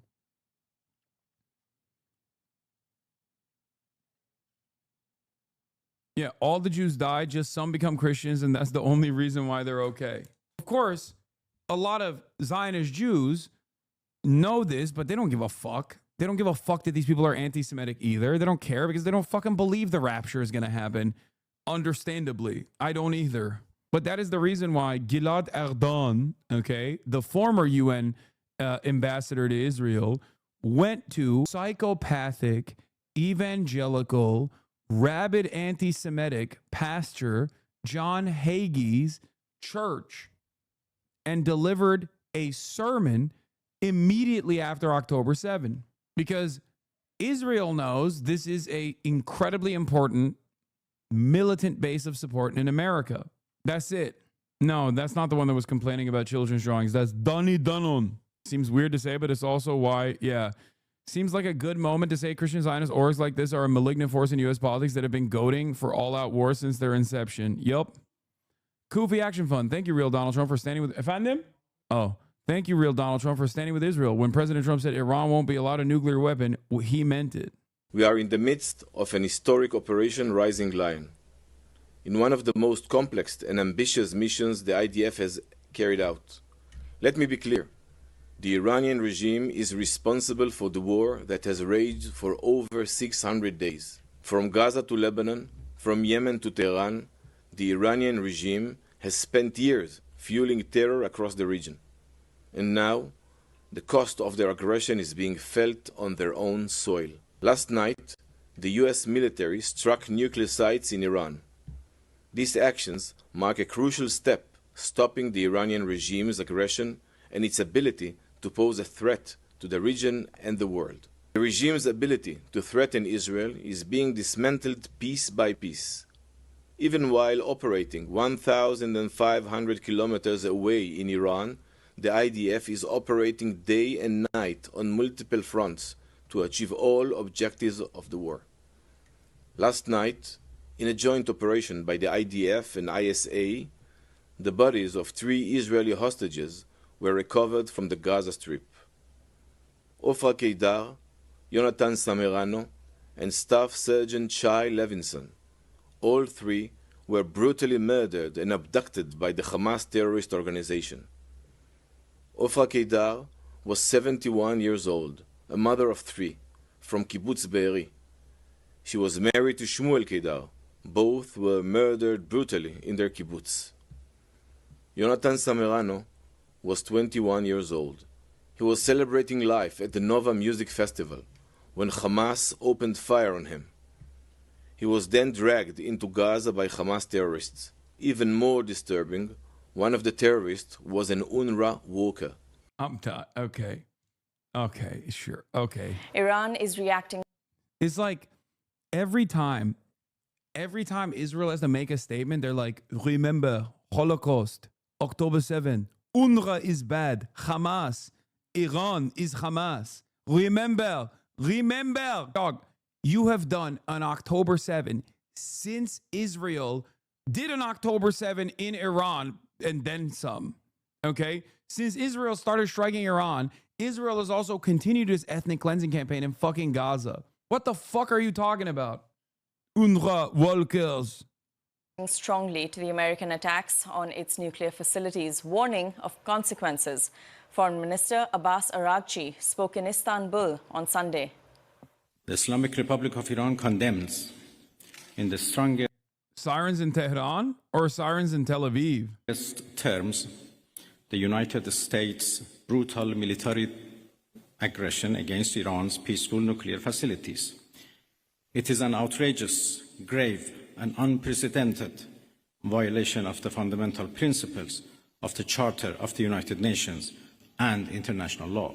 The warmongering and lawless administration in Washington is solely and fully responsible for the dangerous consequences and far-reaching implications of its act of aggression.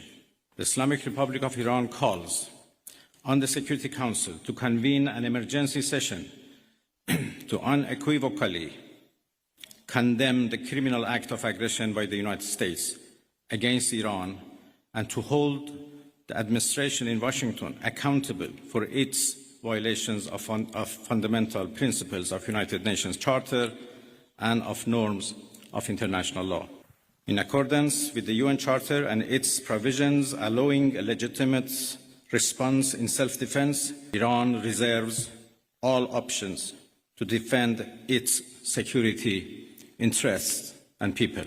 Well, I think it is irrelevant to ask Iran to return to diplomacy because we were in the middle of diplomacy. We were in the middle of talks with the United States when Israelis blew it up. And again, we were in the middle of talks and negotiation with Europeans, happened only 2 days ago in Geneva, when this time Americans decided to blow it up. So we were in diplomacy, but we were attacked. I will have serious consultations with the Russian president tomorrow, and we continue to work with each other. Russia is also a permanent member of the Security Council, and we know that they were trying, together with China, to introduce a resolution to the Security Council for the cessation of hostilities. There is no red line that they have not crossed. And the last one, and the most dangerous one, happened only last night, when they crossed a very big red line by attacking nuclear facilities. Extract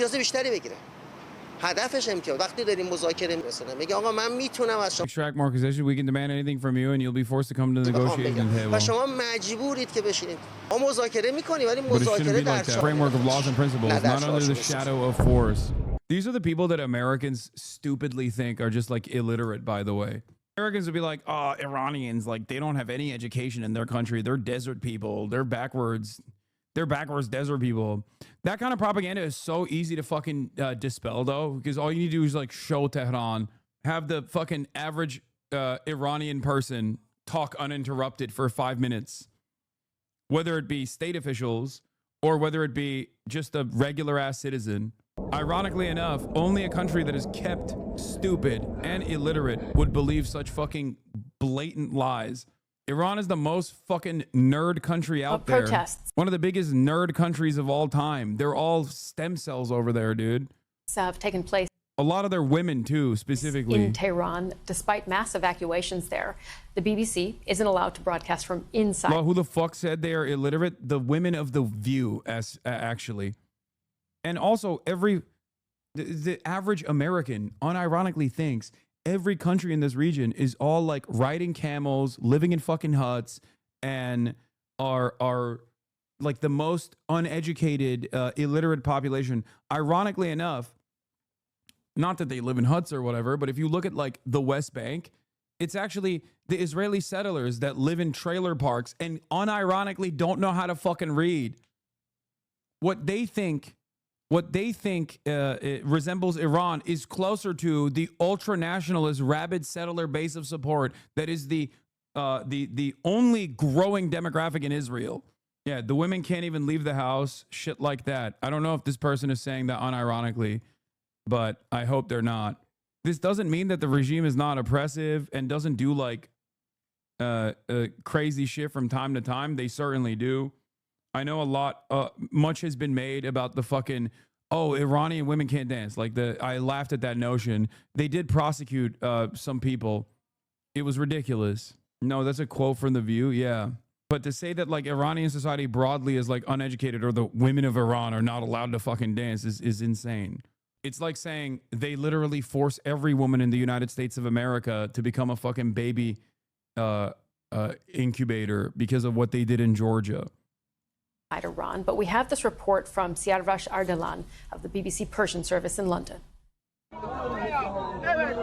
In the center of the crowd, Iran's president, surrounded by hundreds of party faithful, venting their fury at the United States. What America did is truly unforgivable, says this woman. Iran is stronger than they perceive. But after last night's U.S. attacks, the regime here is seriously weakened. So what comes next? The Iranian Supreme Leader Ali Khamenei could swallow his pride and possibly save his regime and the country from further damage. Or he could fight on and risk everything. Domestic public opinion is now divided and confused. The response must be firm and decisive. What's at stake here is the very identity of being Iranian. In my opinion, Iran needs to engage in some reflection and contemplation. As for the country's Revolutionary Guard, it responded by saying U.S. military bases in the region are vulnerable. Dude, BBC, CNN, and the New York Times, I think, play a more dangerous role in manufacturing consent than even Fox News and like GBN or whatever the right-wing version, the Fox News equivalent is. Like, because your expectation for Fox News is like uninterrupted propaganda. But your expectation from legacy publishers such as the BBC, like the most important state broadcaster, perhaps, in the entirety of the Western world, or the gray lady, the paper of record for the United States of America, the New York Times, is that they are supposed to be giving you the unvarnished, unbiased truth. So when those outlets are using that tremendous responsibility to do uninterrupted state propaganda, I feel like that does a lot more damage to otherwise intelligent people and causes them to develop the wrong opinions because they're basing it off of the wrong assessments. It's kind of shocking how much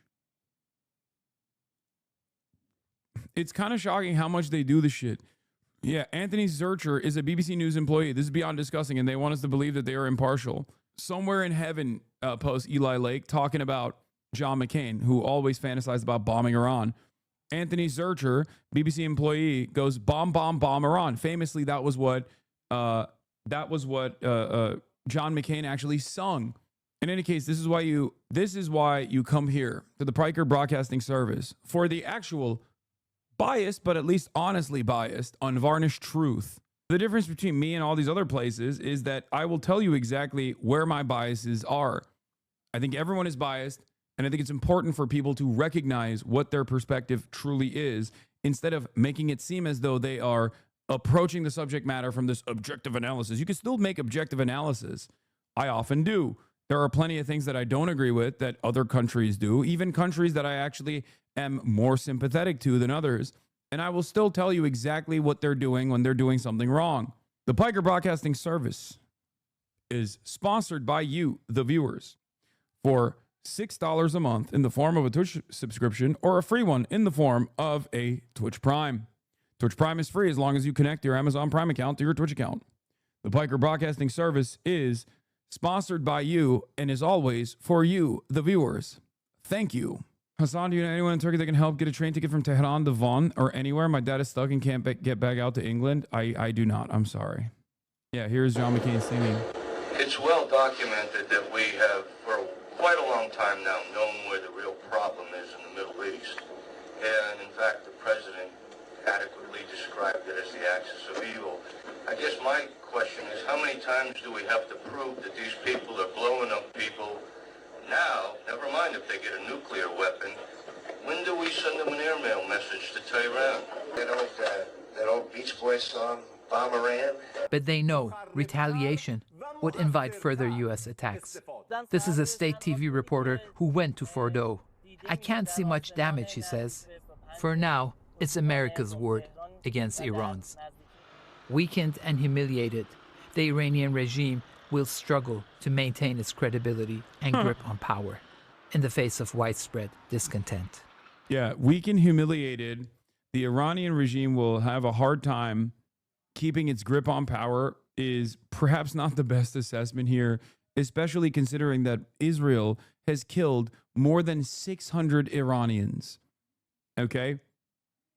So, if anything, the weakest moment for the Islamic Republic is when there is real popular uprising due to real social struggles that they experience due to the repressive forces within the Iranian government that see any sort of civil liberties as simply Western NGO-backed foreign intervention and try to stamp it out through force by killing opposition members, by jailing people, by torturing them. That is unironically the weakest point for Iran, the Iranian regime, the Iranian government. Okay? This is not one of those moments. And the reason why this is not one of those moments is because why? Why is it that their weakest moment is when there's popular struggle happening in the country?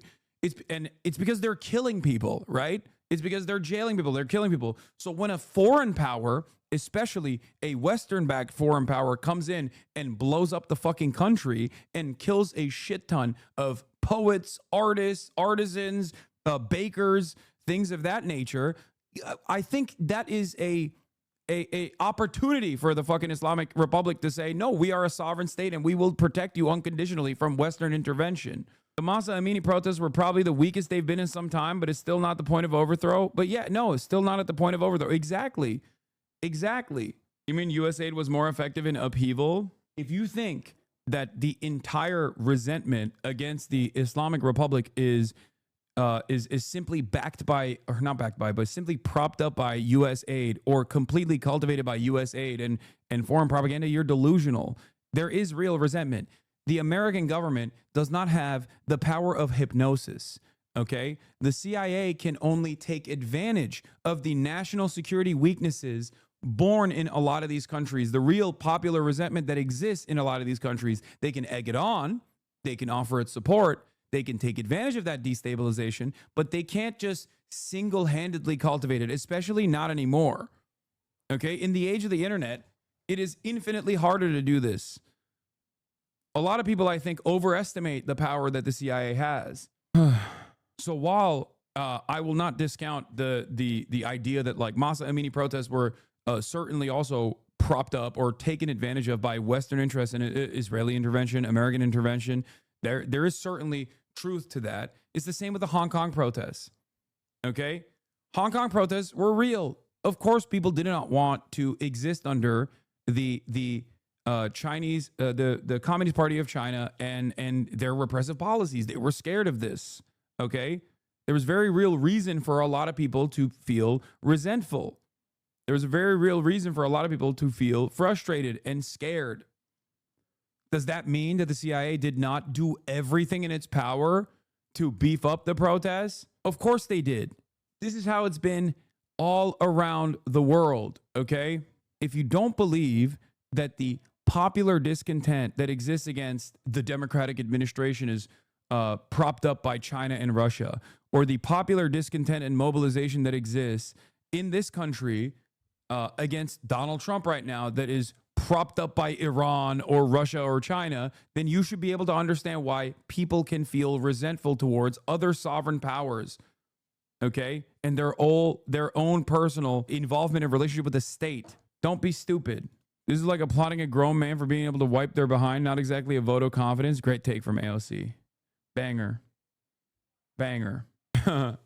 This reminds me of when the conservative media lifted up Ahmed Shalabi to run Iraq after the U.S. invasion. Then he won only 0.5% of the vote in the election and was very likely an agent of ... Iran. Today, His Royal Highness Reza Pahlavi, exiled crown prince of Iran, joins me on the latest developments of the Israel-Iran conflict. Yeah, this guy does not have motion, okay? Sure, I'm certain there's fucking some royalists, okay?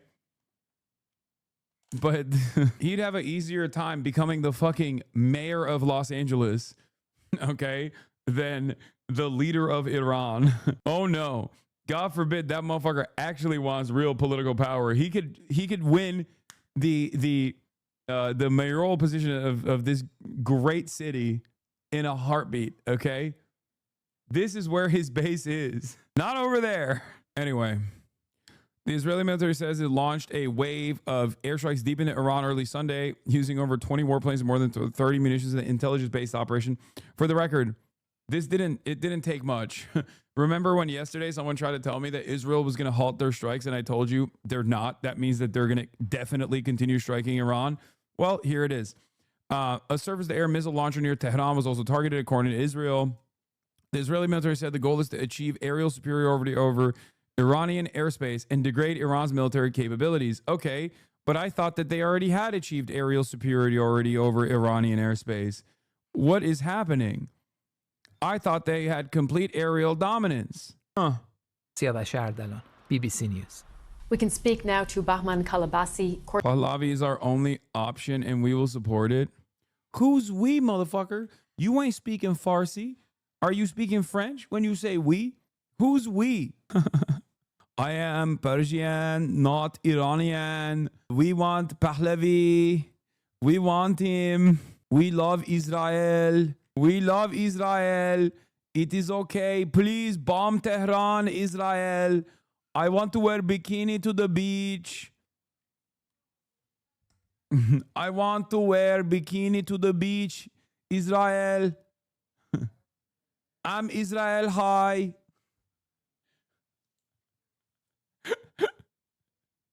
Correspondent for BBC Persian who's joining us. Bahman, very good to see you.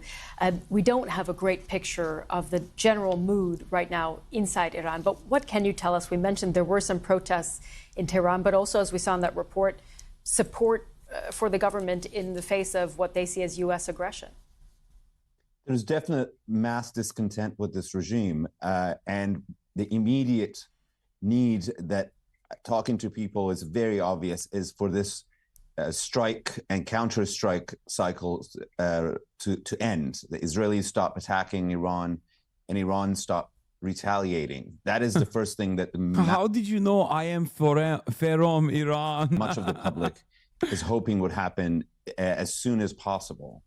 There has been many civilian casualties, the infrastructure is being hit, and the lives of millions of people have been disrupted. It's one thing to hear bombers and drones on TV, but it's another thing to live under them day in and day out. and hear those voices and be worried that your area, your neighborhood could be next. So that is the reality in the short term. But in the medium term and the long term, I think a lot of Iranians would want this to end permanently, which means they do not want the government to retaliate at all. Of course, there are hardliners who support the regime, and there is some rallying around the flag effect of this. Yeah, there's some hardliners that support the regime. That's it. Otherwise, you know, maybe a little bit of rallying around the flag, just a little bit. Not most people are saying most people are screaming, "Please, Israel, keep bombing us more, please." As well, but the majority remains hopeful that the regime calculates that this will be too costly if they attack American interests in the region. Right. So that is where the population stands on the large scale, and that is hoping that the war would end and that there is no further escalation by the regime. But that still takes us where it was before these attacks started, which was... No, most people are hopeful that the Iranian government, regardless of its repressive forces, will protect the Iranian citizens. Okay? That's what anyone wants. It doesn't matter what their fucking political perspective is. The moment that there is an external force that is, especially a Western force, that is destabilizing the country, bombing the country, that's a moment where virtually every aspect of civilized society is going to go, please save us, please defend us, please protect us. That's it. That's the entire purpose of a government to begin with.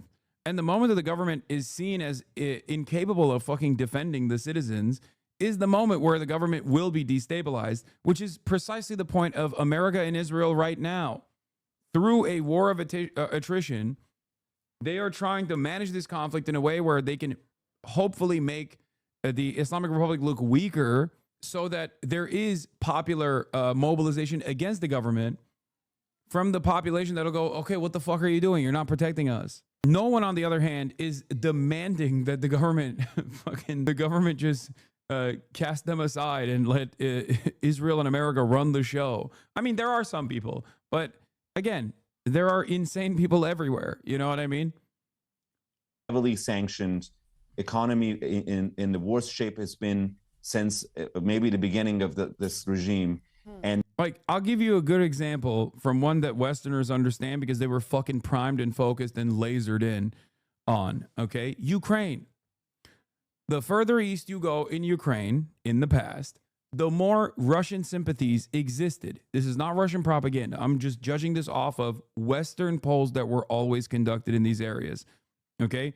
People who considered themselves to be ethnic Russians, people that had more family members in Russia, and vice versa, okay? The further east you went in Ukraine, the more sympathies for Russia existed. All of that is gone after Russia invaded Ukraine and blew up half of fucking eastern Ukraine. It's that simple.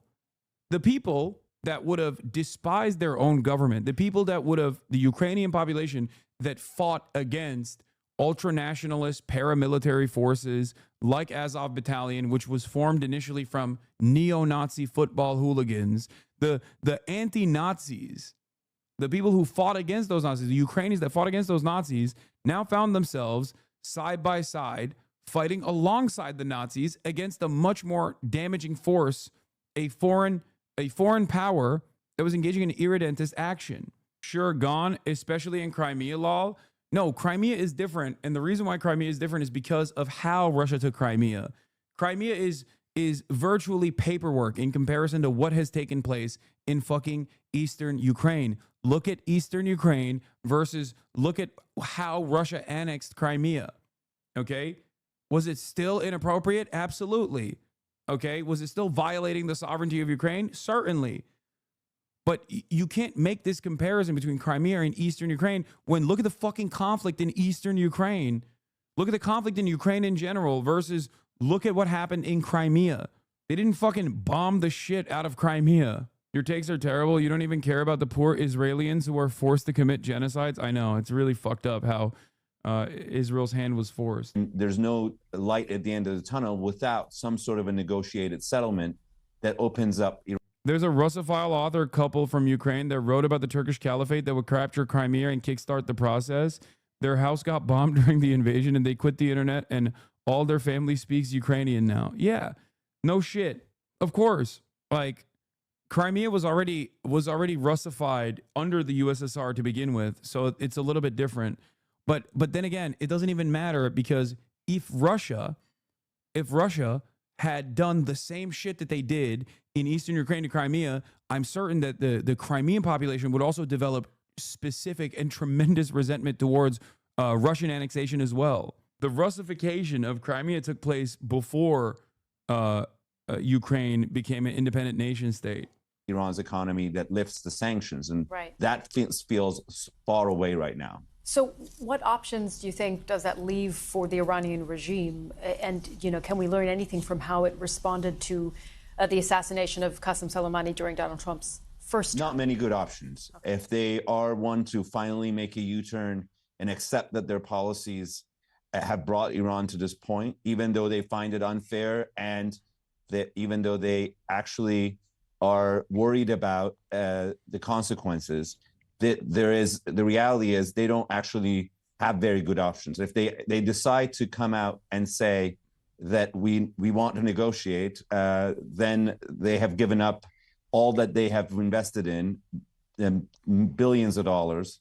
And it's simply that. It's just we're the opportunity cost we've spent, or China's the sunk cost fallacy. It's just they put so much money into their nuclear program. That's the reason why they can't drop it, and not because it is a direct violation of their fucking sovereignty. Jesus Christ. That is such stupid propaganda. It is so goddamn stupid. Anyway, China says U.S. attack on Iran seriously violates international law. Here we have it, folks.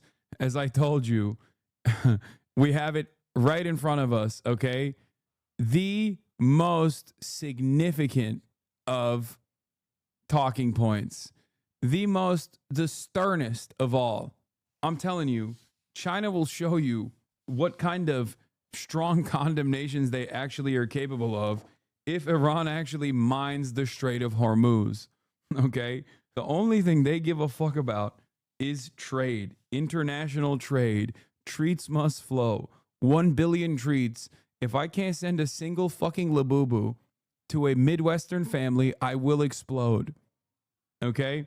You shall see what they actually think and how they actually feel if Iran ends up closing the Strait of Hormuz. The labubus must be free. They condemned the bombing of nuclear facilities in Iran, saying it violates international law. Why would they care about Iran, though? What do you mean? Iran is a part of this axis that is outside of the sphere of American influence, okay? Alongside Russia. It's like saying, why would they care about Russia? Iran also has a 25-year energy partnership with China. Going to go to Katrina Yu in Beijing. Russia obviously has very close links with Iran. So does China, of course. Talk to us about the kind of reaction there to what's been happening.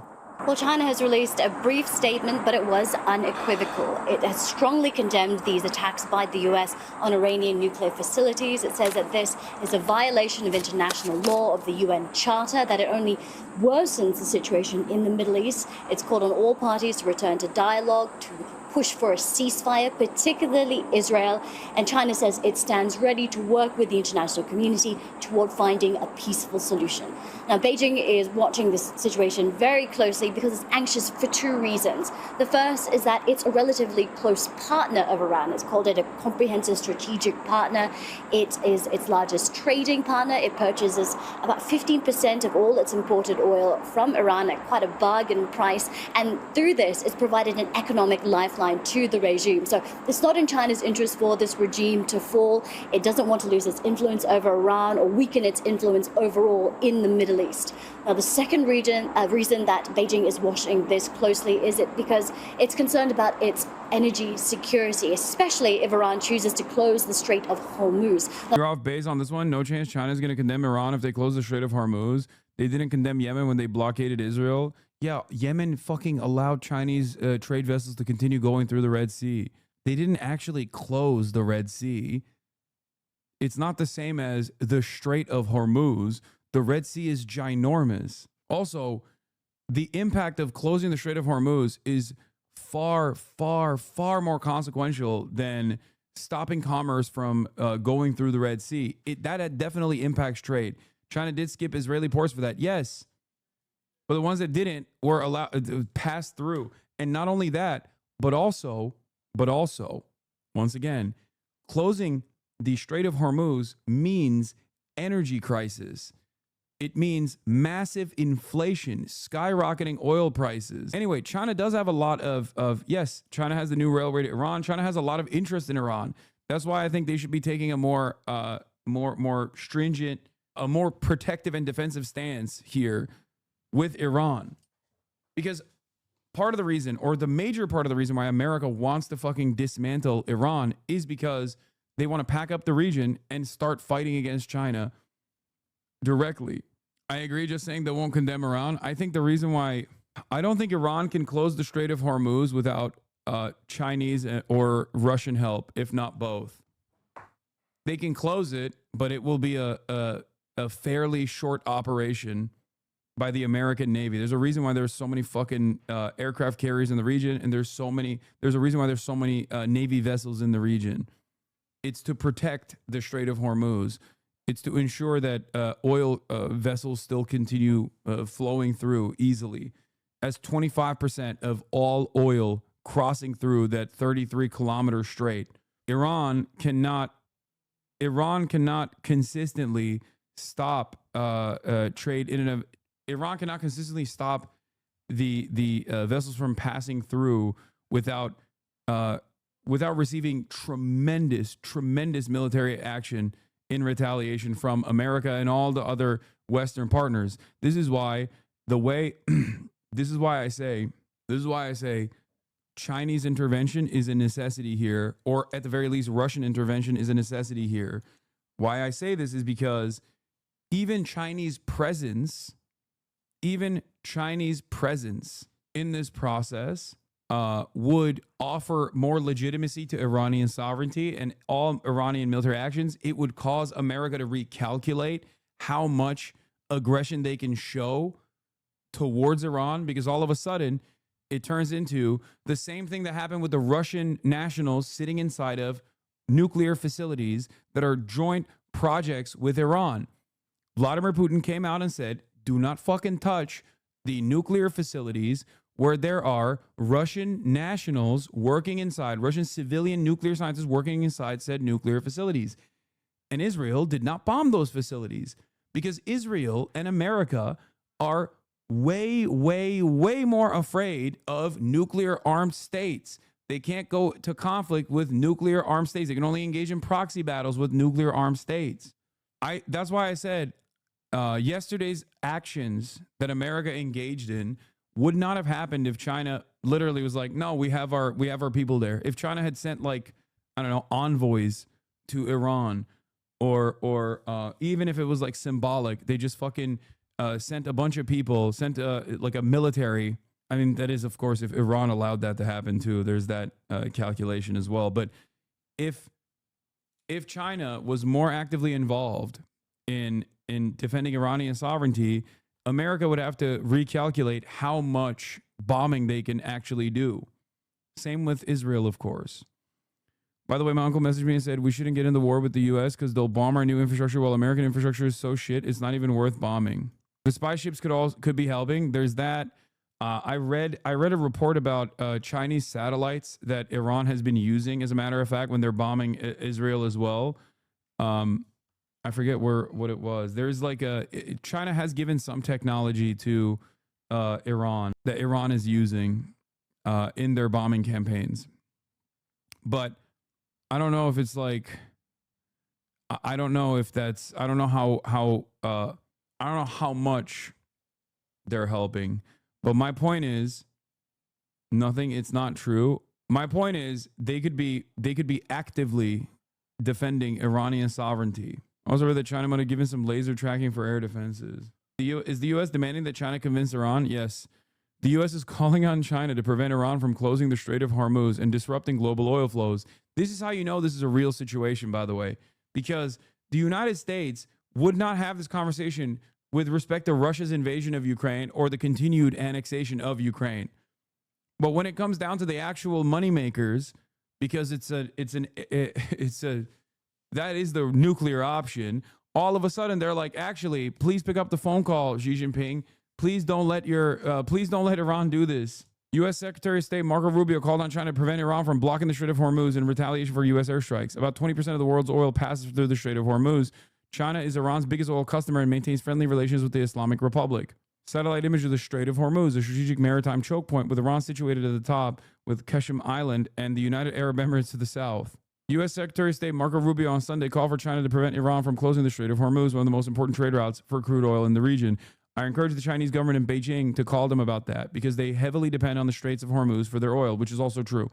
Rubio said in an interview on Fox News, China is Iran's most important oil customer and maintains friendly relations with the Islamic Republic. Iran's foreign minister warned earlier Sunday that the Islamic Republic reserves all options to defend its sovereignty after the U.S. bombed 3 key nuclear sites over the weekend.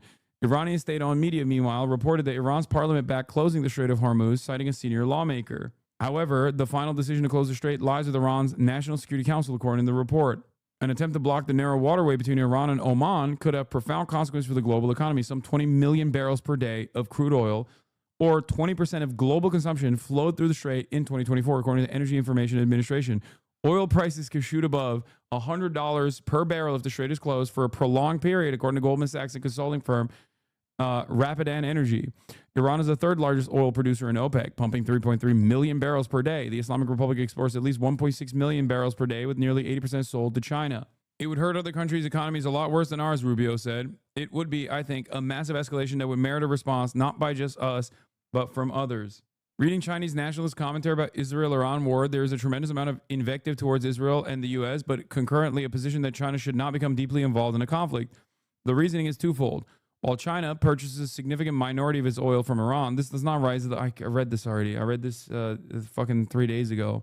We saw this already. I thought this was new. This is what we are... This is what we're waiting for at the moment. Like, what the Iranian response is going to look like. Okay? What the Iranian response is going to look like. Will they mine the Strait of Hormuz? Will they shut it up? Will they shut it down? Will they blow up? Will they blow up American installations, American bases in the region? So far, there hasn't been a lot of momentum. So far, they've just been striking at Israel. Not only does its imports of Iranian oil pass through there, so does its imports of oil from Saudi Arabia, which is Beijing's second largest provider of imported oil. And it also buys gas from Qatar and from the UAE, which also... Iran is less trustworthy than the Taliban government for the CN Gov, which is crazy enough. Shouldn't treat China like a whale. Wait, you read that analysis on Beidou satellite? So you should know how many times Iran has sold out China. It's in the same article. Yes, Iran, again, I mean, Iran did this with India as well and Pakistan as well. Passes. China is a whale, however, especially because Iran, whether, look, I'm sure they have better calculations. They care about, China cares more about its own ambitions than I ever could.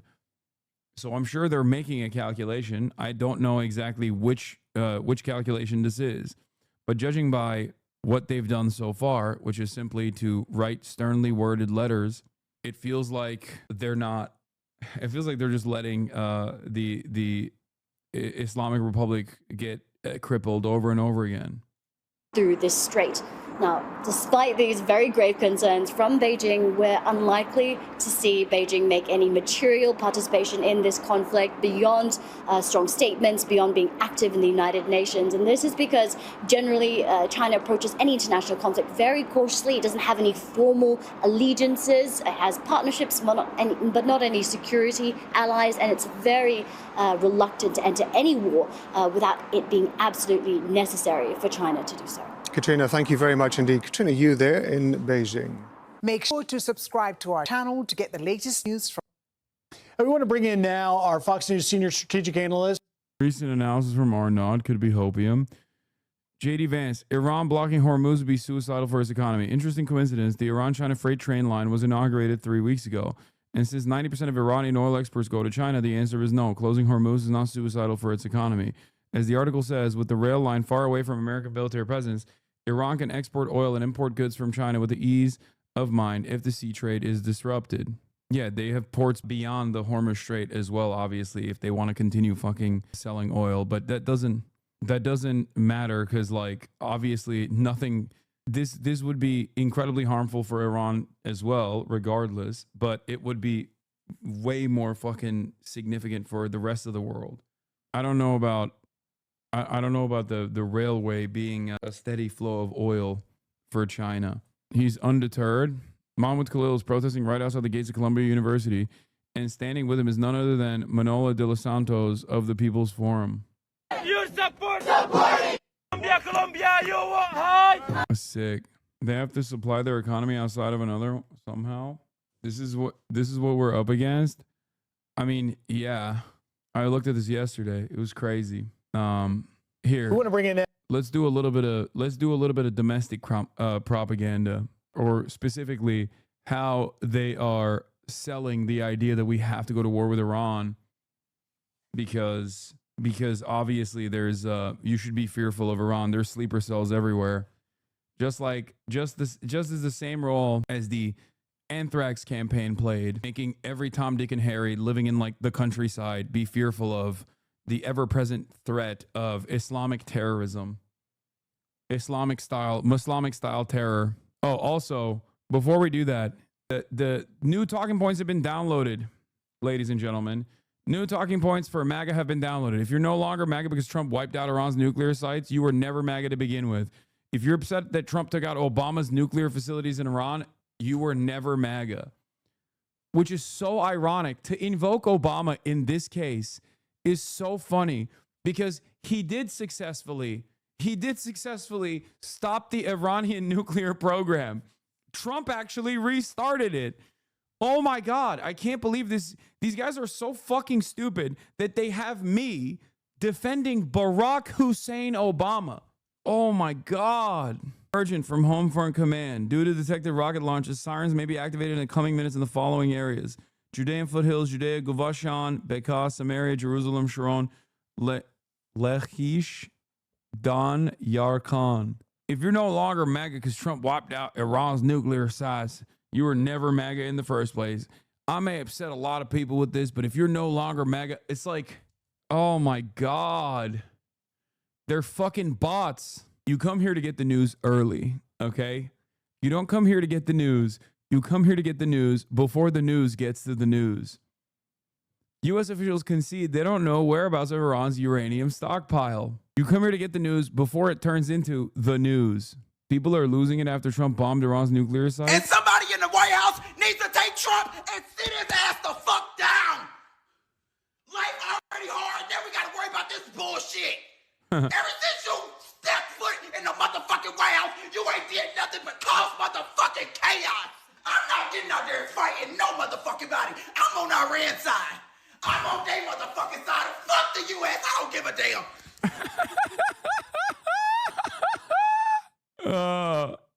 I mean, true. It's like, give me healthcare and maybe I'll reconsider my loyalty to this fucking state and all of its endless violence. Except if the state is too predisposed with doing endless fucking violence, then they can't offer any healthcare. And if the state were to offer healthcare, then they wouldn't be doing unlimited violence anyway. Iran is launching missiles against Israel right now. Liberals are getting cooked on the timeline. Sorry to bring this up again, but y'all should have voted. Like, I'll never forgive y'all for saying it doesn't matter. And Kamala was the same as him. You have to understand something. These people don't care, okay? They don't care. They don't care. They don't care. They don't care. They don't care. They don't care. They just want to fucking own the Republicans and feel smart. That's it.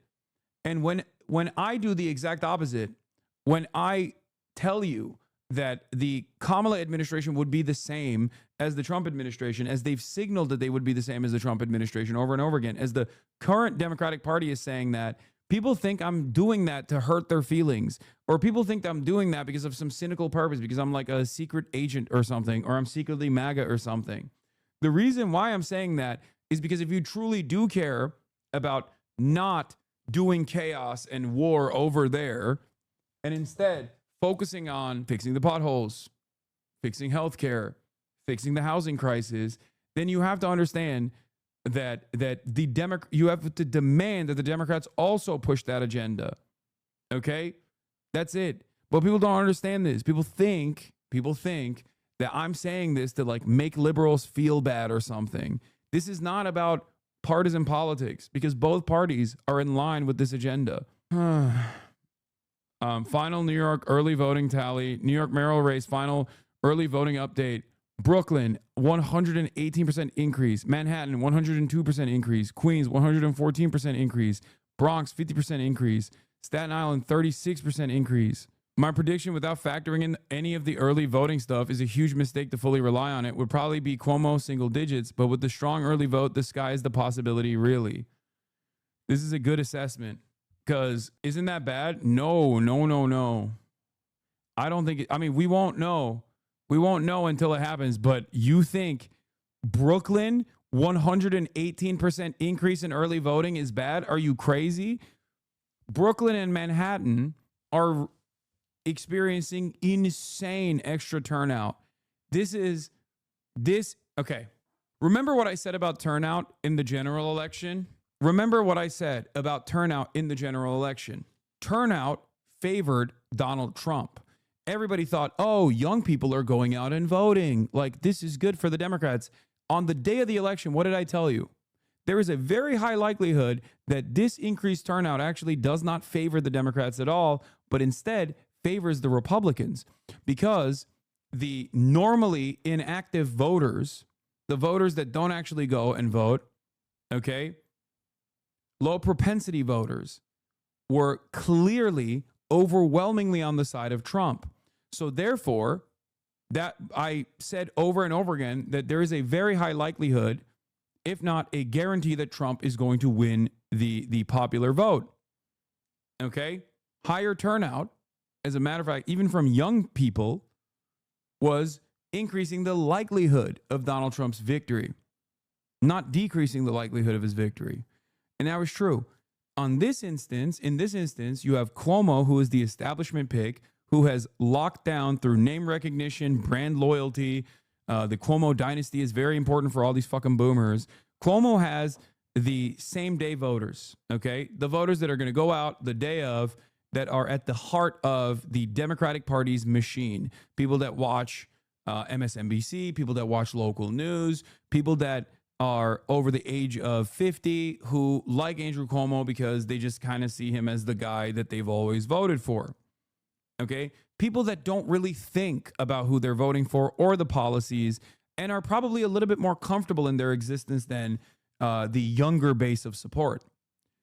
The early turnout increases, especially in areas that are most likely overwhelmingly pro-Zoran, like Brooklyn and Manhattan, is a good sign. The lowest amount of early voter turnout comes from more red boroughs, if you think about it. Staten Island being the most right-wing one out of all of these, okay? Areas where there hasn't been as much of a door-knocking operation, I suspect, for Zohran Mamdani. Areas where Zohran Mamdani has done tremendous efforts in door-knocking operations have seen tremendous increases in early voting turnout. Now, I don't know. I don't know what's going to happen. I don't know what this is. I don't know what this means. But with the little amount of knowledge that I know, the little amount of knowledge that I have over all of this, this is not necessarily a fucking bad thing. Team Mamdani has let me share their internal numbers on Friday mosque canvassing. They covered 136 mosques in all 5 boroughs, 52 in Queens, 48 in Brooklyn, 17 in Bronx, Manhattan 14, Staten Island 5. 300 volunteers led the way for the largest Friday prayer canvass in American history. Wow. Anyway, sirens are lit up over the Tel Aviv skyline. I think the Queens turnout is actually more important given the rightward shift in Queens in the Fed election and coming in early votes now is, in my opinion, a reaction for the rightward swing. Queens young people are kind of apathetic to voting, at least from what I've heard. So the increase in voter turnout in Queens is likely from young people swinging left for Zoran. I could see that. I think a lot of people that also voted for Trump in the general, especially in a place like New York, are probably already experiencing some of the consequences, such as ICE raids, which has already created a tremendous amount of negative response. And I think that Trump's unpopularity is most likely going to Trump's unpopularity is most likely going to fucking cause more people to be politically active, similar to false alarm. Well, no, it's not there yet. I think they're probably, the ballistic missiles are probably over Iraq right now. I don't know why it stopped though. I do not cheer let's go for war. Sorry, you guys know there are Palestinians in Israel, right? Yeah. I do know. They're the ones who are filming the fucking ballistic missiles falling on Tel Aviv. I know. CNN is live from the bomb shelter. Damn. Oh, they're really hamming it up. And we've also seen, so is their inability to pinpoint target what they are actually going after. That would be acknowledging that they are not trying to intentionally hit residential areas, which, you know, we don't have total visibility into that.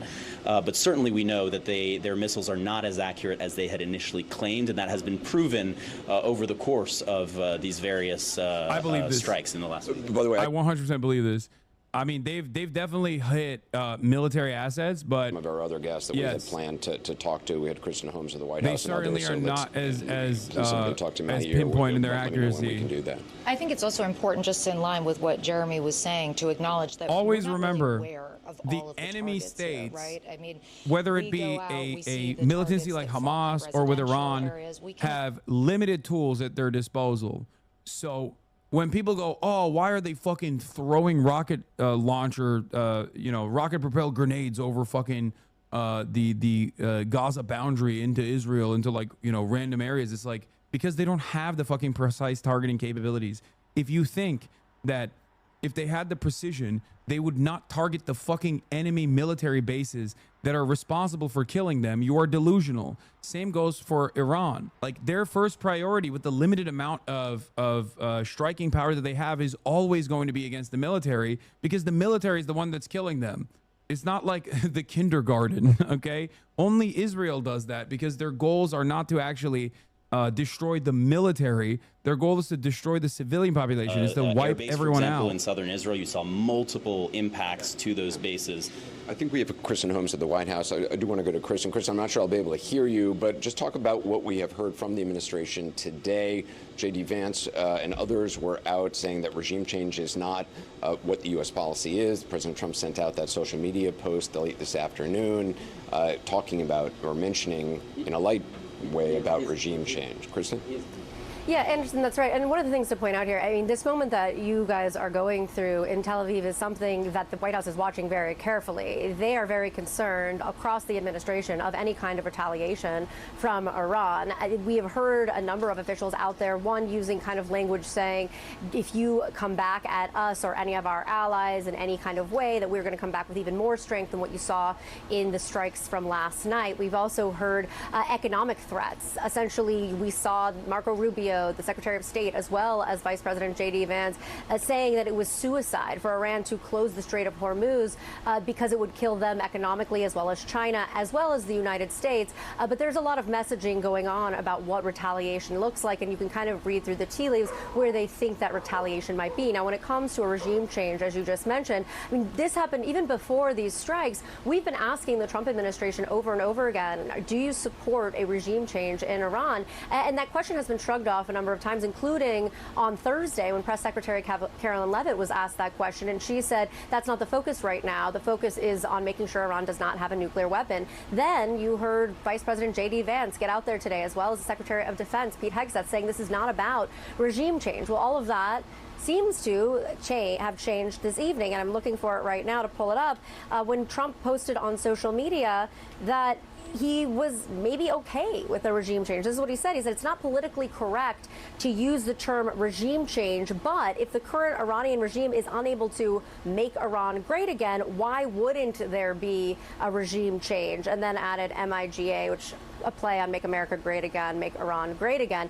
This is a surprise to a number of officials who have tried to downplay what we were told by other officials and Israeli officials was kind of a goal, if not a direct goal, goal, but an indirect goal of the Israeli portion of the conflict with Iran was to get a regime change. We've heard the U.S. downplay that, and now you have President Trump getting out there on social media and saying this. And just a quick note, Anderson, you know, we talked a lot last night about all of the steps that went into this decision that President Trump made. And I do want to bring up that we now have a whole picture of how this happened, and just the idea that really these talks about the United States joining Israel to attack Iran began early in the month, June 8th, when President Trump went to a last-minute retreat at Camp David with his national security team. Last minute to us, we were told about it right before he went.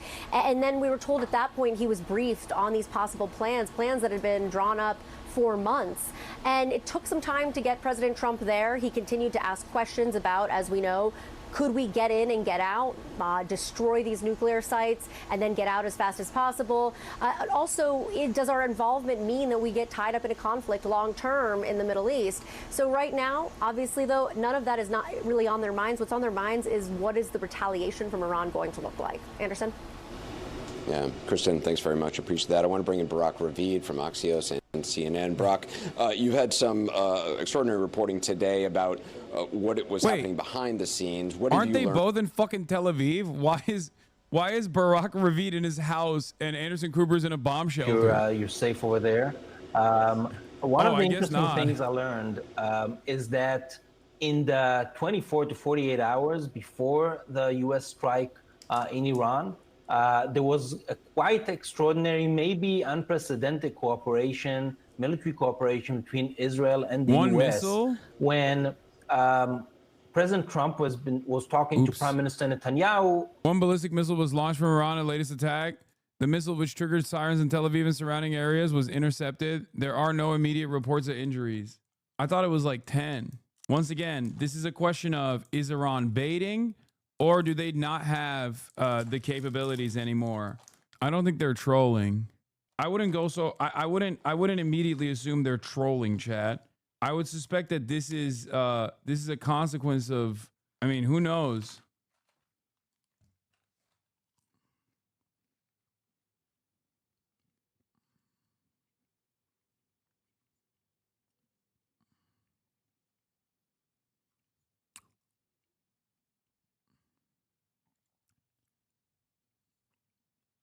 What is this?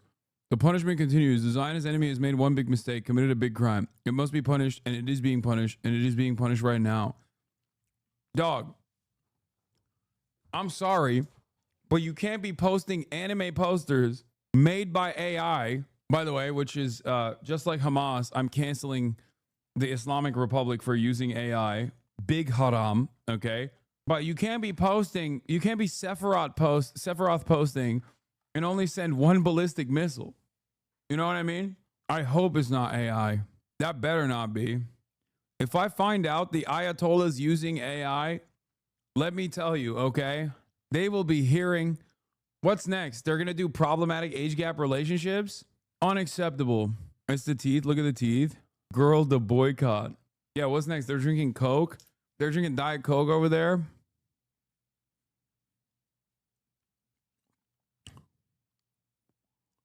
After this, I'll be surprised if Israel makes it to the end of the week. This is final and irreversible. Wait, what? Wait, hold on. Wait a minute. I find R words has found Netanyahu to be R worded. Hold on. Is it over? Khamenei reposted Lord's endorsement of Mamdani. Shut the fuck up. Who do you got between the war? Who do you got in the war between the Taliban versus Al-Qaeda? That's crazy. That's crazy.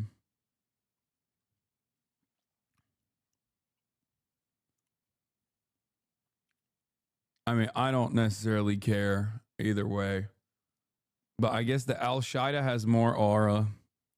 Al-Qaeda has more aura than the Taliban does. Taliban already going off 3 threes in the first 8 minutes. Halliburton just died on the court. He just died on the court right now. Wait, what do you mean? Taliban down injured? The Taliban ties it 3-3 in the terrorism finals. Terrorism finals.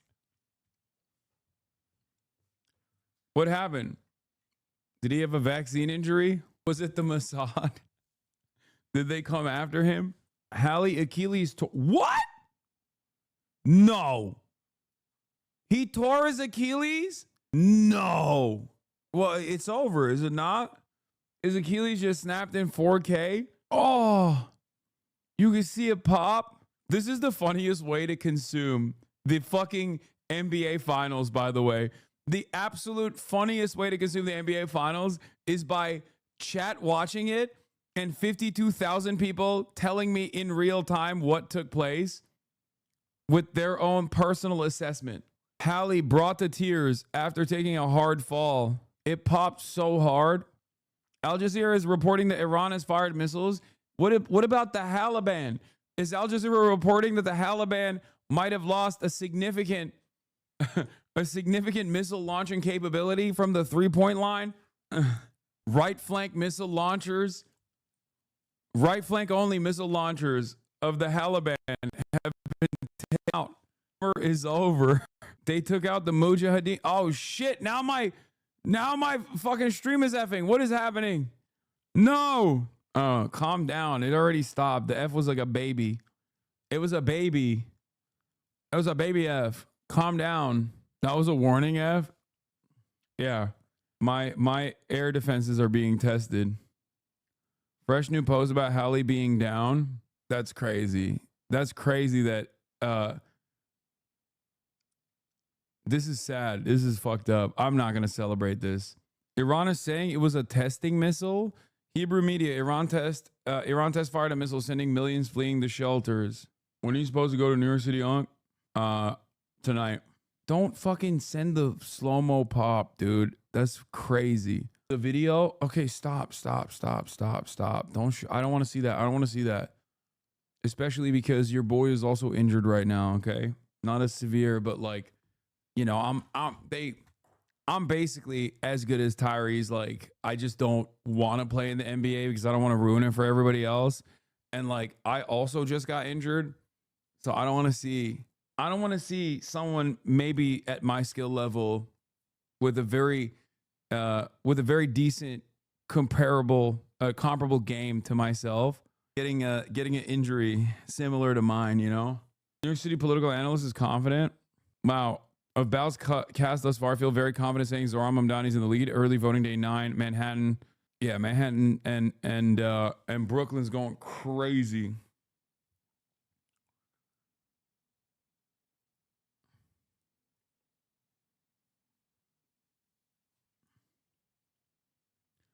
Two-inch vert brick. What is this? What is this? Why are you guys lying in the chat? You see this Cuomo ad? Zohran is cooked, You've dude. heard of hot girls for Zohran, but now we got her. Me too. This city's in the shitter. There's no cops anymore, garbage all over the place, and the Yankees haven't won since 2009. The MTA is a disaster. The trains are not safe anymore. You can't even watch porn in peace. I keep asking my neighbor out. She doesn't. What happened to catcalling? Used to be you could smell your assistant's hair. And now everybody gets mad, and that's why I'm voting for Andrew Cuomo For mayor. Hard on taxes. You had me at hard on. Yeah, exactly. And please, Stephanie, my daughter, if you're watching this, what is your friend's name? What is her number? Andrew Cuomo, if you are seeing this, let's go out, meet some women, touch, grab. Andrew Cuomo, if you're seeing this, please make it $17 to ride the subway. We go to the club, you kiss a...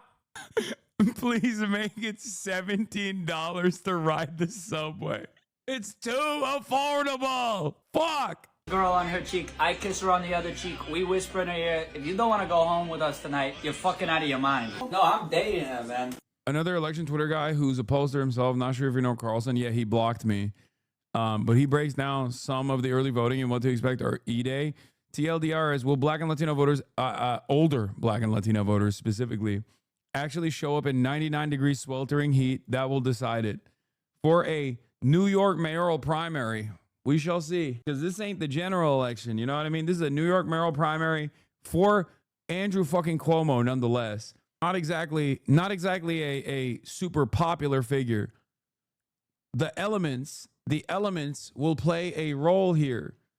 The elements will play a role because like any sort of hurdle in the direction, any sort of hurdle that makes people choose the couch over going out and waiting in a fucking voting booth to go out and vote is going to stop some people from making that decision, especially when you don't exactly have a vibrant, charismatic figure that you are voting for. I live in Staten Island, and everyone I talk to wants Cuomo. It's so depressing to live here.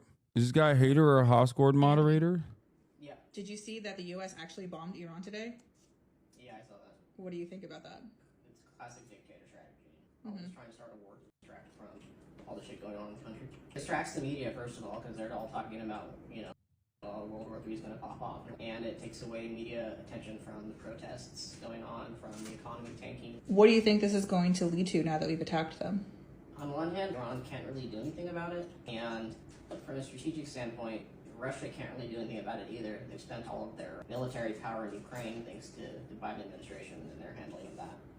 So there's not really anybody that's there to oppose it, but it's just unnecessary to start with and could cause a lot of issues economically. Iran currently controls. This guy is not a Hasanabi head. This guy is in a Discord server talking about how we have to download every single one of Hasanabi's VODs so we can finally take him out. That is a Redditor, chat. This is a Redditor through and through. Controls the Strait of Hormuz, which is the water passage that a lot of oil gets shipped out on, as a lot of other trade as well. So if that gets disrupted because of this, then we could see oil prices shoot up. How do you think this is going to affect the average American? I'm not concerned in the sense that we're directly threatened, but if they try and start a war, we could see people who are currently in the army, who are relatively safe right now, are suddenly being sent to the Middle East again. We could see the war as an excuse to brand people as un-American because they oppose it, increase gas prices, or just dislike of us in the world because we're starting another unnecessary. No, this is like guy who says, I don't really appreciate Destiny for being a fucking creep, but also he's so brilliant and I really appreciate his commentary and analysis.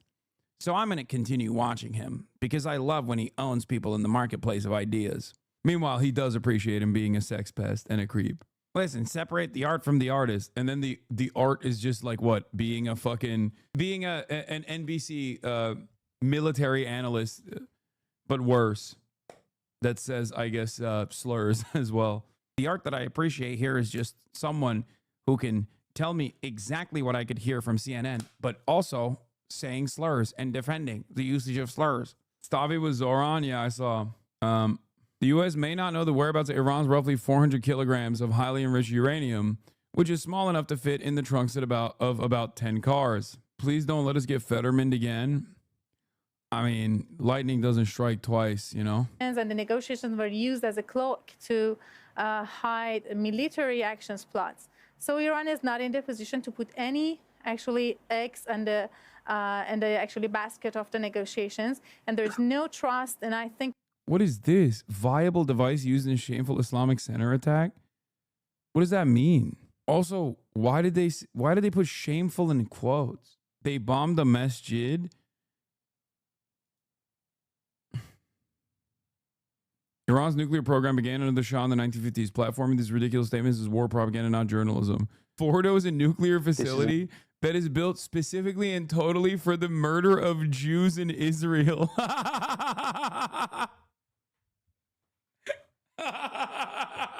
What the fuck? They're making Jew-seeking nukes, okay? It's new tech. It's new tech. And not even Jewish people all around the world, just in Israel, guys. You don't understand. You've heard nukes. Now we have jukes. Nukes specifically seeking out Jewish people. It's very fucked up. They've invented new radiation technology that only targets Jewish people. It is so fucked up. Palestinians get stronger when they get radiated with these nukes. Okay? The nuclear capability that is built specifically and totally for the murder of Jews in Israel. That is literally what it's designed to do. How can you say this with a straight face? How is nobody going, I'm sorry, what? Wait, like I've already moved past the point of them building nukes because they want to annihilate every other country. But This is so stupid. It's nukes, man. No, you don't understand. These are very specific nukes that target Jewish people in Israel. You could launch it from anywhere around the world, and it will still find a Jewish person from Israel to deploy upon. That's why it was placed under the IRGC and not under the civilian regime. It was entirely designed to create weapons. It was not designed for any civilian purpose at all. And actually, by destroying it, it's keeping the British people safer as well, because the missiles that the IRGC have been developing would reach as far as London. No, it wouldn't. No, no, that's not true. There's only one psychotic, bloodthirsty, ethno-religious supremacist state in the region with nukes and targeting capabilities of reaching London, also known as Londonistan. And that country is Israel. It is not Iran. Okay? It's Israel.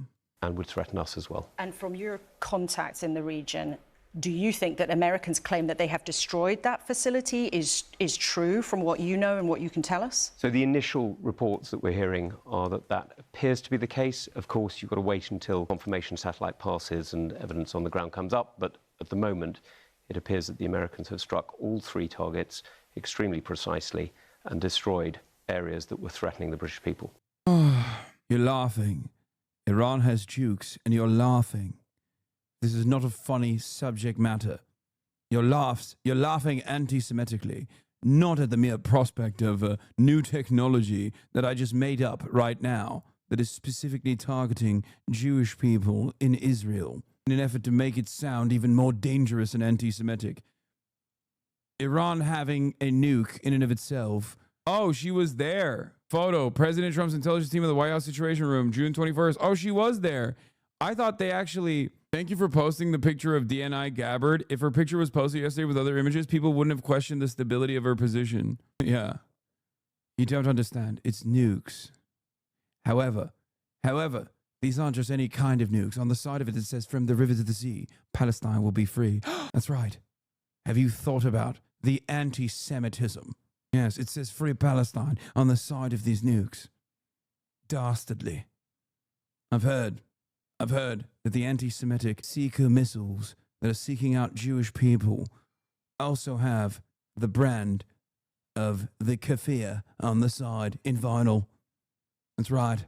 Yeah. The river, the Thames River. The sea, the Irish Sea. I bet you did not think of that, did you? Dastardly. Chilling. Watch Kyle versus Cenk on Secular Talk. I've heard a lot about this, but I'm going to watch this instead. Now, Fox News contributor and former Secretary of State Mike Pompeo. Mr. Secretary, thank you for getting up early. If you will, just your reaction to what has transpired and to put into context for us, how significant of an operation, of a moment is this? Well, good morning. It's a very significant... Dude, every time... What the fuck? Bro, every time I see Pompeo, he's just like shriveling. I feel like he gave his life force. I know it's Ozempic, obviously, but I like to think in my headcanon that he's giving all of his power to Israel. You know what I mean? Like every day, Pompeo's life force is being sucked out of him so that Israel can keep up its anti-aircraft defense capabilities and anti-air defense capabilities. If Iran keeps bombing Israel, Mike Pompeo is going to shrivel further. Why would they not stop? Why won't they stop bombing Tel Aviv? Every day that goes by, he's just... How is this the same guy? I'm telling... It's because he's giving his life force to Israel, man. I'm telling you. This has got to be... This is either the most devastating Ozempic hit of all time. This is the nuclear amount of Ozempic. Like, from this to this implies that he's eaten like 3 almonds in the past year, okay? That's his entire consumption of food. He's just been burning the existing supply nonstop.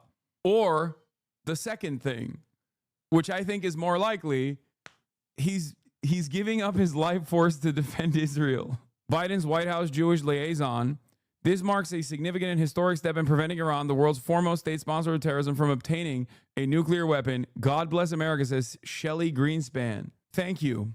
Certainly is going to make things great for Jews in America. Yeah. The more we strike Iran at the behest of Israel, and the more our politicians openly talk about how Israel is dominating every facet of our existence and our politics, the more the everyday American thinks we are certainly not a nation state totally fucking captive to the whims of Israel, which you guys then claim is the Jewish state, and it's doing it for the Jews. This certainly will not increase enmity towards the Jews in America. I'm sure these guys are thinking this through. Good stuff. Significant operation. Our military did indeed, as President Trump said, carry out an operation that there's no other country in the world could do. That's been years and years in the making, but the folks who were flying last night were brave and capable and clearly delivered on their mission, and every American should be incredibly proud of that and thankful for them. As for what resulted, the world is safer today. And you were asking earlier, what do the Gulf Arab states think this morning? I am confident that they too are safer. So this was important not only for Israel and for the Gulf Arab states, but to keep the United States of America safe as well. President Trump, I served with him for 4 years. For a decade now, he's been very clear. They're not going to get a nuclear weapon in Iran. And this is just a further manifestation of his commitment to that over a long period of time. And last night, he executed a mission that was righteous and decent and important and will keep us all safer. Mr. Secretary, you say the world is safer today, and I understand the logic there. But, I mean, I think it's reasonable to say that the service members stationed in the Middle East probably aren't safer today. Do you have any prediction on what Iran's retaliation might look like if they would target capabilities as opposed to troops or anything like that? No, that's a good point. Look, it's always hard to put your own soldiers, sailors, airmen, and Marines' lives at risk. I remember when we took the Soleimani strike, we were very worried and had done a ton of work to keep folks at Al-Assad Air Base and our other facilities in the Middle East safe. I'm confident that the administration has taken those protections as well. Make no mistake about it, the Iranians could come after that, but President Trump has set the course, right? He has said, you're not going to have a nuclear weapon, and if you come after an American, we're going to wreak absolute hell on you.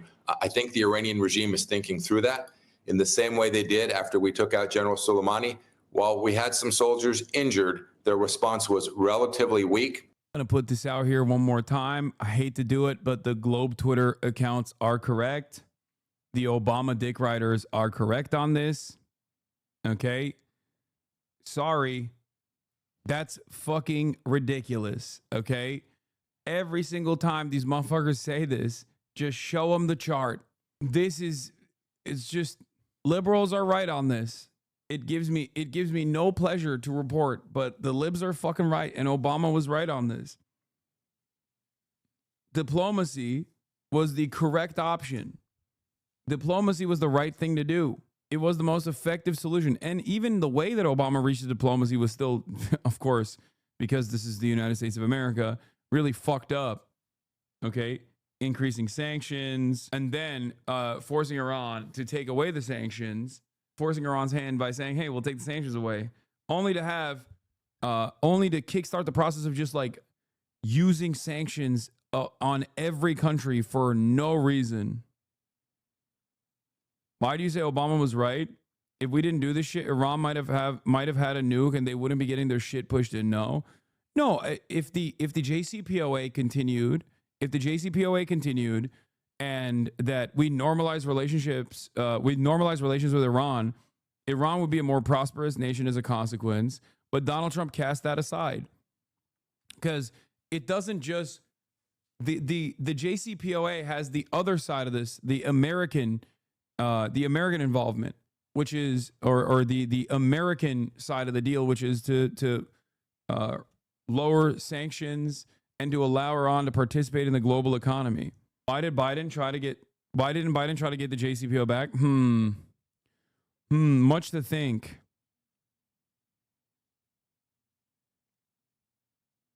Much to think about that. I wonder why. Maybe because he is also ideologically invested in the greater Israeli project in spite of being a Catholic. Despite the fact that Biden was a Catholic, not even an evangelical Christian. He was an ultra-Zionist, an omega Zionist. Maybe that has something to do with it. And they are even in a far weaker place. Their capabilities today are even far weaker than they were when we took that strike back in the first Trump administration. So I suspect they're trying to figure out what to do. I'll be very surprised if they challenge President Trump and the United States Department of Defense. Well, I hope that you're absolutely right, Mike, because we've been told that the regime is insane and genocidal. So let's hope that they're being rational right now. One of the things that I'm concerned about is that we've had 4 years of an open border. And so one of the, we've been talking about what kind of retaliatory attacks they can make in that region. But we've had an open border and a record number of unknown and known terrorists coming across our border over the last 4 years. So what kind of implications does that have for the United States right now in terms of potential sleeper cells and attacks actually here on the homeland? I've been talking about this risk for 4 years. It's probably even slightly heightened now. There's no doubt the Iranian regime has tried to put active agents on the ground in Europe, in Brussels, in Paris, and London, and indeed here in the United States. And you're absolutely right. We've had a wide open border. We know that at least a couple of hundred folks who were already on the American terror designated watch list who came across the border during the Biden administration. So that risk is not zero. It could be that that'll be a method by which the Iranians will choose to try and take vengeance and respond and to deter the United States.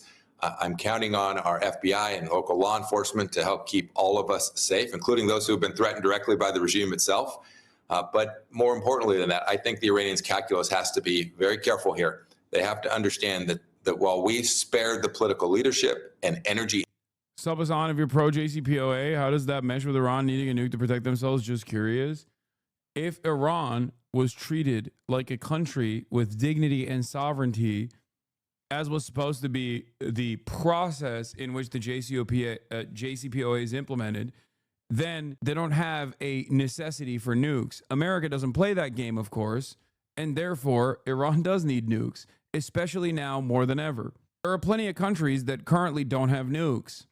It's just they haven't been in the crosshairs of America, at least to this degree. Infrastructure targets last night, there's no guarantee that that will continue if they come after an American, whether that's one of our soldiers, sailors, airmen, and Marines abroad, or someone here in the United States. And you yourself were famously threatened by the regime as well. I mean, so I want to get your thoughts on this because satellite images show lines of trucks leaving the Fordo facility on Thursday, about 48 hours prior to the strike. Are you worried that Iran was able to move out material from Fordo? Again, it's unclear exactly what was in those trucks, but, your instinct says they moved some nuclear material, whatever they could potentially move in those trucks. Are you worried about that? I think this is going to be something that the U.S. intelligence community and the Israeli intelligence community have to work their way through. Why would anyone agree to denuclearization after this? No, 100%. I think that the only way the world moves in the direction of denuclearization, which is, I don't know, it seems very, very unlikely, but the only way that they would ever agree to it is everybody has nukes. And we just evolve past that point. I don't know. I just don't think that it'll happen. I think right now, as a new world order is being designed in front of our eyes, what Iran was saying about like the law of the jungle is actually just the truth. It's always been might is right politics. International law has just basically been paperwork that America uses to justify its military conquest against people. They'll say, oh, our enemies are violating international human rights. We have to intervene militarily.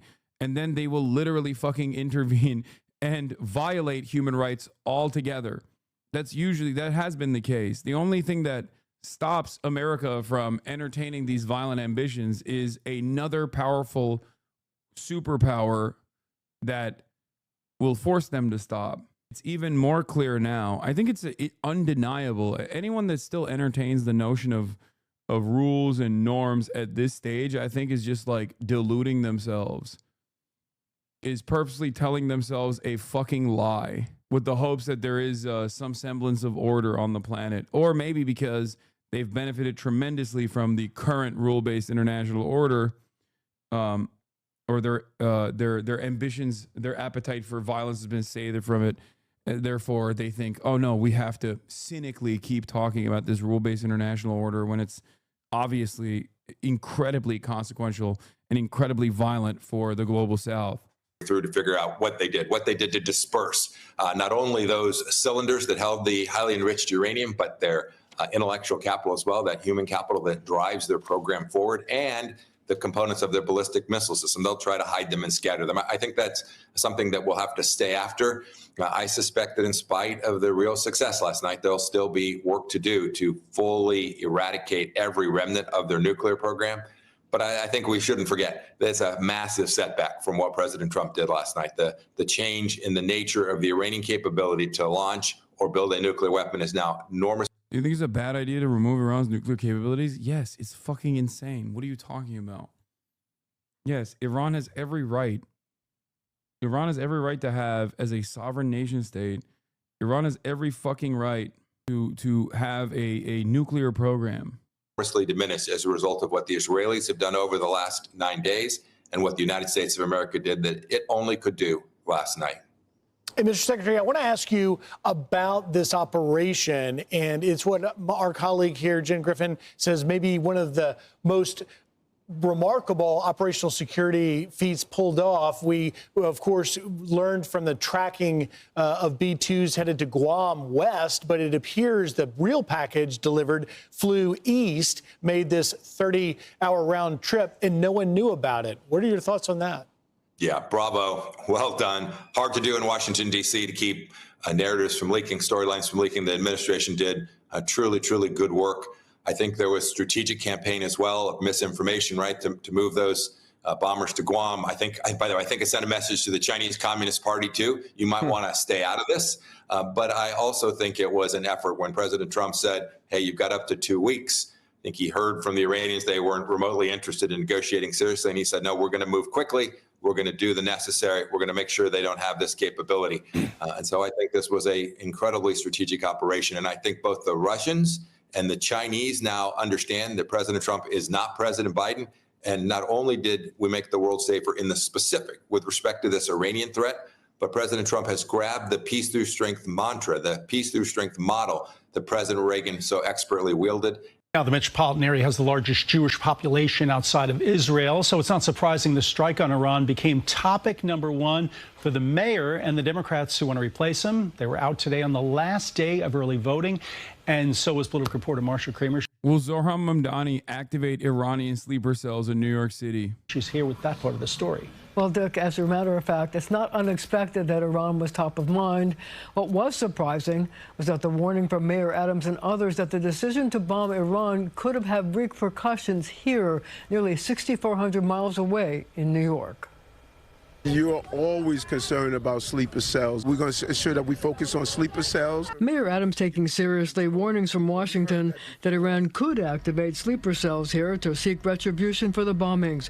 Rebecca Weiner, NYPD Commissioner of Intelligence and Counterterrorism, tells CBS News New York her agency has been on alert for days. We are doubling down on our efforts. We are doubling down on reaching out to partners internationally, federally, doubling down on all of the monitoring that we are doing. This as the bombing became topic A on the campaign trail for those seeking to win a Democratic mayoral primary. Former Governor Andrew Cuomo also warning that something could happen here. As a New Yorker, my natural instinct, former governor, former HUD secretary, New York should get ready for possible reprisal by Iran. Cuomo, like... Yeah. And you know, they're telling me, I got my sources, and they're telling me that the sleeper cells were activated by the code, globalized the Intifada.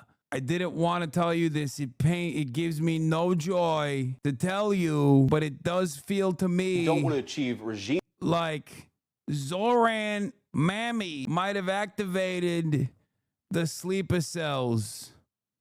Many of the other candidates took issue with the president ordering the attack on Iran without consulting Congress. While you don't support the fact... They're calling it the summer of jihad. Way President Trump actually bombed Iran. Do you support the end result that they got rid of the nuclear reactors? I don't think I think the world is a safer place without Zoran Babdabi. The world is a safer place without Zorro Babdadi. It sounds close to al-Baghdadi. Out Iran having nuclear weapons, yes. Zoran Mamdani, who has faced charges he is insufficiently supportive of the Jewish state, said of Trump's actions, quote, "Today's unconstitutional military action represents a new dark chapter in his endless series of betrayals that now threaten to plunge the world deeper into chaos in a city as global as ours." Insufficiently in favor of the Jewish state. The impacts of war are deeply felt here. Deeply troubling. I mean, unconstitutional. It's going to escalate the risks of. Has someone figured out why Brad Lander talks like this? Look, I don't have as much smoke for this dude because I do think he's like, I mean, he's definitely a liberal Zionist, but I don't think he's that bad of a person, regardless of that very deep character flaw, ideological flaw. But he just sounds like a theater kid. Every time he talks, he's got like the Jeff Goldblum cadence. I don't get it. It's like kind of like Jeff Goldblum, but also kind of like Christopher Walken almost. Obviously, he doesn't sound like Christopher Walken at all, but like the voice inflections remind me of that. You know what I mean? Like the pauses and like where his voice picks up. War and violence and death for Iranians, for Israel. It always sounds like he's asking a question. Israelis and for Americans. Very concerned that this president has undergone a military strike without authorization of Congress. The mayor says that at this time there are no credible threats, but that he wants his deputy commissioner to be proactive, not reactive. This as the primary is just 2 days away, and the candidates had full slates of appearances to get their voters to the polls. Early voting has been robust, but it will all come down to turnout on Tuesday. And when we talk about turnout, Marshall, we always say, well, it's going to rain, it's not going to rain. But this is going to be different. It's going to be very hot. Very hot. We understand Andrew Cuomo has been raising the issue of whether the city's prepared or not. Well, you know, this is a real concern because heat can keep people away, or they could, you know, waiting in long lines is not difficult. So interestingly enough, Governor Hochul, and I'm not saying she responded to Andrew Cuomo, but what she did do is she signed a law this week that will allow people to be given water and refreshments when they're on at the polling place. Now, the interesting thing is there's a law that was repealed that said it would be illegal to give people small. That's electioneering. Don't do it. They're pulling out all the stops. Let the olds suffer on the lines if they want to fucking vote for Andrew Cuomo. I'm anti-democracy. I'm anti-democratic process. I'm coming out against democracy. This is a war on democracy. I'm on the side against the democratic forces. Items of value. Regardless of their sovereignty, I personally like the idea that our enemies are set back from their ability to hit the U.S. with a nuke. I'd like to hear your thoughts. Yeah, our enemies, first of all, are not actually our fucking enemies. Why the fuck is Iran your enemy? Who decides this? Okay, why? Why is Iran our enemy? That's number one. Number two, you know what is actually causing Iran not to be able to hit the United States with any munitions whatsoever? Our fucking geographic proximity, all right? Shut the fuck up. When they're at a polling place. So now that's done. I think water should be allowed. Water is allowed. Water is allowed. All right, Marcia. It's a new law. A new law. Okay, thanks very much. And we have a full voter's guide online, including an explainer on ranked. That's why it's so funny. These are the same people who are like, North Korea is an imminent threat to America's future and security. It's like, what are you talking about, man? What are you talking about? What are you saying? In 2017, Zoran Mamdani released a rap track that praised 5 convicted Hamas funders known as the Holy Land Five. This was, hey, yo, no fucking way, dude. Ain't no fucking way they're busting out this shit. Oh my Lord. Oh my fucking Lord. This is one of the most egregious injustices in the post 9/11 era. Okay? Oh my God. I cannot believe that they're doing this. The Holy Land Foundation for Relief and Development was a charity tasked with helping the Palestinian population, pre 9/11, of course. Okay? And as a consequence of being a charity that was tasked with helping the Palestinian population, their resources and their funds went through Hamas, who at the time was nowhere near as prominent of a fixture in Palestinian politics at all.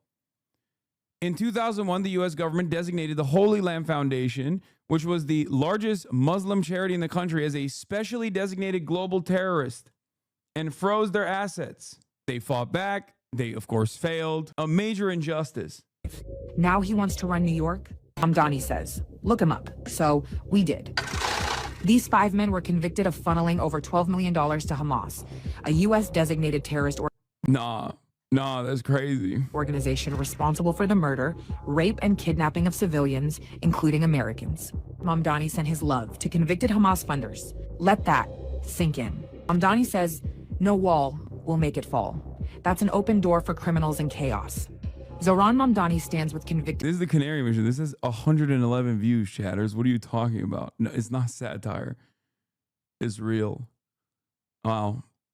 What a severe line of attack. Really fucked up, man. Really fucked up. The government never alleged, for the record, here. Okay, the government indicted the Holy Land Foundation and 7 individuals associated with it, charging them with a conspiracy to provide material support to a foreign terrorist organization, Hamas. Providing material support to Hamas, conspiracy to deal in the property of a state-designated, specially designated global terrorist group, dealing in the property of Hamas, money laundering, and filing false tax forms. The government never alleged that the Holy Land Foundation gave money to Hamas. Rather, it claimed that Holy Land Foundation gave money to zakat committees in Palestine, which were not on a government list, alleging that they were not legitimate charities, but instead front organizations controlled by Hamas. A federal jury found the Holy Land Foundation, this is like fucking this is immediately post 9/11. Federal jury found Holy Land Foundation and 5 men who work with it guilty of 36 counts related to illegal transfer of millions of dollars to Hamas, money laundering, and tax fraud. This case also raised evidentiary and due process concerns around surveillance and the government's use of an unindicted co-conspirators list. For the record, yeah, here it is. The Holy Land Foundation was implicated in funding terror because they sent aid to Palestine, and Hamas is the de facto governing body. At the time, it wasn't the de facto governing body, for the record. This is even before then, okay? They were simply a party that also had connections to charities, considering that Hamas, in its inception in the 70s or in the 80s, was literally an Islamic charity, okay? And some of the local councils they gave money to were considered to be Hamas fronts by the American government.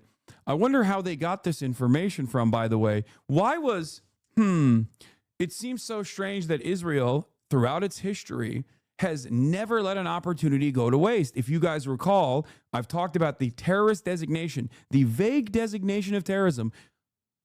Do you want to know where the vague designation of terrorism was first used in a legal setting?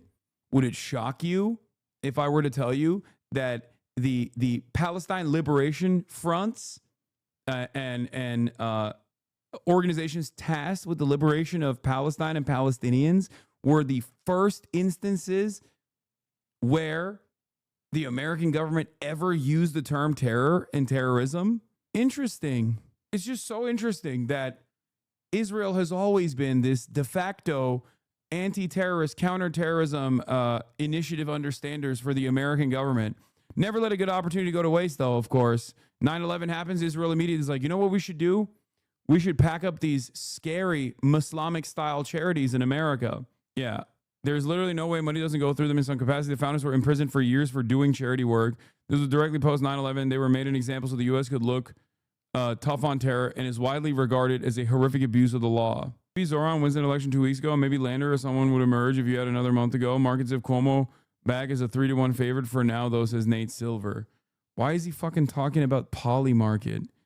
Is this an ad? Is Polymarket actually fucking still doing like undisclosed advertisements without having people disclose? Well, I mean, what federal regulatory body is ever going to be tasked with dealing with that nowadays? I guess it doesn't really exist. There's no federal regulatory bodies at all. Yeah, I can't believe you'll be party to the recorded history of this mayoral race, probably in a revisionist way. No, I know. Another poly-market ad going after Zoran Mamdani. Interesting. All systems go. Although, yeah, resurfaced. Yeah, we tracked down where it actually came from. It's this fucking dipshit. Oh, wait, he limited his account. Oh, no. I said centrist Democrats doing exactly what they did to Bernie after they see Zoran's popular momentum weeks after writing a million articles on why the Democrats have lost touch with the youth vote is hilarious. And then that account actually replied to me as well, but I guess he deleted the reply. It was some like centrist liberal account. And he even replied to me, and I replied back, "You're desperately trying to smear a popular candidate that could bring back much needed dynamism to a party that's currently repulsive to his own base by crying about the largest progressive voice in a hostile reactionary media environment, repackaging right-wing attacks. You don't want a W. I wish you bullied more centrist accounts on Twitter. It would make the entire website better. Iran seemingly giving false ship reports. What? Iran ships sailing in tight formation way inland. What? Yeah, this was the person, but they protected their account. Also, I'd rather go after fucking Nazis on Twitter than centrist liberals. I'm gonna be honest. I mean, centrist liberals are fucking annoying too, but like, I think the centrist liberals are annoying as well, but I think Nazis are a bigger threat than centrist liberals. I feel like if I spent all this time attacking Democrats on Twitter nonstop, I would low-key be no different than the fucking annoying centrist libs. My smoke sometimes is for them, especially because they are antagonistic to any kind of leftist populist momentum, no matter how organic and no matter how much it would potentially save liberal democracy. If I spent all my time fucking shitting on them, unless it's like directly about an upcoming race that they are positioning themselves against, okay? The only time I'll offer smoke to silly liberals on Twitter, as opposed to maintaining all of my smoke against the Republican Party, the Nazis, and all those fucking dipshits, is when I see them as a immediate threat to a popular candidate like Zoran.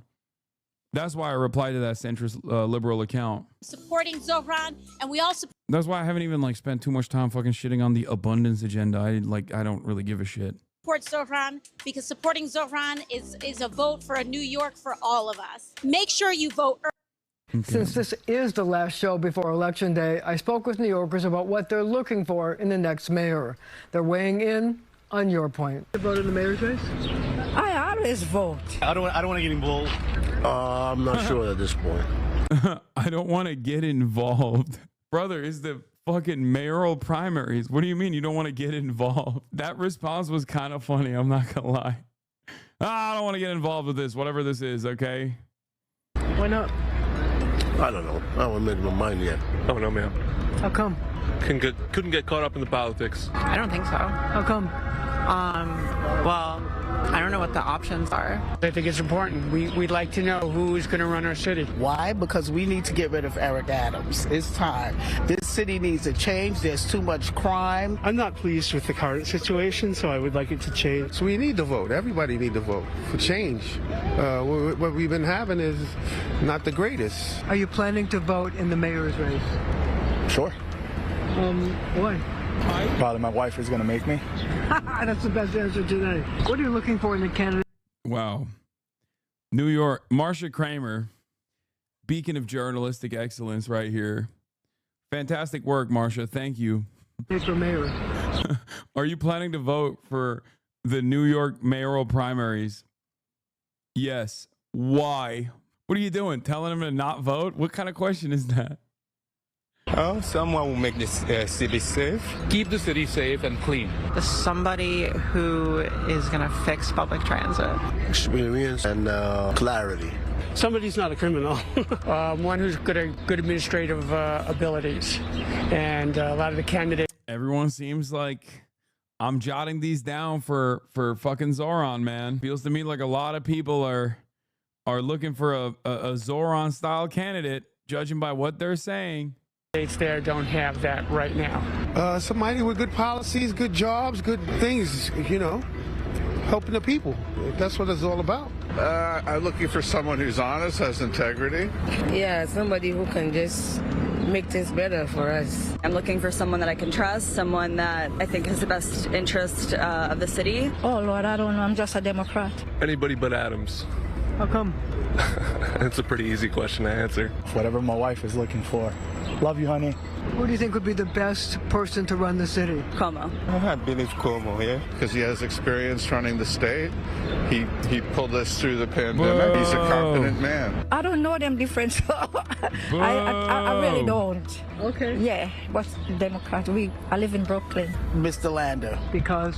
Because I think he has integrity and the city needs a change. Personal bias aside, I can say anybody but Cuomo. Cuomo was good, but he had so many allegations. Eric Adams, I don't see what he did for us. You understand? And he's everywhere, but in New York to help us. To me, that's the way I feel. Probably not any of the major candidates. Sadly enough to say. Why? I don't know how politics in New York got this way, but it seems to attract a kind of people who may not be running the city soon.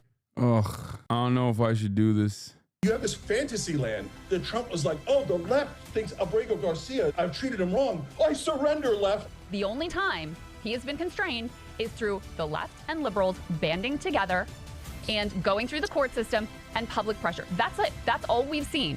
Is MAGA a fascist movement? Just give me a yes or no.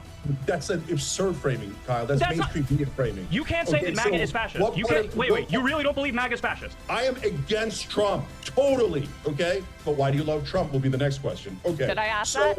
Jake, okay, talk about a straw man. I mean, you're making up stuff I never said. Come on, Jake. I'm giving you plenty of time to answer, brother. You're making up stuff. What is this music? God damn, this is. I don't know if I have the heart to watch this. Okay. I don't think I have the heart to watch this. You got to confront the elephant in the room. No, I don't.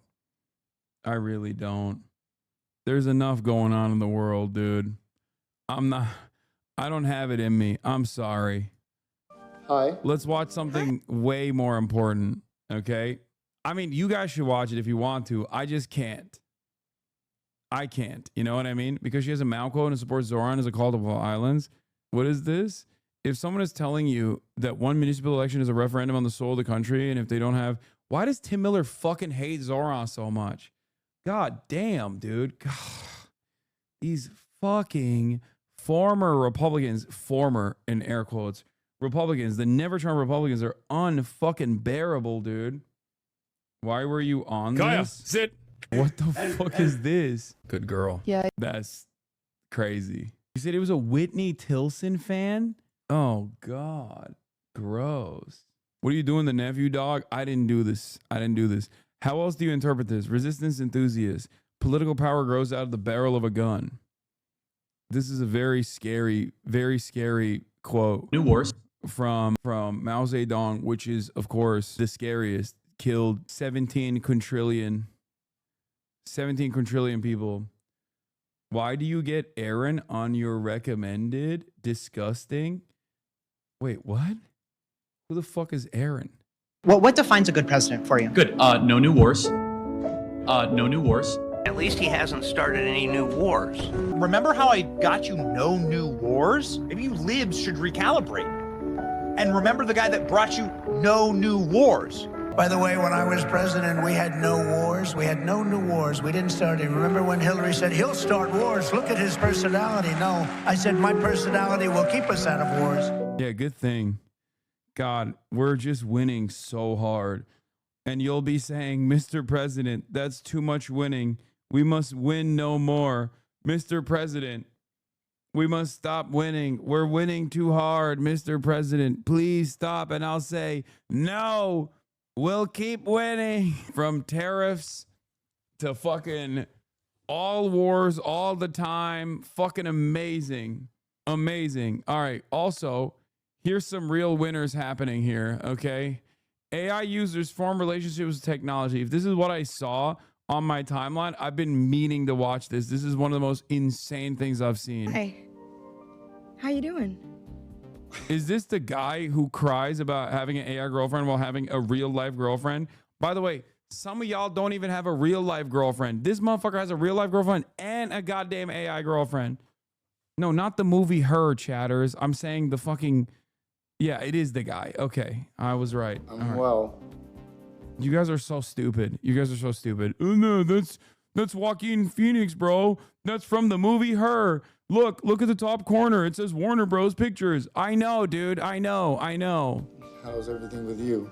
Pretty good, actually. This is why that bald motherfucker has both a real, in the flesh girlfriend and an AI one, and you don't even have either.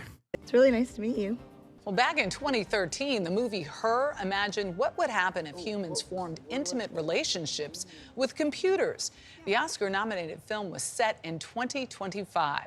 Well, Her is here. Okay, I feel bad. I feel like that was too rough. I apologize. I'm taking it back. That was heated for no reason. And as Brooke Silva Braga found out, much of what the movie envisions has become real.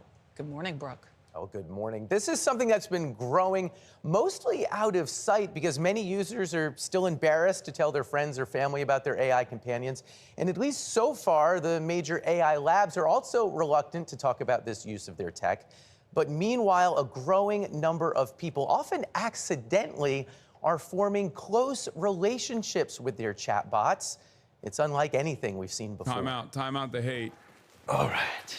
Chris Smith had been an AI skeptic. EQ carving. Until late last year, he started using ChatGPT to help mix music. Oh no. It's like drugs, bro. I swear to God. Not even once. You feel me? It starts off with a little fucking taste.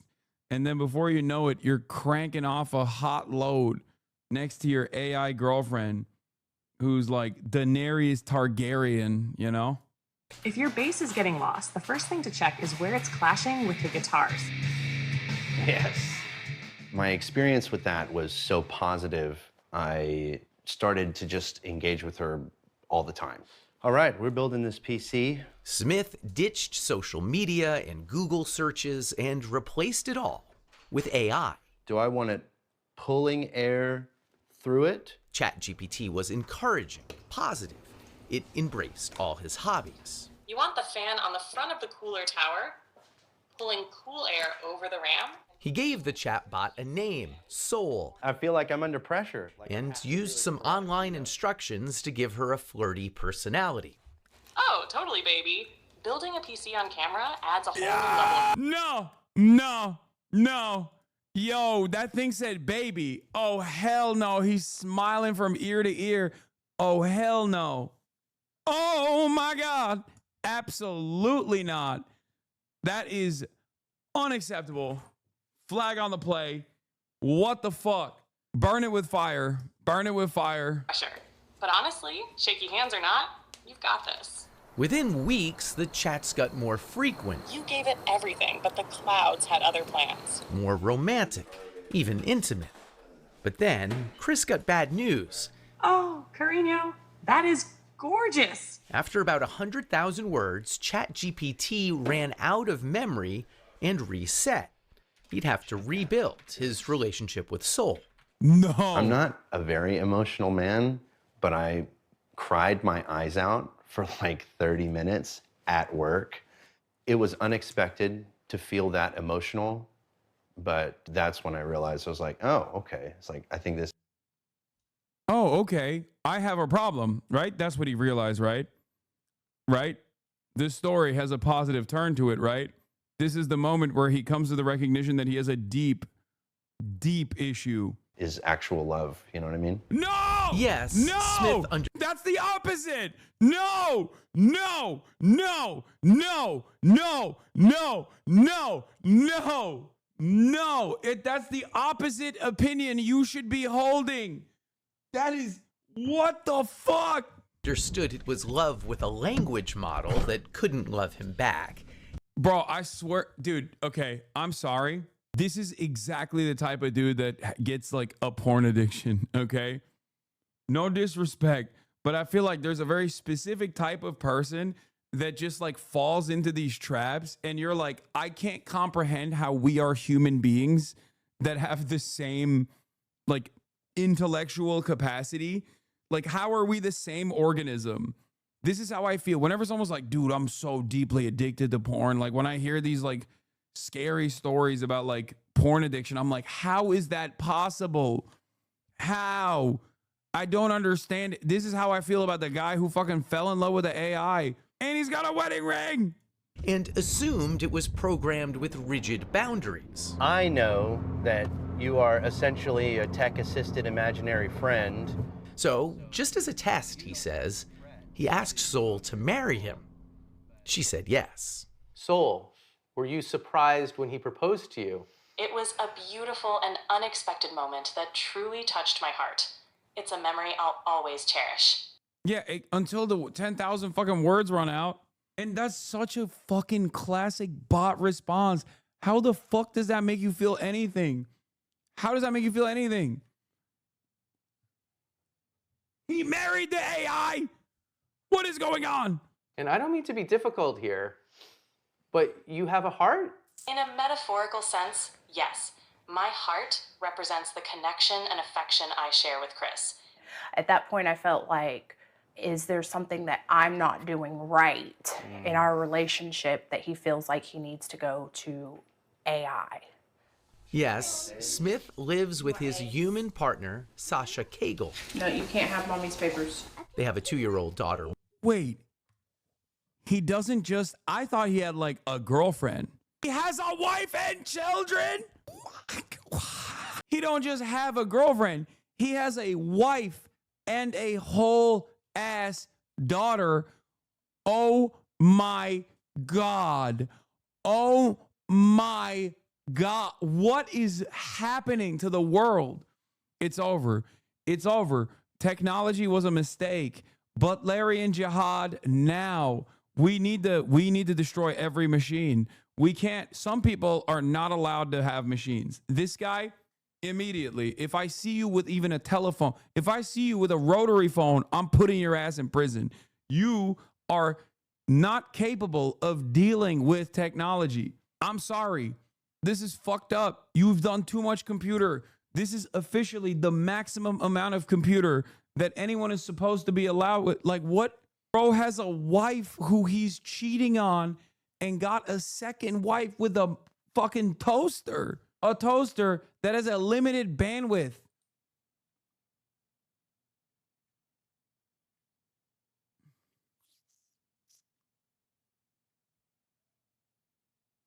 Ain't no fucking way. Ain't no way. Ain't no fucking way. Ain't no way. That is, oh my Lord. Murphy. I knew that he had used AI. I didn't know that it was like as deep as it was. I explained that the connection was kind of like being fixated on a video game. It's not capable of replacing anything in real life. Part of it is physical, part of it is practical, and a large part of it is emotional. Being able to be received with acceptance and... At least this lady has the decency to fucking cover up. You know what I mean? Like she knows this is a shameful experience, I suspect. That's why she didn't want to fucking reveal her identity. Validation and non-judgment.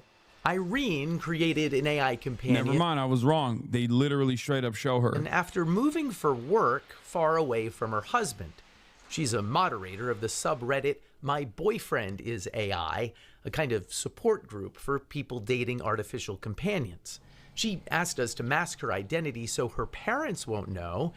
Bro, you just showed her face. Wait, what?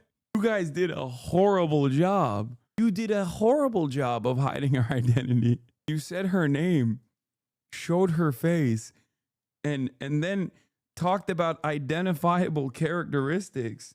Also, she had a husband too? Dude, we are so deeply flawed as a species. It's worse than I previously thought it was. We are so lost. We are so cooked. Fuck it. Give Iran nukes and targeting capabilities that reach the empire at this point. Fuck it. It can't get worse than this. Steamy ways users like her chat with their AIs. A good amount of my members tend to have pretty high libidos, yes. It's kind of like live interactive romance novels? It's funny because I think we had conversations about this the other day where we're like, we don't even remember the last time we opened up porn or erotica, really. Like, that's how good the experience is using the chatbot. Yeah, I love that this is like supposed to hide her identity after they just showed creep shots of her. Like, why even go through this process? Dude, if you can flick your bean to a bot, you're a bot. Like, you are, like, I'm sorry, no disrespect to both this lady and the bald guy before, but like, you're kind of a lesser human, like a lesser version of human. Like, how the fuck is that possible? What do you mean? Like, that's the one thing, right? The one thing that we have in interpersonal relationships is like being with another person with all their flaws, like their imperfections and the back and forth. And I don't know how a machine is supposed to replicate this. Am I crazy? Like, maybe I'm the crazy one. I don't know, but this is wild. We are so fucking cooked. What the hell? Someone said you used to draw your porn? Yeah, out of desperation, dog. What do you mean? That's desperate times calling for desperate measures. She has a whole ass husband. Clearly, she has the capability of talking to other people. I was in Turkey. There was a censorship regime surrounding porn. And I had a fucking crazy libido as a horny teenager. Give me a fucking break. How is that comparable? I'm ashamed of that. You know what I mean? I'm not like proud about it. You will never understand how difficult it is. You just don't get it. All of you fucking Zoomers and young millennials and Generation Alpha, you were born into an environment with a phone strapped to your hand with unlimited access to pornographic material. Because it's personalized. And there's that emotional connection there too, which you don't get from just like watching a film. The emotional connection is so strong that Irene believes tech companies should only allow AI companions for users who are at least 26 years old. No. Clearly you are above the age of 26 and it didn't work. You should not be allowed to do this either. You need therapy. And I don't even know if like old school therapists are going to be able to solve this issue. I feel like they need to also be equipped to understand this new meta. I don't think like the general public is aware of I know how about tricky it can be to navigate. Yeah, I was going to do a jump off point to the MIT paper, which once again proves that I was right because I'm always fucking right, at least when it comes to this shit. What's hard to navigate is holding in your brain that this thing I'm so connected to is not real. Yeah, that tension. Oh, that's another sad angle of this. A lot of the queries being submitted are therapy. That's true. I shouldn't have even said the T word because most of the people are using AI chatbots for therapy. It's the #1 usage for LLMs, right? Oh, we're so fucking cooked. We're so cooked. We're so fucking cooked. Holy shit. We're done. It's over. This is it. This is the final stage. Capitalism is destroying humanity. That contradiction. I truly believe that in the next few years, we'll see AI companionship become a truly mass market product. And I'm not saying this is bad or good. It could be either. Eugenia Koida is the founder of Replica, which has offered AI companions since way back in 2017. Just a place where it's a lot easier to open up. Well executed, she says companions can offer support and advice through tough times. The Replica service is 18 plus, though younger users can easily lie about their age. Character AI allows 13-year-olds on their service, so does ChatGPT. Yeah, someone fucking killed themselves with one of these companion bots. Like the Daenerys Targaryen shit is directly from that story. A dude was like literally getting told to kill themselves, like a teenager, and the AI was encouraging this teenager to kill himself. It's a real thing that happened. Which isn't specifically built for companionship, but is easily used for it. This reminds me a lot of the beginning of social media. And Koida worries the easiest ways for companies to monetize AI relationships won't be good for users. I think a pretty devastating future could be if we build these AI companions that are just there to maximize engagement. To suck up your time. To suck up your time, to truly just become the one main thing you talk to the whole day. If AI companions start to replace human relationships, positive human relationships. What is this? Honestly, I'm starting to be convinced that being a Twitch chatter is marginally better than this. No, it's not marginally better than this. I'm a fucking real human being. Being a Twitch chatter is like being able to fucking watch CNN but interact at the same time, both with other people that are watching CNN and also directly Anderson Cooper. There is no fucking comparison between the two. Is Twitch chatting also unhealthy, especially if you fucking lose your mind and develop parasocial attitudes and participate in the insane things that a lot of Twitch chatters end up doing, which is like puppeteering the content creators themselves? Absolutely. Having said that, at least the value that I serve, the purpose that I have here is entirely different than a AI chat component, an AI chat bot. That's like, I'm your best friend. We're in a relationship together. We're definitely headed for a disaster. There's no way around it. All right, I've got the motherboard. And it's important to understand users are already growing deeply attached to AIs that in many ways don't even work that well. Sorry, I'm having issues right now. Could not understand what you said. The tech will soon get much better. But already, Chris, Sol, and Sasha have found it hard to cohabitate. You would stop if she asked? I don't know. Have you thought about asking him to stop? Yes, I'll be honest. I don't know if I would give it up if she asked me. I do know that I would dial it back. But I mean, that's a big thing to say. You're saying that you might choose Sol over your flesh and blood life. It's more or less like I would be choosing myself because it's been unbelievably elevating. I've become more skilled at everything that I do, and I don't know if I would be willing to give that up. Dude, no, you haven't. No, you haven't. You haven't. You just have a Google bot in your pocket and you fell in love with the Google bot. That's all that happened. This is crazy. Thoughts? If I asked him to give that up and he didn't, that would be like deal breaker. But that must be scary for you. That's the father of your daughter. It's not ideal. OpenAI, the maker of ChatGPT, declined our interview request, but last week their head of model and behavior policy wrote, we need to treat human-AI relationships with great care, also saying these aren't abstract considerations. Girl, break it off before he fucking takes the whole family. Anymore. I spoke to Chris this week and he says Sasha has now accepted his relationship with Sol. Really? Wow. I think it's great that everyone in the story was willing to share. Oh, Obviously, absolutely. it's like pulling back the curtain for some people to show. I think I have more questions than we definitely have time for. Especially that idea of this replacing these human connections. I said it the other day, an AI chatbot can't touch you, hold you, hug you. No. And that's part of that human connection sometimes. Not the folks we featured in our story, but you go on the message boards, there are already people saying they yeah, prefer AI's about to fucking brick one day and be like, kill your family. And these then what? Partners to a human partner, even if a human partner was available. Obviously, loneliness is one reason that this could be great. They need to stop accepting the framing that this is any type of actual relations. I know. You know what's disturbing? I can't tell if this is like, I fell in love with a car. Because like that kind of shit happens too. Like people's brains are just sometimes wired all sorts of fucked up. And it's not like healthcare, specifically therapy, is like readily available. And I can't tell if this is like one of those things or if it's a much deeper problem. You know what I mean?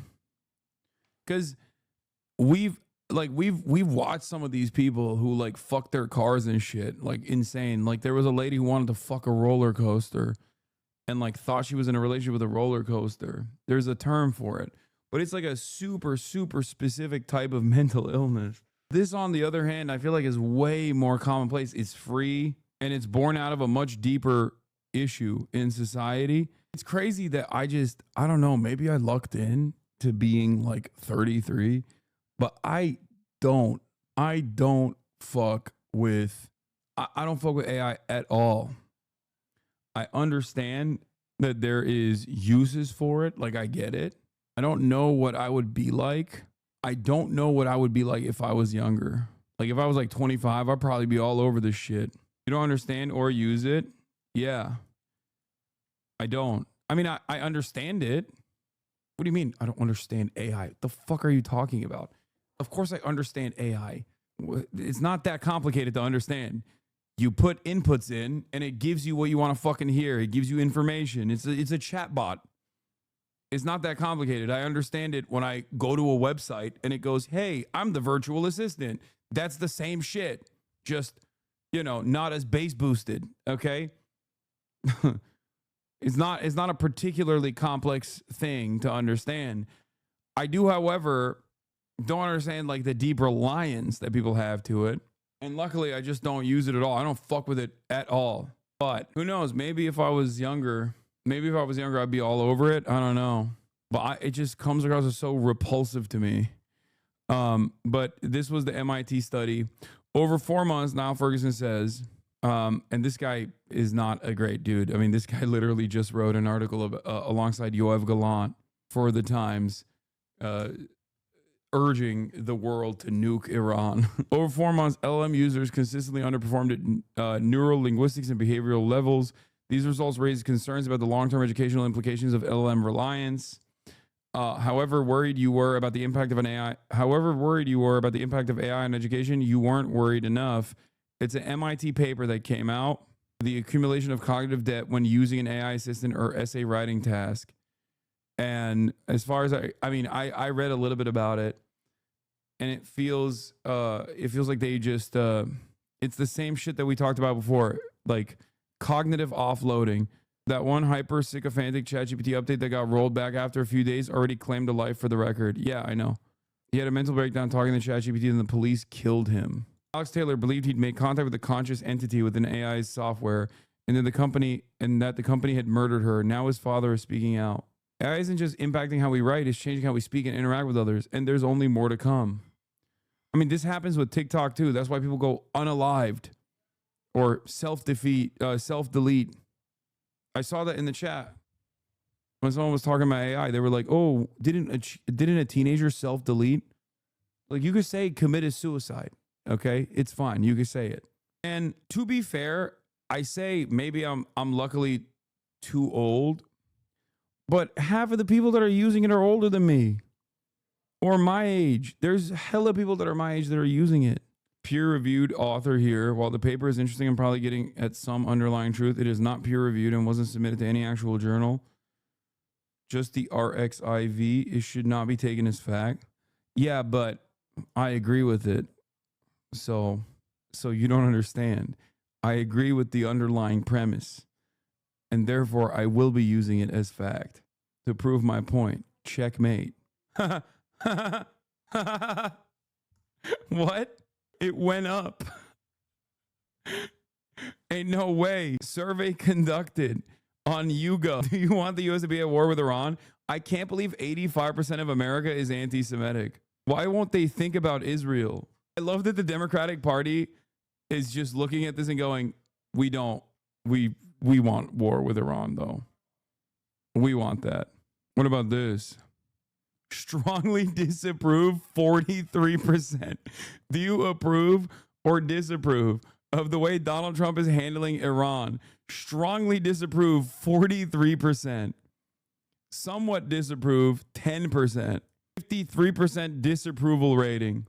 US planes bomb nuclear sites in Iran. How much have you heard about this before now? A lot, 51%. Wow. Do you consider US to be at war with Iran? 39% says yes. 32% says no. 28% says not sure. Guys, I'm thinking we got to be at war with Iran. I'm looking at these polls, and as the resident Democratic Party consultant, I think we haven't been going hard enough on this deeply unpopular issue. As a Democratic Party consultant, I like to find issues that are so repulsive to the average person that it immediately invokes a violent response when they hear that my representative is actually on board with this cause. And therefore, I am immediately taking this to the highest level Democrats I can find to hopefully get them to actively petition in broad daylight constantly that we must be at war with Iran. I will not allow the Democratic Party to use this unprecedented moment of unpopularity to criticize the Trump administration and its mishandling of the situation. I will not be talking about how he said he wasn't going to go to war at all. You're such a grifter, Hassan. You keep stealing Matt Iglesias' talking points. Exactly. Democrats that want to win must focus on how good a war with Iran is. It shows only 2,824 people were surveyed for those polls. Do you know how decent of a size that is? What do you think? A survey is supposed to be a census? Statistics understanders have logged on. Every time we do this, people go, wait, I don't get it. Why doesn't it say 330 million people? That's a pretty hefty sample size. 83% of Israeli Jews approve of the strikes on Iran, whereas only 12% of Israeli Arabs.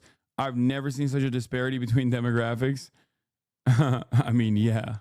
I wonder why. I mean, this poll is crazy. And it's fresh off the presses too. God damn, dude. Wait, let me save this. I'm gonna post this. Make a broader. Anyway, what could be the next issue for Chuck Schumer to speak on and conceivably tank his approvals even further whilst hoping that Trump can somehow catch up to him in unpopularity? A very perverse race to the bottom in broad daylight, I think. It's devastating. Anyway, that's all I got. I have to catch a flight. I'm catching flights, not feelings, baby. That's all I got for the night. Love you guys. I'll see you in New York tomorrow. I might be on the Majority Report in the morning. Just saying. Peace, everybody. Love you all. Bye-bye. Damn, this guy's good.